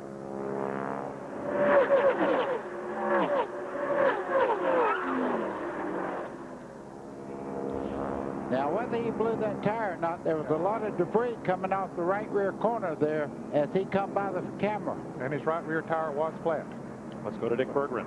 Well, Paul Andrews left his guy out there. They didn't put any tires on it. They thought they could make it with the yellow flag, but Paul Earnhardt's got fresh tires. He's only in 8th. How about that? Can you stay out there? Well, we can stay out there. You know, the draft's been staying fast. The car's been good throughout the run. We're pretty confident on this. You know, we could get dusted, but we'll see. Well, Earnhardt on fresh tires, the rest of them on old tires. We'll see how that works out, Mike. Thanks, Dick. There is Dale Earnhardt, who came out of the pits in 8th place. Our thanks to the pilots and crew of the Goodyear Blimp Stars and Stripes for these aerial views of 200,000 people on hand here at Daytona International Speedway. In 1926, Goodyear began its commercial blimp operation with the blimp Pilgrim. Ralph Shaheen. Mike, deals are already being done here as well as to who you're going to draft with as you try to work your way to the front. Dale Earnhardt is going to try to hook up with Jeff Gordon. That deal has been made between Richard Childress and Ray Evernham. Rusty Wallace and Jeremy Mayfield lead the back to the green flag. 22 laps to go. I was at a friend's house last night, and he wanted to know what kind of deals. Is it money exchanged or what? I said, no, it's not that. What you're trying to do is get somebody to work with you in the draft. Wallace got a great restart. Look at Mayfield. Ned, he didn't. He's 3 car lengths back. Yeah, he needs to be up there close for the drafting to really be effective, but he should catch him going into turn 3. 3 abreast, back straightaway. Now, Kenny Schrader came out of the pits first among the drivers who stopped. He took on 2 tires in Andy Petrie's Chevrolet, but now Schrader's green car climbs the racetrack. That's the one thing he didn't want to do is run side by side with Ernie Irvin as they come off the corner side by side. That lets the 2 cars up front kind of rocket away from them. Yeah, that's the best thing that could happen to Rusty Wallace and Jeremy Mayfield, and the worst thing that can happen to Ernie Irvin. Now they're going to go 3 wide going into the corner. Look at Earnhardt. Right down to the bottom on Ernie Irvin. The man in black puts it to the bottom of the racetrack. Now remember, he has the 4 fresh tires. Earnhardt does have. I think that was a smart move. Bill Stevens.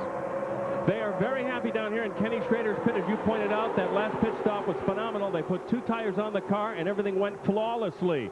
And that could be a factor as we get closer to the checkered flag. Ralph. One of the keys for Dale Earnhardt is going to be that green and yellow number 97 right behind him of Chad Little. And talking to his crew chief, Jeff Hammond, this morning in the garage, he said our car runs much better as it helps to push somebody to the front. It's not a good lead car, it's a good following car. He said I can take anybody to the front, and then once we get there, we might have 1 shot at taking the lead ourselves. He's going to help push Earnhardt right to the front. On this restart, Earnhardt went from 8th to 3rd in 1 lap. It's dangerous to guess what these guys are going to do. You see right there, Ernie Irvin under Chad Little. Right now it's a 3-car shootout because these guys are running side by side. Chad pulled up. Ooh, and they get together coming down the backstretch. Chad pulled out to make a pass on the outside of Dale Earnhardt, but it cost him. Jeff Gordon must be running 200 miles an hour down that back straightaway as he closes in on the back bumper there of Ernie Irvin. You're riding with Gordon in number 24. The defending Winston Cup champ takes it 3 wide off turn 4, and they put Ernie Irvin in the middle.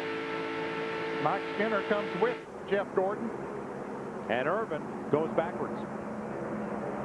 Look at Earnhardt slice across the track in front of Chad. He had to do that. Chad Little is flying right now in the green car. The best run out there for the Roush Racing team. If they expect to win, it looks like Chad Little's got to do it. Earnhardt got a run. And here he goes to the outside. What? Yeah, nobody to help him, so he's got to fall back in line. Rusty Wallace has his teammate Jeremy Mayfield in tow. And we saw last year the third and fourth place car couldn't make a run on the leader without the second place car's help. You're watching from Dale Earnhardt, back at Chad Little. And yep, Gordon has pulled right up on the back bumper of Chad Little. And Chad Little's been moving to the outside, to the inside. I got a feeling if he made a move right now on Earnhardt that he'd have some help to get by. 18 laps to go. Dale Earnhardt has not led this race today. Jeremy Mayfield is in his 6th 500, running in second place. In his 6th 500, Fred Lorenzen won. In his 6th 500, Cale Yarborough won. Davey Allison won his 6th try at the 500. Coincidence? Maybe not. Ralph Shaheen. Mike, remember once again that the Roush Racing program had been horrible in restrictor plate races. 4 races last year with 5 cars. They didn't get one top 5. That's 20 attempts in a top 5. Right now, Chad Little running in fourth for Roush Racing, and they've already won the Bud Shootout last week with Mark Martin. It looks like they've really turned this restrictor plate program around. Running in 6th spot right now, Mike Skinner, the teammate for Dale Earnhardt, is really on the move. He's moved up into the front group. Skinner just can't get up there to help teammate Earnhardt, who is sandwiched amongst the Fords. 17 laps to go. Oh, boy. 17 years of trying. Rusty Wallace. And the guy in second place, if he was to luck up and win this race, and I don't mean luck up, I mean get into the win, he would take way over $2 million home. He's one of the guys going for that $1 million bonus today. An extra $1 million if Mayfield or Gordon among these leaders should win today. And that's a $1 million bonus for a lucky fan as well. But I don't think anybody out there is thinking about dollars. Here comes Earnhardt to the inside. He is. Chad Little to the outside. And Gordon going with Earnhardt. They were bump drafting. You could see Earnhardt's car lose traction and down the straightaway there. Gordon actually pushed him down the back straightaway. And Jeremy Mayfield got caught out. He is back to 7th place. Rusty Wallace lost his best friend right there in that situation. Yeah, boy. It'll be right up there with him. Here comes Gordon in 3rd place now. The 97 winner and defending Winston Cup champ. Youngest driver ever to win the Daytona 500. Jeff Gordon in 3rd, in sight of the lead. Yeah, he's not through here today. Gordon led the first lap, then 5 more, but has not led since lap 20. Earnhardt has not led today in that number 3. Back behind the first 3 cars, there's a war going on back here, side by side. These guys are trying to get themselves in great position for the 500 win. Some of the cars involved in that lap 135 wreck have come back into the race. Sterling Marlin, Joe Nemechek, Steve Park, many laps down. What they want to do is just make a few laps and get ahead of those other cars that are not able to get back out of the garage area. Let's go to the pits and Bill Stevens. The owner of Roush Racing, Jack Roush. Have you and Jeff Hammond gotten together here on strategy in the closing laps? Well, we've been looking at it throughout the race. You know, the 97 John Deere car has been getting really good mileage. We'd hoped that would work to our advantage. And they filled it up with gas at the end here to get the back end down a little bit, and went on ahead and put 4 tires on it, which the 3 car did, or the 24 car did. I'm not sure about the cars in front. I think that the 24 and the 97 have got a tire advantage. We'll see if we can use it. Obviously, they've talked strategy. Well, now Jack Roush raises an interesting question. Rusty Wallace will have a very light fuel load at the end of this race. He did not make a pit stop. Well, how much a difference will that make? It could make a difference, Mike. Certainly they factor that in all the time on setting race cars up. But as Robin Pemberton, the crew chief, pointed out earlier, the car's been pretty consistent, even after the fuel load gets down, so they were not that worried about it. But I'm wondering, too, if it might not cost them. Mike, you're actually touching there coming off the corner. Gordon trying to get that spot in. Earnhardt caught on the outside. Here comes Jeff Gordon. Rusty will move down to pick up a little bit of push from Gordon. And Mike Skinner pushing Jeff Gordon right by his teammate Dale Earnhardt. Boy, this thing's getting exciting. Look at Gordon look to the inside of the 2-car. Now, I want you to watch how close he puts the bumper of that Chevrolet right up under. He did it to Earnhardt on the last lap. He'll try to do it on Rusty Wallace coming off the turn 2 the next time. He wants to stick that bumper right up under the back end of Rusty Wallace's car, try to make him loose coming off that corner and pass him like he did Earnhardt the last time around. Let's see if he tries it. Yeah, you know who's sitting right back here in third spot? Mike Skinner. He's watching him do this. He's learning a lesson, but look on the outside there. Chad Little gets cut off as they come off the corner. Skinner and almost turned him around. I thought it was a wreck. I don't know how Mike Skinner hung on to that race car. And still just digging. Kenny Irwin has moved up in there also in the 28 car. Earnhardt drops under him. Stays up on his teammate, Mike Skinner. Now, they have two teammates. Ken Schrader is part of an alliance with that team. There's 33. Kenny Schrader, Andy Petrie Racing, Dale Earnhardt Racing, and Richard Childress Racing. Look at this mess. Yeah, and a slow. Oh, man. It did work. I thought it was going to be a crash. They have wide for the lead. This is going to get exciting. Look at Earnhardt coming up on the back of Jeff Gordon down the back straightaway. He'll try to make it 4 wide, but Michael Waltrip's going to try to make it 5 wide. 10 laps to go this time. 17 times the driver to lead with 10 to go did not win the 500. 4 times that was Dale Earnhardt. Let me tell you, teammates are out right now. Rusty Wallace fighting back on the inside. Shows a lot of power right there by himself in the middle of this front line here. Chevy inside, Ford in the middle, Chevy outside. Little paint traded. Wallace, Skinner in against Gordon. And look at Earnhardt, the number 3, trying to push Jeff Gordon to the lead. Earnhardt looked to the inside just for a second there as they head down into turn 1. And they got Rusty in the middle there, and look at him go backwards. Can you hold your breath for 10 laps? Boy, this is exciting. It don't get any better than this. And I'm going to tell you, if it comes to just plain nerve, don't count out that Waltrip kid there. Michael Waltrip can drive the wheels off his car and has all day long. Michael Waltrip has not won a Winston Cup point race. Kenny Irwin and Chad Little, 28.97. Those Fords way up high.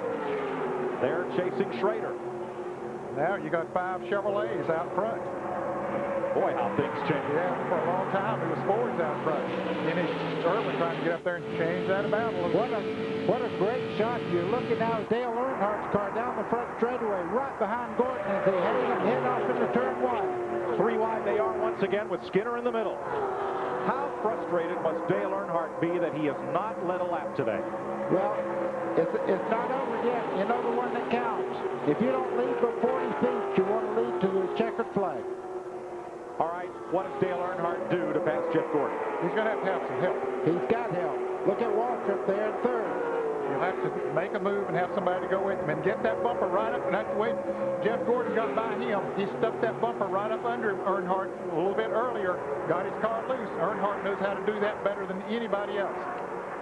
Dick Bertrand. Richard Childress, you've been watching all this stuff. What's Earnhardt got to do here? Well, you know, it's hard to say. You know, he's got the experience. He's going to do his best. You know, I can't say nothing. You know, it's been a heck of a race all day, and Skinner's done a good job. Who knows what's going to happen here at the end? Is he going to move him out of the way? Is Earnhardt going to move Gordon? I don't know. You know, Dale, he's got some moves on him left. Ralph? The conversation on the radio with Jeff Gordon is be patient. 8 laps to go, 7 laps to go.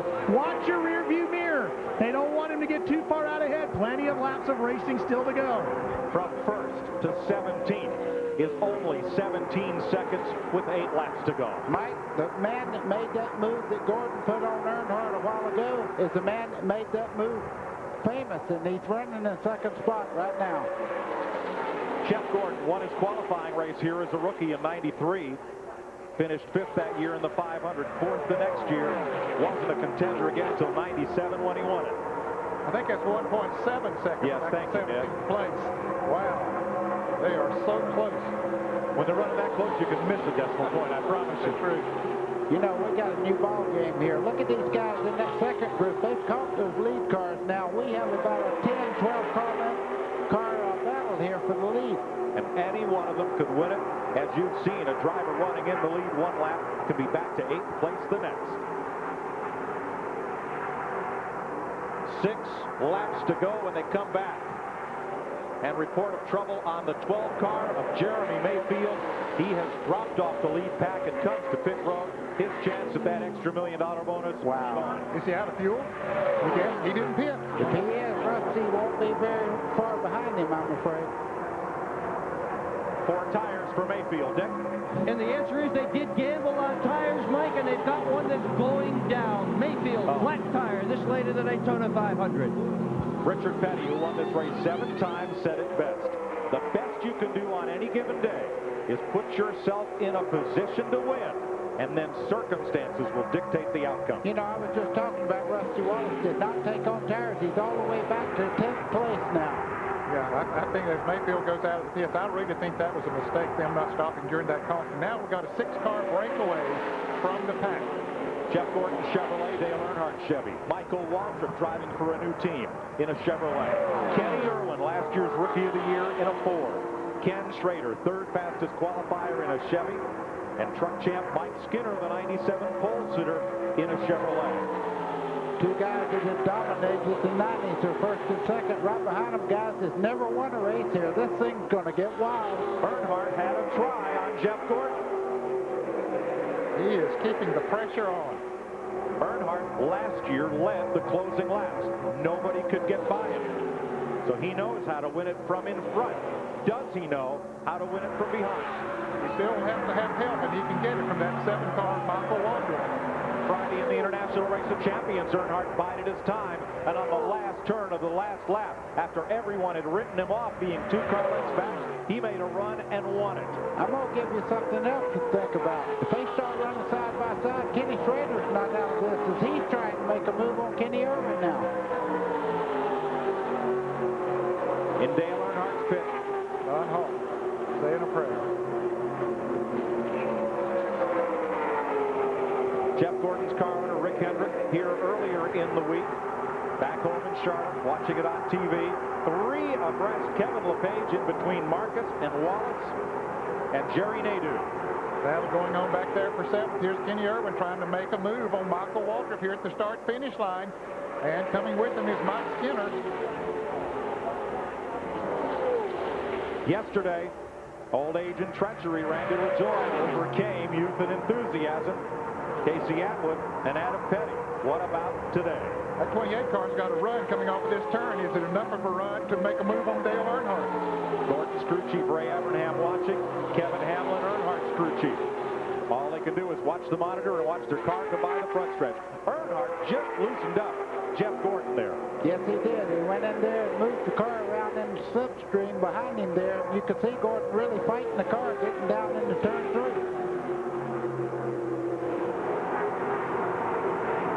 Down the short chute. Start-finish line.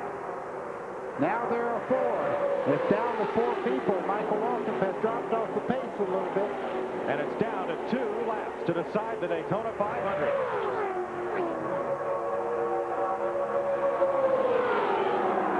Ralph Shaheen. Mike, they have just radioed to Jeff. Protect the bottom is the word from Ray Abernham. He keeps telling them who's behind him, the 3 and the 2831. Protect the bottom. Irwin to the bottom. Skinner with it. Earnhardt holds the bottom. 7 Daytona 500s have been decided by a last lap pass. Will this be the 8th? Earnhardt right on his back bumper as they come off turn 4. He started to put a move on him. White flag. 2.5 miles to history. Jeff Gordon trying to win his 2nd. Dale Earnhardt trying to win his 2nd. Buddy, where will Earnhardt make the move? Well, I don't know. Gordon looks awful strong as they come off turn 2 over there down the back straightaway. Kenny Irwin looks to the outside. Right here's where he has to make the move. And he wasn't able to get that run up under Jeff Gordon like he wanted to. But that's what we said Friday. He was this far behind in the International Race of Champions. He looks inside. He goes outside. He looks inside again. Okay, right now he's got to pull right down on that back bumper and try to get him loose coming off turn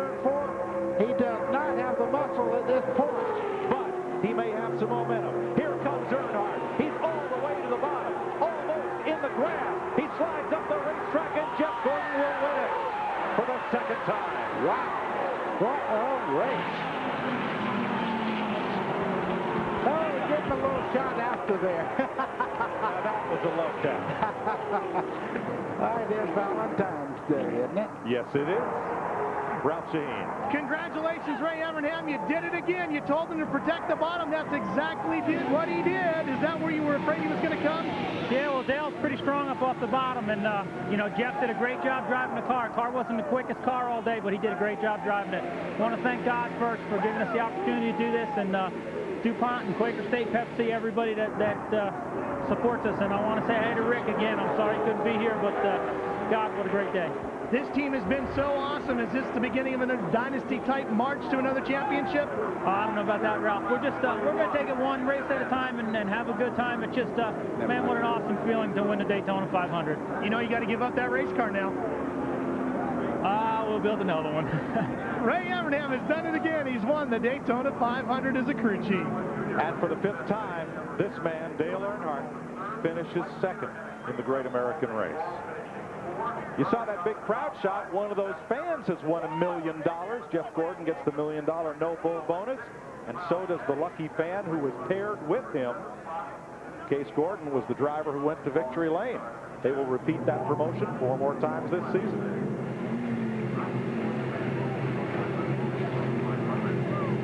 He just hung around in there all day, and when the time came, he'd done that so many times. Ned, he didn't lead a lot. He led 6 laps in the first 20 and then came back to lead the last 11 laps. They made him work for it. Oh. He's just giving a little smoke job coming down through there. The rear wheel spinning, smoke flying out the back of Jeff Gordon's car. Second victory in 3 years for the Pittsburgh, Indiana driver who started at age 5. Winning races in quarter midgets, moved up to midgets. At age 14, he was driving a 1,000-horsepower sprint car and winning with it. He went to ask for his first sponsorship. The Valvoline executive said, "How'd you get here today?" He said, "My mom drove me." That was good experience for the man that Forbes magazine this fall called the biggest one-man marketing machine in sports. Dick Berggren. Well, Dale Earnhardt surrounded by media. Let's just jump in and hear what he has to say. Dale? Earlier on, you had some problems earlier on, and then the car came alive. We had an ignition problem earlier on, and the car just wasn't running up to par. It just wouldn't get up to speed, and we finally switched boxes, and the car ran a lot better. But it came up in the draft there at the end, and we were just trying to work. I'd want to get with Skinner, try to work with him, but I couldn't, and he couldn't get with me, and we just was trying to do all I could do, just get to the 24, and his car was pretty strong off the corners, and if I could have just got to him off the corner, I might have got under him, but I just couldn't get there. Came close, though. What happened at the very tail end, those last couple laps when you were trying so hard, Dale? Got beat. Got beat. Dale Earnhardt, second for the 5th time. To Ken Squire. He is still in the car. Brooke is right here. She walked by me and said, "What a race." Indeed, $2 million richer.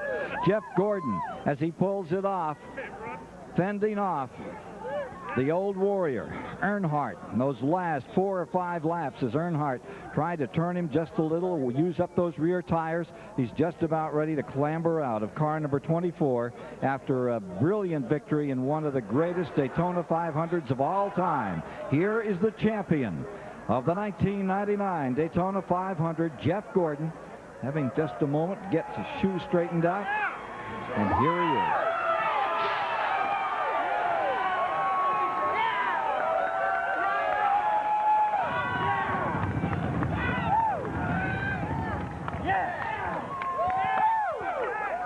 Jeff, those last 10 laps, what a race.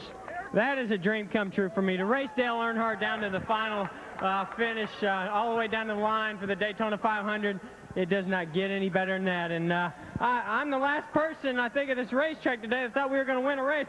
I certainly didn't have many friends out there, but I had one strong race car, and I tell you what, I'm glad Ray Evernham and all these Rainbow Warriors took 4 tires there at the end because the car was handling great. And man, I want to thank Dale for a great race.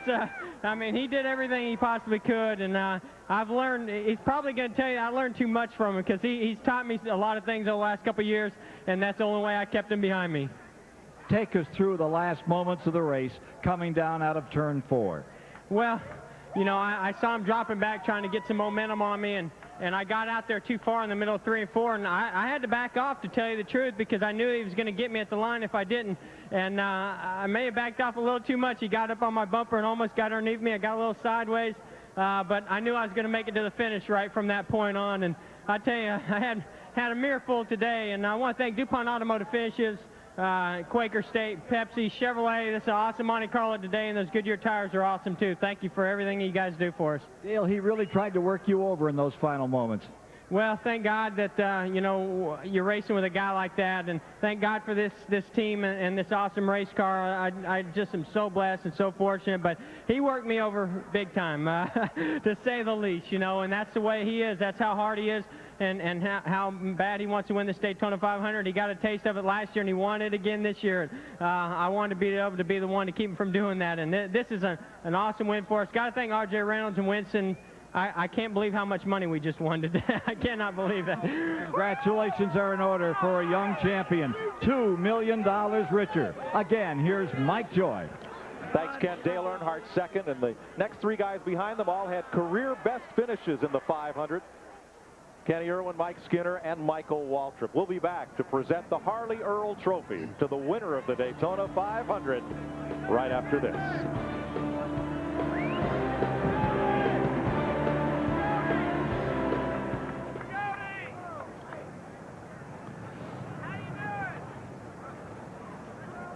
I'm going to tell you, he is good.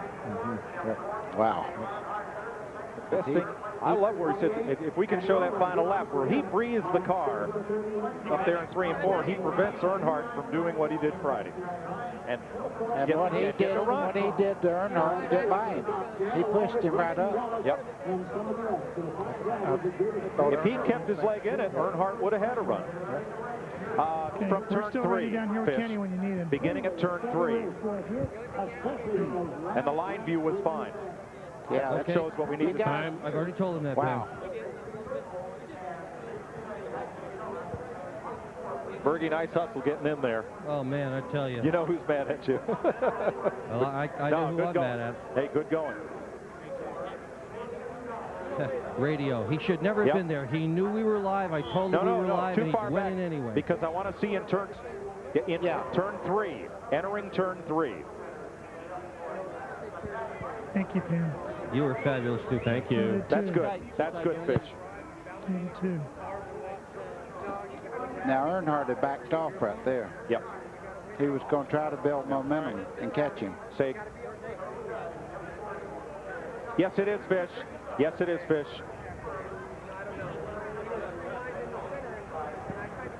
Harley J. Earl, Daytona 500 trophy presentation.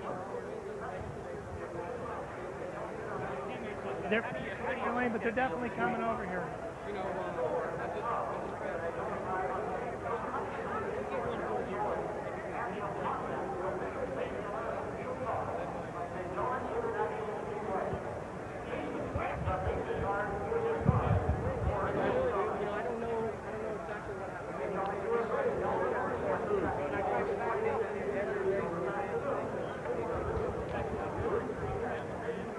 Well, I'm going to tell you one thing. While we're away, if we didn't build some excitement in that last bit, I'll give them 50 different. Replay. Yes, fine. It don't matter. I've regular. Thank you. Regular speed.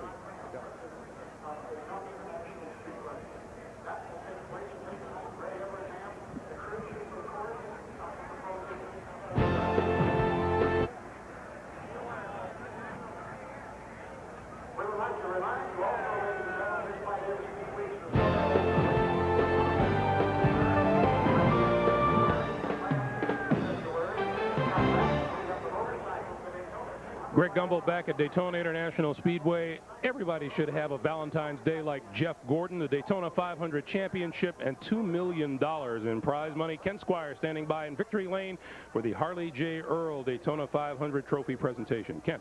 Yes, indeed. This is what it's all about. $2 million, sure, but your name goes on this and perpetuates your victory in the 41st annual Daytona 500. John Graham, the president of the Daytona Speedway, to make the presentation to Ray Everham, the crew chief, to Brooke, and to Jeff Gordon. Sir? Jeff, Ray, Brooke, Mary, Rick and Linda Hendrick, John and Kathy Hendrick, the Harley J. Earl Trophy, symbolic of the champion of the Daytona 500. Congratulations, and we will also inscribe your name again on the permanent Harley J. Earl Trophy for fans to see in Daytona, USA, along with your winning 24 car. Congratulations. Thank you. Thank you. Hey, I want to say hi to Rick and Linda at home. You know, I know they're watching, and I know he wanted to be here really bad today. We got John and Kathy here, but thank you guys for what you do, and I tell you what, God is just blessing all of Hendrick Motorsports, and I can't say enough for all of our sponsors: DuPont Automotive Finishes, Quaker State, Chevrolet, GMAC, Kellogg's, you know, everybody that makes this happen, Pepsi. It's just a treat to be able to get behind the wheel of that race car. And this guy right here, Ray Everham Repairs, and it was a great race car today, and those Rainbow Warriors kept us in it all day. It's a great feeling. I can't believe it. Ray Everham, Brooke, and Jeff Gordon here to receive the Harley J. Earl Award. Let's go back to Greg Gumbel. Ken Squire, thank you. Jeff Gordon, victorious here in the 41st running of the Daytona 500. We'll have final results for you when we come back to Daytona International Speedway in just a moment.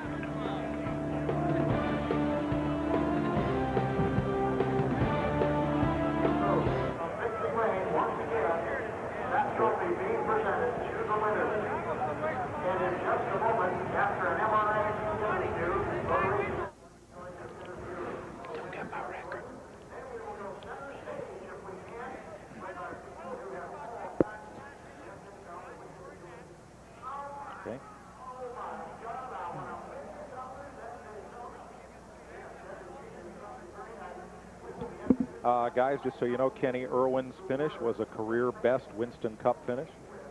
Whoever has Kenny. Okay, thanks, Mike.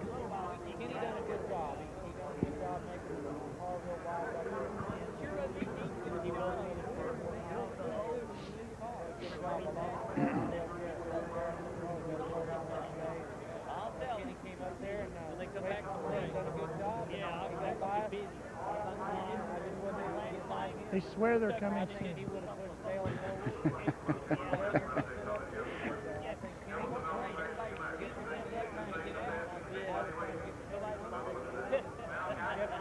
Yep.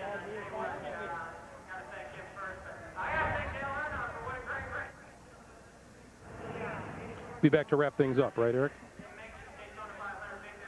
All right.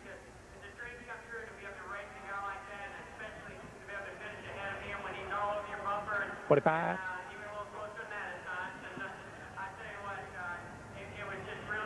Tiger Woods still in the lead?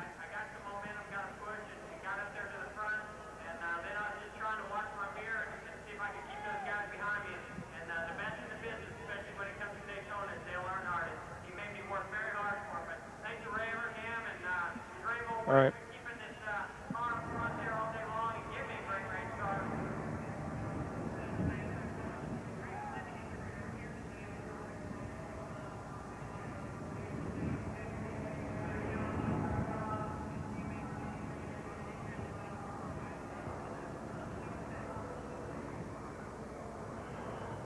The duel between Jeff Gordon and Dale Earnhardt was won by Gordon. You see the Gordon crew reacting along pit road.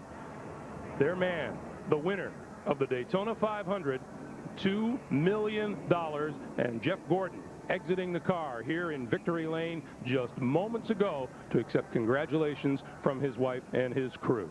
Let's go to Ralph Shaheen. Well, Greg, it was a career best finish for Kenny Irwin, a tremendous run today, Kenny, but I have to ask you, what took place with you and Dale Jarrett? Was there contact? You know, I don't think so. He was 3 wide in the center, and getting into 3, I just tried to back off a little, and I don't know if I actually hit him or if the air got off his rear spoiler, but, you know, it was a terrible thing that happened, and at the end of the race, you know, we were there, we put ourselves in a position to maybe win the race, and we come up 3rd, which is, it's not bad for me. Dick Berggren. And I'm with Mike Skinner, who had a great run this afternoon to finish 4th. You were 3 wide, it seemed, all afternoon. What's it like to be in one of those deals? It's pretty crazy, Dick, I'll tell you.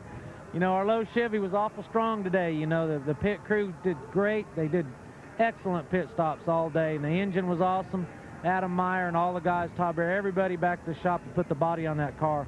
Man, that thing would go through the air. It was really a awesome deal. The car ran good. The pit stops was good. We did everything but win the race. We just come up a little bit short, Dick. Was your heart pumping like ours was pumping those last few laps of the race? My fist was pumping and my heart was pumping, and I was trying not to run my mouth on the radio, and yeah, I was a little bit excited there, but you know, it's the tail end of the line is not the place you can pass from, you know, unless they all get sideways up there. And I was kind of hoping that they'd all kind of get 2 or 3 wide, and we was going to try our famous outside move that usually works for Bobby Labonte, and he taught me well, but it didn't work today. Good run. He'll win some this year for sure. To Greg. Hearts are pumping all over Daytona this afternoon. Skinner and Gordon battling just prior to the finish of the race, won by Jeff Gordon. We remind you, coming up next here on CBS, final round coverage of the Buick Invitational. We'll come back to Daytona with more right after this.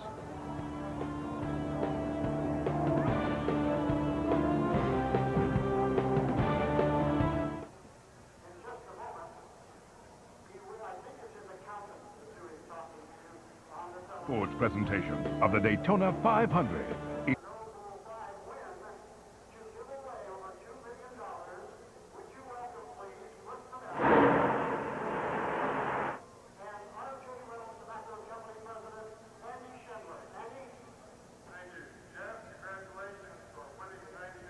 Right.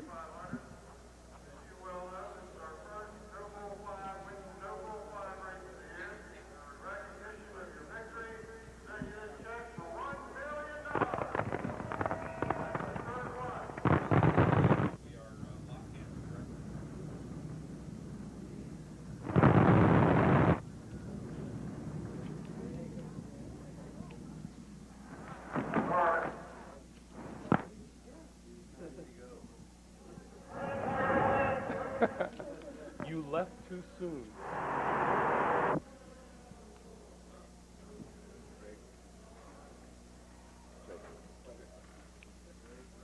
Nice finish, wasn't it? They really put on a show.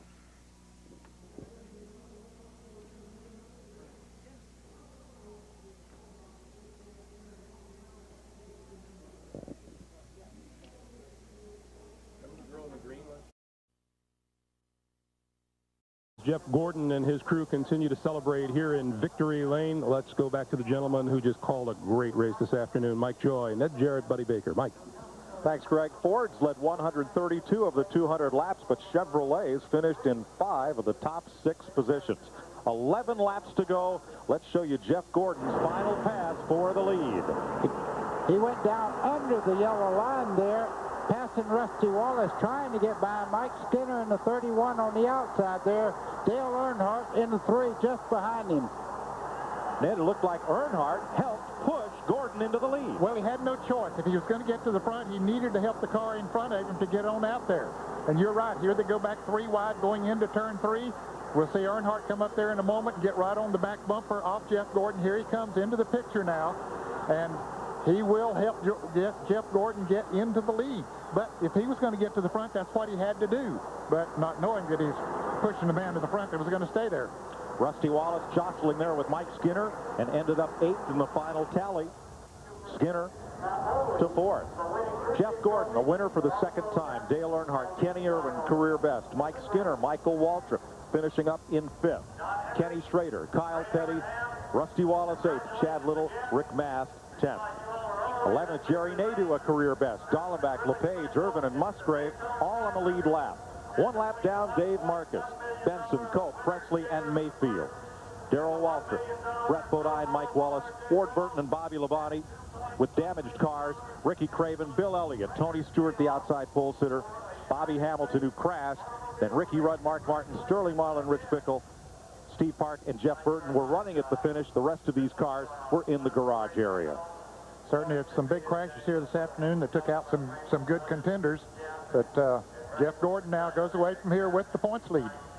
And Dale Earnhardt, he says this is his best year to pick up that 8th championship. He's second. The Winston Cup points mirror today's race results, and for the Winston Cup drivers, it's on to Rockingham, North Carolina next week. Jeff Gordon, for the second time in 2 years, champion of the Daytona 500. Mike, thank you, and that wraps us from here. For Ken Squire, Mike Joy, Buddy Baker, Ned Jarrett, Dick Pergrin, Ralph Shaheen, and Bill Stevens, I'm Greg Gumbel. So long from Daytona International Speedway, where Jeff Gordon has won the 1999 Daytona 500. Join us next Saturday for men's NCAA basketball action. Some of you will see Kentucky taking on Arkansas. Others will see Miami matching up against UConn. Coming up next, we...